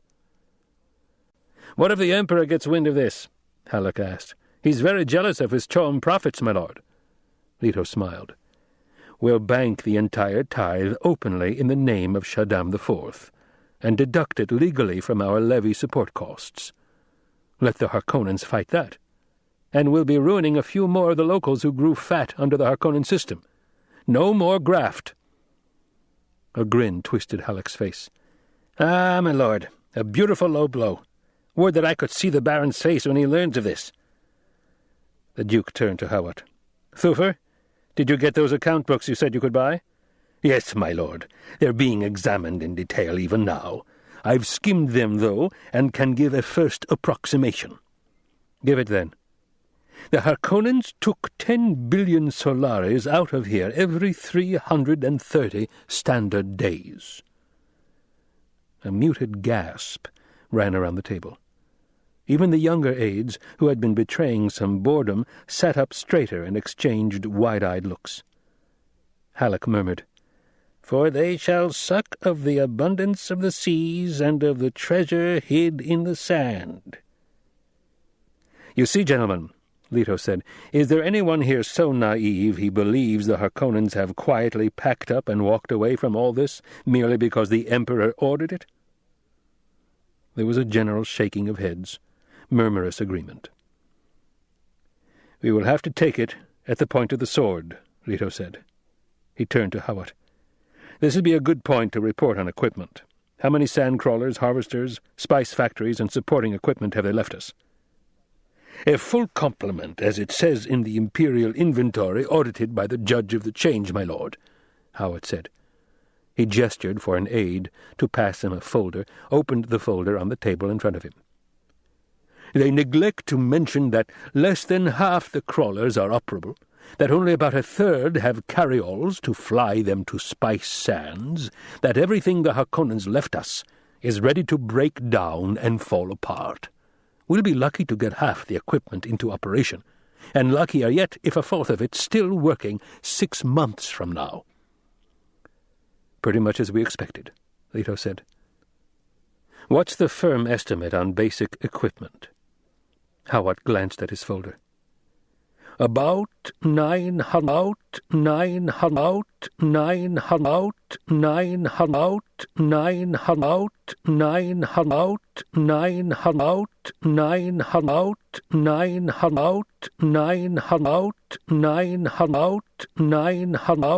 And 30 harvester factories that can be sent out in a few days. About 6,250 ornithopters for survey, scouting, and weather observation. Carryalls a little under 1,000.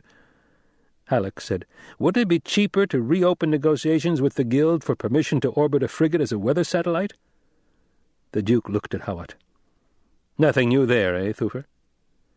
"We must pursue other avenues for now," Hawat said. "The Guild agent wasn't really negotiating with us. He was merely making it plain, one mentat to another, that the price was out of our reach and would remain so no matter how long a reach we develop. Our task is to find out why before we approach him again." One of Halleck's aides down the table swiveled in his chair, snapped, "There's no justice in this." "Justice?" The Duke looked at the man. "Who asks for justice? We make our own justice. We make it here on Arrakis, win or die. Do you regret casting your lot with us, sir?" The man stared at the Duke, then, "No, sire. You couldn't turn, and I could do naught but follow you. Forgive the outburst, but—" He shrugged. "We must all feel bitter at times." "Bitterness I understand," the Duke said.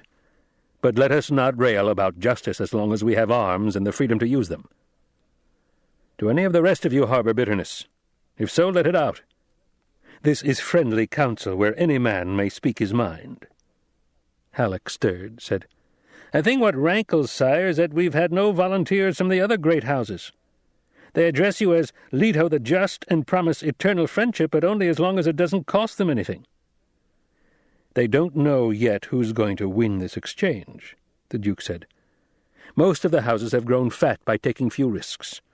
One cannot truly blame them for this, one can only despise them." He looked at Hawat. "We were discussing equipment. Would you care to project a few examples to familiarize the men with this machinery?" Hawat nodded, gestured to an aide at the projector. A Solido Tri-D projection appeared on the table surface about a third of the way down from the Duke. Some of the men farther along the table stood up to get a better look at it. Paul leaned forward, staring at the machine. Scaled against the tiny projected human figures around it, the thing was about 120 meters long and about 40 meters wide.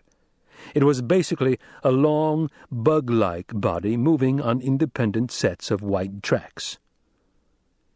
"This is a harvester factory," Howat said. "We chose one in good repair for this projection. There's one drag-line outfit that came in with the first team of Imperial ecologists, though, and it's still running, although I don't know how or why." "If that's the one they call Old Maria, it belongs in a museum," an aide said. "I think the Harkonnens kept it as a punishment job, a threat hanging over their workers' heads. Be good or you'll be assigned to Old Maria." Chuckles sounded around the table. Paul held himself apart from the humor, his attention focused on the projection and the question that filled his mind. He pointed to the image on the table, said, "Thufir, are there sandworms big enough to swallow that whole?" Quick silence settled on the table. The Duke cursed under his breath, then thought, "No, they have to face the realities here." "There are worms in the deep desert. Could take this entire factory in one gulp," Howat said. "Up here, closer to the shield wall where most of the spicing's done, there are plenty of worms that could cripple this factory and devour it at their leisure." "Why don't we shield them?" Paul asked. "According to Idaho's report," Howat said, "shields are dangerous in the desert. A body-size shield will call every worm for hundreds of meters around. It appears to drive them into a killing frenzy. We've the Fremen word on this, and no reason to doubt it. Idaho saw no evidence of shield equipment at the Sietch." "None at all?" Paul asked. "It'd be pretty hard to conceal that kind of thing among several thousand people," Howat said. "Idaho had free access to every part of the Sietch. He saw no shields or any indication of their use." "It's a puzzle," the Duke said. "The Harkonnens certainly used plenty of shields here," Howat said. "They had repair depots in every garrison village, and their accounts show a heavy expenditure for shield replacements and parts." "Could the Fremen have a way of nullifying shields?" Paul asked. "It doesn't seem likely," Howat said. "It's theoretically possible, of course. A Shire-sized static countercharge is supposed to do the trick, but no one's ever been able to put it to the test." "We'd have heard about it before now," Halleck said. "The smugglers have close contact with the Fremen and would have acquired such a device if it were available, and they'd have had no inhibitions against marketing it off-planet." "I don't like an unanswered question of this importance," Leto said. "Thufir, I want you to give top priority to solution of this problem." "We're already working on it, my lord." He cleared his throat. Idaho did say one thing. He said you couldn't mistake the Fremen attitude toward shields. He said they were mostly amused by them." The Duke frowned, then, "The subject under discussion is spicing equipment." Howat gestured to his aide at the projector. The Solido image of the Harvester factory was replaced by a projection of a winged device that dwarfed the images of human figures around it. "This is a carryall," Howat said. "It's essentially a large thopter whose sole function is to deliver a factory to spice-rich sands, then to rescue the factory when a sandworm appears. They always appear. Harvesting the spice is a process of getting in and getting out with as much as possible." "Admirably suited to Harkonnen morality," the Duke said. Laughter was abrupt and too loud. An ornithopter replaced the carryall in the projection focus. "These thopters are fairly conventional," Howat said. "Major modifications give them extended range.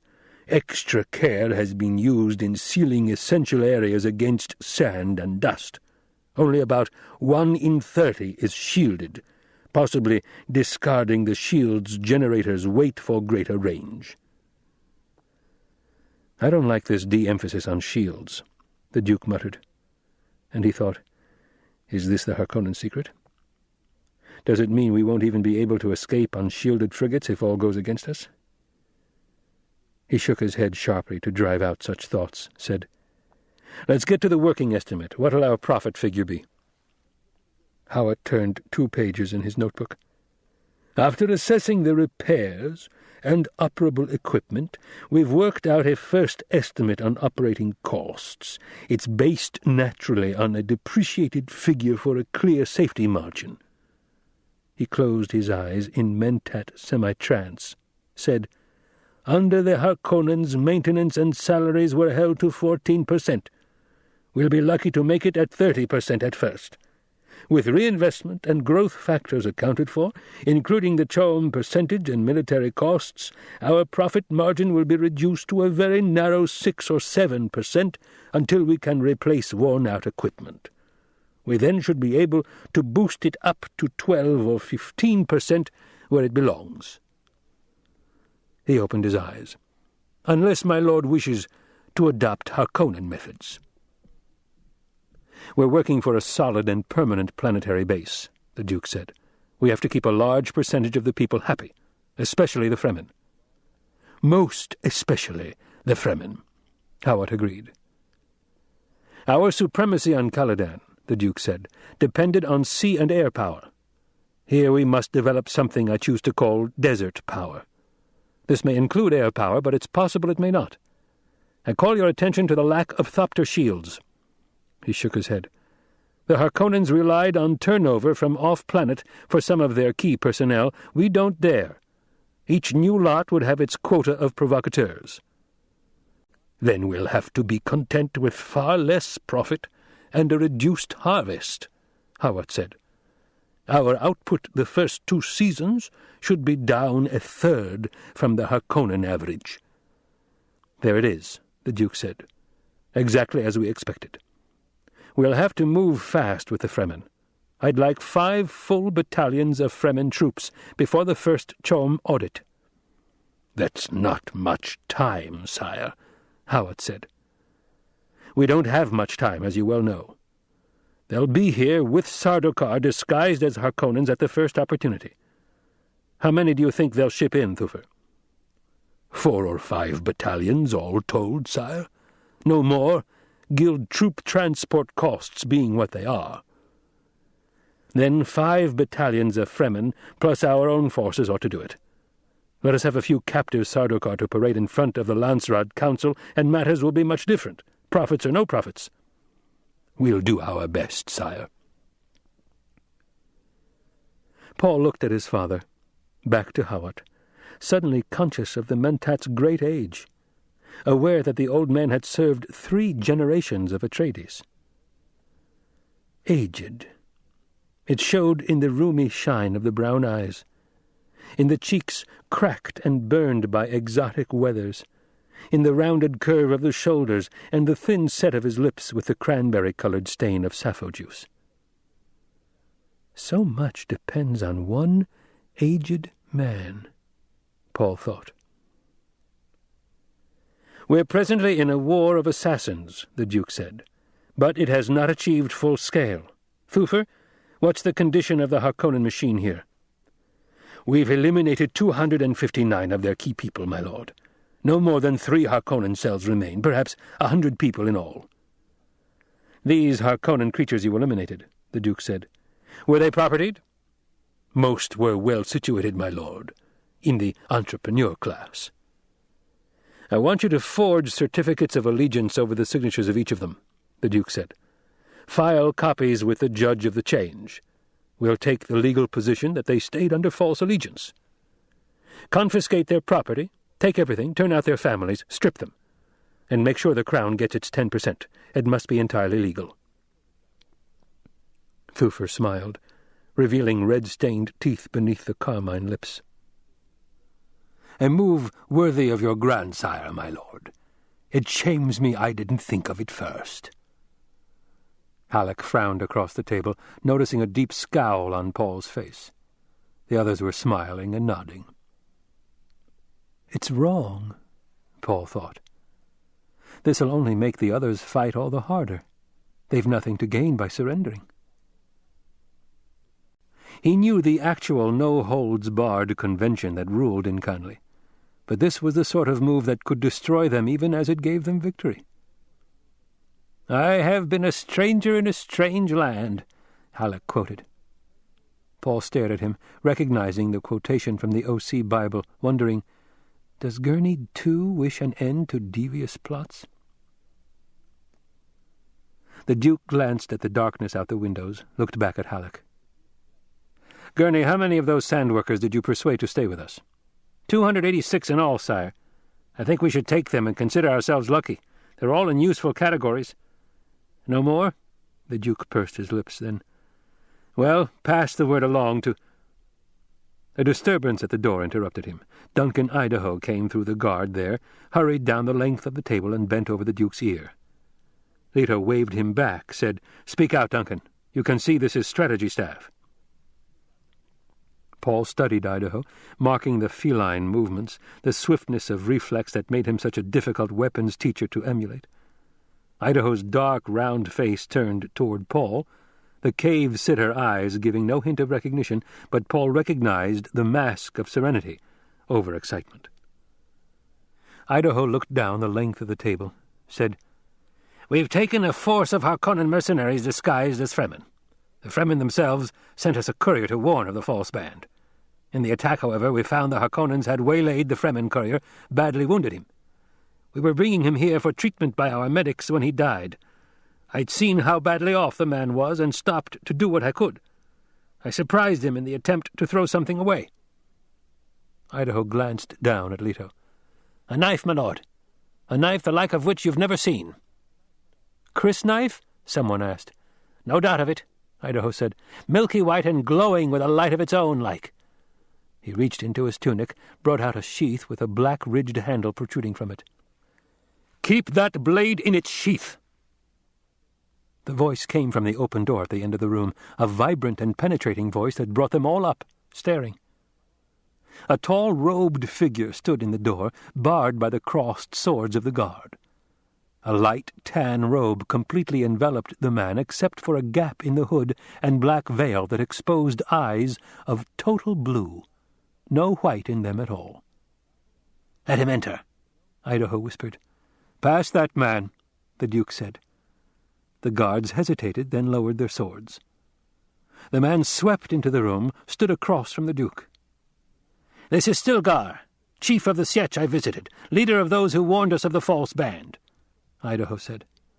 "Welcome, sir," Leto said. "And why shouldn't we unsheath this blade?" Stilgar glanced at Idaho, said, "You observed the customs of cleanliness and honor among us. I would permit you to see the blade of the man you befriended." His gaze swept the others in the room. "But I do not know these others. Would you have them defile an honorable weapon?" "I am the Duke Leto," the Duke said. "Would you permit me to see this blade?" "I'll permit you to earn the right to unsheath it," Stilgar said, and as a mutter of protest sounded around the table, he raised a thin, darkly veined hand. "I remind you this is the blade of one who befriended you." In the waiting silence, Paul studied the man, sensing the aura of power that radiated from him. He was a leader, a Fremen leader. A man near the center of the table across from Paul muttered, "Who is he to tell us what rights we have on Arrakis?" "It is said that the Duke Leto Atreides rules with the consent of the governed," the Fremen said. "Thus I must tell you the way it is with us. A certain responsibility falls on those who have seen a crysknife." He passed a dark glance across Idaho. "They are ours. They may never leave Arrakis without our consent." Halleck and several of the others started to rise, angry expressions on their faces. Halleck said, "The Duke Leto determines whether—" "One moment, please," Leto said, and the very mildness of his voice held them. This mustn't get out of hand, he thought. He addressed himself to the Fremen. "Sir, I honor and respect the personal dignity of any man who respects my dignity. I am indeed indebted to you, and I always pay my debts. If it is your custom that this knife remain sheathed here, then it is so ordered by me. And if there is any other way we may honor the man who died in our service, you have but to name it." The Fremen stared at the Duke, then slowly pulled aside his veil, revealing a thin nose and full-lipped mouth in a glistening black beard. Deliberately he bent over the end of the table, spat on its polished surface. As the men around the table started to surge to their feet, Idaho's voice boomed across the room. "Hold!" Into the sudden charged stillness, Idaho said, "We thank you, Stilgar, for the gift of your body's moisture. We accept it in the spirit with which it is given." And Idaho spat on the table, in front of the Duke. Aside to the Duke, he said, "Remember how precious water is here, sire. That was a token of respect." Leto sank back into his own chair, caught Paul's eye, a rueful grin on his son's face, sensed the slow relaxation of tension around the table as understanding came to his men. The Fremen looked at Idaho, said, "You measured well in my sietch, Duncan, Idaho. Is there a bond on your allegiance to your Duke?" "He's asking me to enlist with him, sire," Idaho said. "Would he accept a dual allegiance?" Leto asked. "You wish me to go with him, sire?" "I wish you to make your own decision in the matter," Leto said, and he couldn't keep the urgency out of his voice. Idaho studied the Fremen. "Would you have me under these conditions, Stilgar? There'd be times when I'd have to return to serve my Duke." "You fight well, and you did your best for our friend," Stilgar said. He looked at Leto. "Let it be thus. The man Idaho keeps the crysknife he holds as a mark of his allegiance to us. He must be cleansed, of course, and the rites observed, but this can be done. He will be Fremen, and soldier of the Atreides. There is precedent for this. Liet serves two masters." "Duncan?" Leto asked. "I understand, sire," Idaho said. "It is agreed, then," Leto said. "Your water is ours, Duncan, Idaho," Stilgar said. "The body of our friend remains with your Duke. His water is Atreides' water. It is a bond between us." Leto sighed, glanced at Hawat, catching the old mentat's eye. Hawat nodded, his expression pleased. "I will await below," Stilgar said, "while Idaho makes farewell with his friends. Turok was the name of our dead friend. Remember that when it comes time to release his spirit. You are friends of Turok." Stilgar started to turn away. "Will you not stay a while?" Leto asked. The Fremen turned back, whipping his veil into place with a casual gesture, adjusting something beneath it. Paul glimpsed what looked like a thin tube before the veil settled into place. "Is there reason to stay?"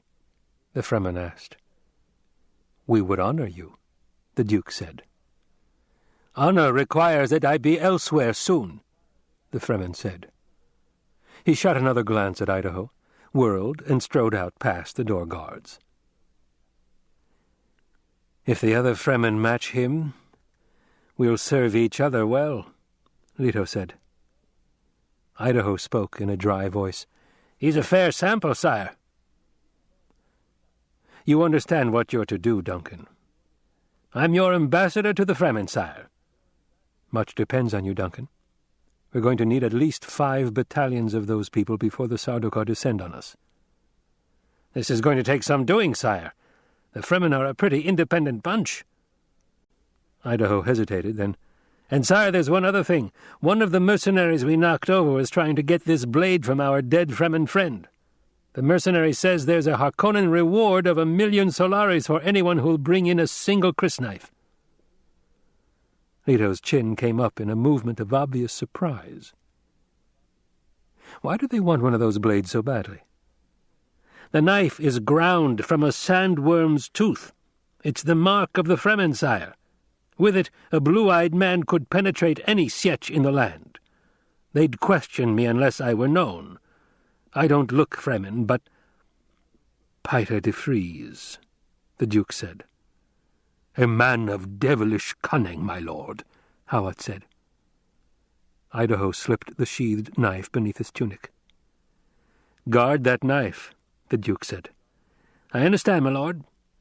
He patted the transceiver on his belt kit. "I'll report soon as possible. Thufir has my call code. Use battle language." He saluted, spun about, and hurried after the Fremen. They heard his footsteps drumming down the corridor. A look of understanding passed between Leto and Hawat. They smiled. "We've much to do, sire," Halleck said. "And I keep you from your work," Leto said. "I have the report on the advanced bases," Howard said. "Shall I give it another time, sire?" "Will it take long?" "Not for a briefing. It said among the Fremen that there were more than 200 of these advanced bases built here on Arrakis during the Desert Botanical Testing Station period. All supposedly have been abandoned, but there are reports they were sealed off before being abandoned." "Equipment in them?" the Duke asked. "According to the reports I have from Duncan." "Where are they located?" Halleck asked. "The answer to that question," Howard said, "is invariably, Liet knows." "God knows," Leto muttered. "Perhaps not, sire," Howard said. "You heard this Stilgar use the name. Could he have been referring to a real person?" "Serving two masters," Halleck said. "It sounds like a religious quotation." "And you should know," the Duke said. Halleck smiled. "This judge of the change," Leto said, "the imperial ecologist, Kynes. Wouldn't he know where those bases are?" "Sire," Howard cautioned, "this Kynes is an imperial servant." "And he's a long way from the Emperor," Leto said. "I want those bases. They'd be loaded with materials we could salvage and use for repair of our working equipment." "Sire," Howard said, "those bases are still legally His Majesty's fief." "The weather here is savage enough to destroy anything," the Duke said. "We can always blame the weather. Get this Kynes and at least find out if the bases exist." "'Twere dangerous to commandeer them," Howard said. "Duncan was clear on one thing. Those bases, or the idea of them, hold some deep significance for the Fremen. We might alienate the Fremen if we took those bases." Paul looked at the faces of the men around them, saw the intensity of the way they followed every word. They appeared deeply disturbed by his father's attitude. "Listen to him, Father," Paul said in a low voice. "He speaks truth." "Sire," Howard said, "those bases could give us material to repair every piece of equipment left us, yet be beyond reach for strategic reasons. It'd be rash to move without greater knowledge. This Kynes has arbiter authority from the Imperium. We mustn't forget that. And the Fremen defer to him." "Do it gently, then," the Duke said. "I wish to know only if those bases exist." "As you will, sire." Howard sat back, lowered his eyes. "All right, then," the Duke said. "We know what we have ahead of us. Work. We've been trained for it. We've some experience in it. We know what the rewards are, and the alternatives are clear enough. You all have your assignments." He looked at Halleck. "Gurney, take care of that smuggler situation first." "I shall go unto the rebellious that dwell in the dry land," Halleck intoned. "Some day I'll catch that man without a quotation, and he'll look undressed," the Duke said. Chuckles echoed around the table, but Paul heard the effort in them. The Duke turned to Hawat. "Set up another command post for intelligence and communications on this floor, Thufir. When you have them ready, I'll want to see you." Hawat arose, glancing around the room as though seeking support. He turned away, led the procession out of the room. The others moved hurriedly, scraping their chairs on the floor, balling up in little knots of confusion.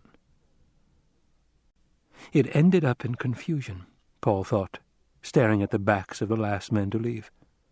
Always before, staff had ended on an incisive air.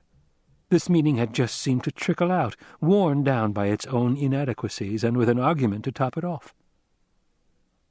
For the first time, Paul allowed himself to think about the real possibility of defeat. Not thinking about it out of fear, or because of warnings such as that of the old Reverend Mother, but facing up to it because of his own assessment of the situation. "My father's desperate," he thought. "Things aren't going well for us at all." And Hawat, Paul recalled how the old Mentat had acted during the conference. Subtle hesitations, signs of unrest. Hawat was deeply troubled by something. "Best you remain here the rest of the night, son," the Duke said. It'll be dawn soon anyway. I'll inform your mother.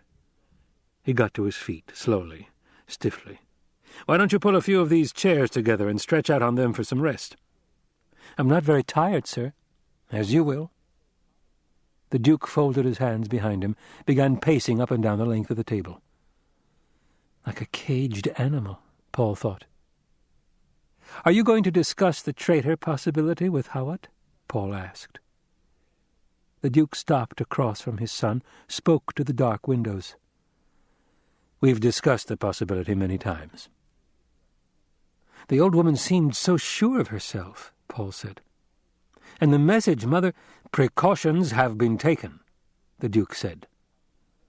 He looked around the room, and Paul marked the hunted wildness in his father's eyes. Remain here.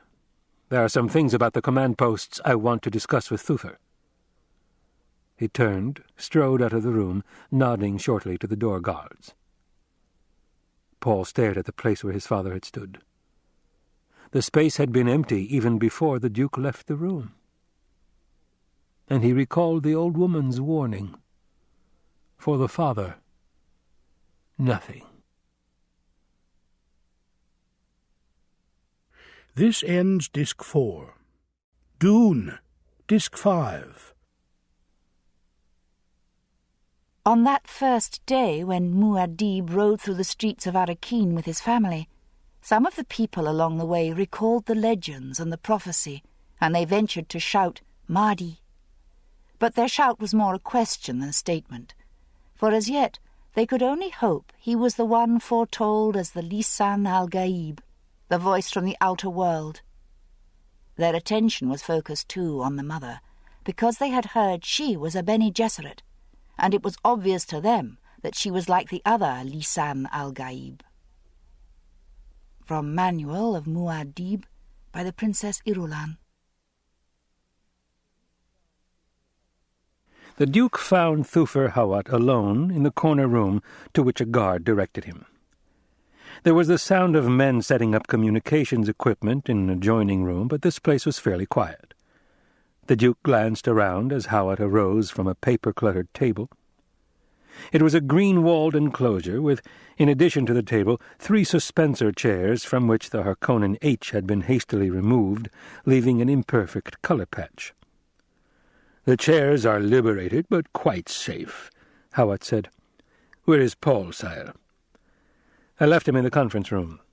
I'm hoping he'll get some rest without me there to distract him." Hawat nodded, crossed to the door to the adjoining room, closed it, shutting off the noise of static and electronic sparking. "Thufir," Leto said, "the Imperial and Harkonnen stockpiles of spice attract my attention." "My lord?" The Duke pursed his lips. "Storehouses are susceptible to destruction." He raised a hand as Hawat started to speak. "Ignore the Emperor's hoard. He'd secretly enjoy it if the Harkonnens were embarrassed. And can the Baron object if something is destroyed which he cannot openly admit that he has?" Hawat shook his head. "We've few men to spare, sire. Use some of Idaho's men, and perhaps some of the Fremen would enjoy a trip off-planet. A raid on Gedi Prime. There are tactical advantages to such a diversion, Thufir." "As you say, my lord."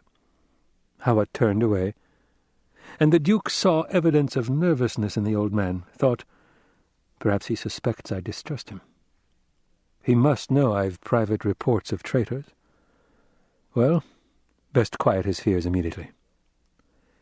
"Thufir," he said, "since you're one of the few I can trust completely, there's another matter bears discussion.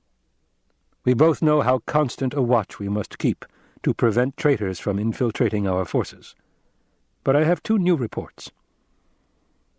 Hawat turned, stared at him, and Leto repeated the stories Paul had brought. Instead of bringing on the intense mentat concentration, the reports only increased Hawat's agitation. Leto studied the old man and presently said, "You've been holding something back, old friend. I should have suspected when you were so nervous during staff. What is it that was too hot to dump in front of the full conference?" Howard's sappho-stained lips were pulled into a prim, straight line with tiny wrinkles radiating into them. They maintained their wrinkled stiffness as he said, "My lord, I don't quite know how to broach this." "We've suffered many a scar for each other, Thufir," the Duke said. "You know you can broach any subject with me." Howard continued to stare at him, thinking, "This is how I like him best. This is the man of honor who deserves every bit of my loyalty and service. Why must I hurt him?" "Well?" Leto demanded. Howard shrugged. "It's a scrap of a note. We took it from a Harkonnen courier. The note was intended for an agent named Pardee. We've good reason to believe Pardee was top man in the Harkonnen underground here. The note, it's a thing that could have great consequence or no consequence. It's susceptible to various interpretations." "What's the delicate content of this note?" "Scrap of a note, my lord, incomplete. It was on mini-mic film with the usual destruction capsule attached. We stopped the acid action just short of full erasure, leaving only a fragment. The fragment, however, is extremely suggestive." "Yes?" Howard rubbed at his lips. "It says, 'Ito will never suspect, and when the blow falls on him from a beloved hand, its source alone should be enough to destroy him.' The note was under the Baron's own seal, and I've authenticated the seal." "Your suspicion is obvious," the Duke said, and his voice was suddenly cold. "I'd sooner cut off my arms than hurt you," Howard said. "My lord, what if—" "The Lady Jessica," Leto said, and he felt anger consuming him. "Couldn't you wring the facts out of this Pardee?" "Unfortunately, Pardee no longer was among the living when we intercepted the courier. The courier, I'm certain, did not know what he carried." "I see." Leto shook his head, thinking, what a slimy piece of business. "There can't be anything in it. I know my woman." "My lord, if—" "No," the Duke barked. "There's a mistake here that—" "We cannot ignore it, my lord. She's been with me for 16 years. There have been countless opportunities for— You yourself investigated the school and the woman." Howard spoke bitterly. "Things have been known to escape me." "It's impossible, I tell you. The Harkonnens want to destroy the Atreides line, meaning Paul too. They've already tried once. Could a woman conspire against her own son?" "Perhaps she doesn't conspire against her son. And yesterday's attempt could have been a clever sham." "It couldn't have been a sham." "Sire, she isn't supposed to know her parentage, but what if she does know? What if she were an orphan, say, orphaned by an Atreides? She'd have moved long before now. Poison in my drink, a stiletto at night. Who has had better opportunity?" "The Harkonnens mean to destroy you, my lord. Their intent is not just to kill. There's a range of fine distinctions in Canley. This could be a work of art among vendettas." The Duke's shoulders slumped. He closed his eyes, looking old and tired. "It cannot be," he thought. "The woman has opened her heart to me." "What better way to destroy me than to sow suspicion of the woman I love?" he asked. "An interpretation I've considered," Howard said. "Still—" The Duke opened his eyes, stared at Howard, thinking, let him be suspicious. Suspicion is his trade, not mine. Perhaps if I appear to believe this, that will make another man careless. "What do you suggest?" the Duke whispered. "For now, constant surveillance, my lord. She should be watched at all times. I will see it's done unobtrusively. Idaho would be the ideal choice for the job. Perhaps in a week or so we can bring him back. There's a young man we've been training in Idaho's troop who might be ideal to send to the Fremen as a replacement. He's gifted in diplomacy." Don't jeopardize our foothold with the Fremen." "Of course not, sir." "And what about Paul?" "Perhaps we could alert Dr. Yui." Leto turned his back on Hawat. "I leave it in your hands." "I shall use discretion, my lord." "At least I can count on that," Leto thought. And he said, "I will take a walk. If you need me, I'll be within the perimeter. The guard can—" "My lord, before you go, I've a film clip you should read. It's a first approximation analysis on the Fremen religion. You'll recall you asked me to report on it." The Duke paused, spoke without turning. "Will it not wait?" "Of course, my lord. You asked what they were shouting, though. It was Mahdi. They directed the term at the young master when they—" "At Paul?" "Yes, my lord. They've a legend here, a prophecy, that a leader will come to them, child of a Bene Gesserit, to lead them to true freedom. It follows the familiar Messiah pattern. They think Paul is this... They only hope, my lord." Hawat extended a film clip capsule. The Duke accepted it, thrust it into a pocket. "I'll look at it later." "Certainly, my lord." "Right now I need time to think." "Yes, my lord." The Duke took a deep, sighing breath, strode out the door. He turned to his right down the hall, began walking, hands behind his back, paying little attention to where he was. There were corridors and stairs and balconies and halls, people who saluted and stood aside for him. In time he came back to the conference room, found it dark and Paul asleep on the table with a guard's robe thrown over him and a ditty pack for a pillow. The Duke walked softly down the length of the room and onto the balcony overlooking the landing field. A guard at the corner of the balcony, recognizing the Duke by the dim reflection of lights from the field, snapped to attention. "At ease," the Duke murmured. He leaned against the cold metal of the balcony rail. A pre-dawn hush had come over the desert basin. He looked up. Straight overhead, the stars were a sequin shawl flung over blue-black. Low on the southern horizon, the night's second moon peered through a thin dust haze, an unbelieving moon that looked at him with a cynical light. As the Duke watched, the moon dipped beneath the shield wall cliffs, frosting them, and in the sudden intensity of darkness he experienced a chill. He shivered. Anger shot through him. "The Harkonnens have hindered and hounded and hunted me for the last time," he thought. "They are dung-heaps with village provost minds. Here I make my stand." And he thought with a touch of sadness, "I must rule with eye and claw, as the hawk among lesser birds." Unconsciously his hand brushed the hawk emblem on his tunic. To the east the night grew a faggot of luminous grey, then seashell opalescence that dimmed the stars. There came the long, bell-tolling movement of dawn striking across a broken horizon. It was a scene of such beauty, it caught all his attention. Some things beggar likeness, he thought. He had never imagined anything here could be as beautiful as that shattered red horizon and the purple and ochre cliffs.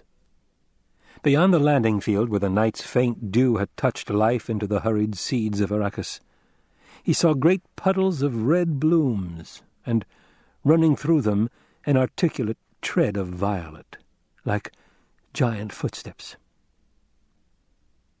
"It's a beautiful morning, sire," the guard said. "Yes, it is." The Duke nodded, thinking, perhaps this planet could grow on one. Perhaps it could become a good home for my son. Then he saw the human figures moving into the flower fields, sweeping them with strange, scythe-like devices, dew-gatherers. Water so precious here that even the dew must be collected. And it could be a hideous place, the Duke thought.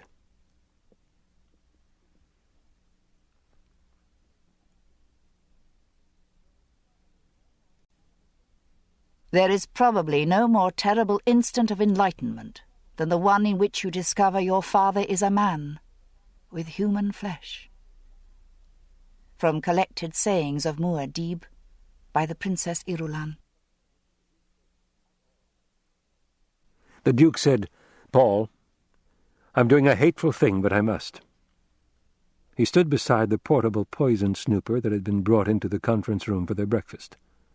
The thing's sensor arms hung limply over the table, reminding Paul of some weird insect newly dead. The Duke's attention was directed out the windows at the landing field and its roiling of dust against the morning sky. Paul had a viewer in front of him containing a short film clip on Fremen religious practices. The clip had been compiled by one of Hawat's experts, and Paul found himself disturbed by the references to himself. Mahdi, Lisan al-Gaib. He could close his eyes and recall the shouts of the crowds. So that is what they hope, he thought. And he remembered what the old Reverend Mother had said, Kwisatz Haderach. The memories touched his feelings of terrible purpose, shading this strange world with sensations of familiarity that he couldn't understand. "A hateful thing," the Duke said. "What do you mean, sir?" Leto turned, looked down at his son. "Because the Harkonnens think to trick me by making me distrust your mother. They don't know that I'd sooner distrust myself." "I don't understand, sir." Again Leto looked out the windows. The white sun was well up into its morning quadrant. Milky light picked out a boiling of dust clouds that spilled over into the blind canyons, interfingering the shield wall. Slowly, speaking in a slow voice to contain his anger, the Duke explained to Paul about the mysterious note. "You might just as well mistrust me," Paul said. "They have to think they've succeeded," the Duke said. "They must think me this much of a fool. It must look real. Even your mother may not know the sham." "But, sir, why?" "Your mother's response must not be an act. Oh, she's capable of a supreme act, but too much rides on this. I hope to smoke out a traitor. It must seem that I have been completely cozened. She must be hurt this way that she does not suffer greater hurt." "Why do you tell me, Father? Maybe I'll give it away." "They'll not watch you in this thing," the Duke said. "You'll keep the secret. You must." He walked to the windows, spoke without turning. "This way, if anything should happen to me, you can tell her the truth, that I never doubted her, not for the smallest instant. I should want her to know this." Paul recognized the death thoughts in his father's words, spoke quickly. "Nothing's going to happen to you, sir. Be silent, son." Paul stared at his father's back, seeing the fatigue in the angle of the neck, in the line of the shoulders, in the slow movements. "You're just tired, Father." "I am tired," the Duke agreed. "I'm morally tired. The melancholy degeneration of the great houses has afflicted me at last, perhaps. And we were such strong people once." Paul spoke in quick anger. "Our house hasn't degenerated, hasn't it?" The Duke turned, faced his son, revealing dark circles beneath hard eyes, a cynical twist of mouth. "I should wed your mother, make her my duchess, yet my unwedded state gives some houses hope they may yet ally with me through their marriageable daughters." He shrugged. Mother has explained this to me." "Nothing wins more loyalty for a leader than an air of bravura," the Duke said. "I, therefore, cultivate an air of bravura." "You lead well," Paul protested. "You govern well. Men follow you willingly and love you." "My propaganda corps is one of the finest," the Duke said. Again he turned to stare out at the basin. "There's greater possibility for us here on Arrakis than the Imperium could ever suspect. Yet sometimes I think it'd have been better if we'd run for it, gone renegade.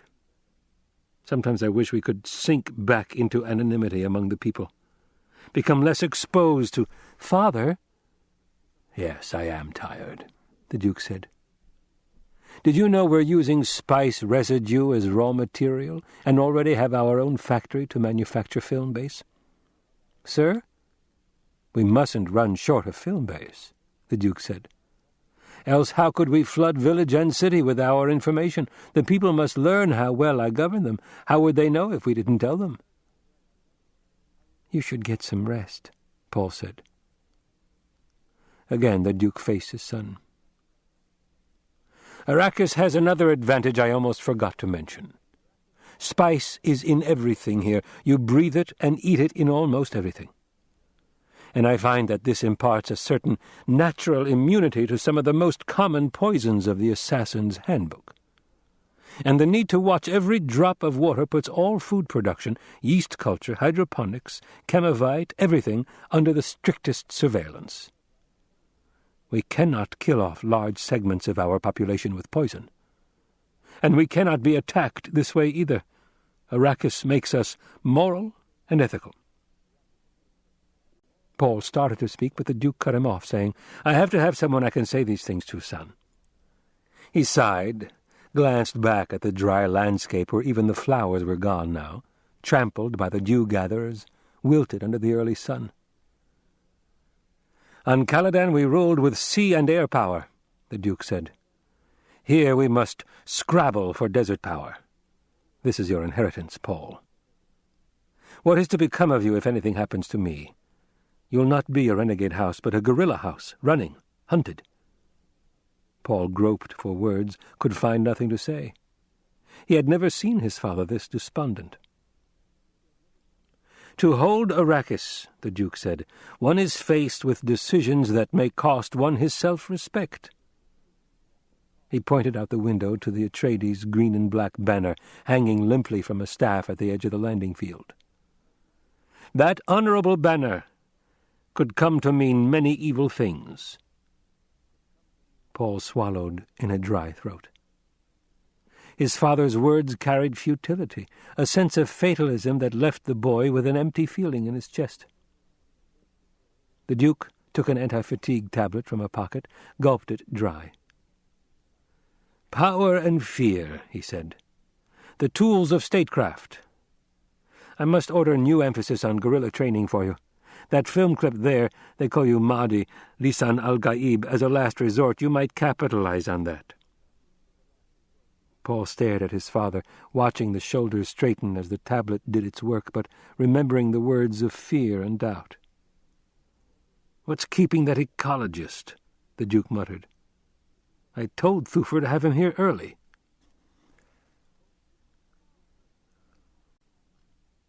My father, the Padishah Emperor, took me by the hand one day, and I sensed in the ways my mother had taught me that he was disturbed.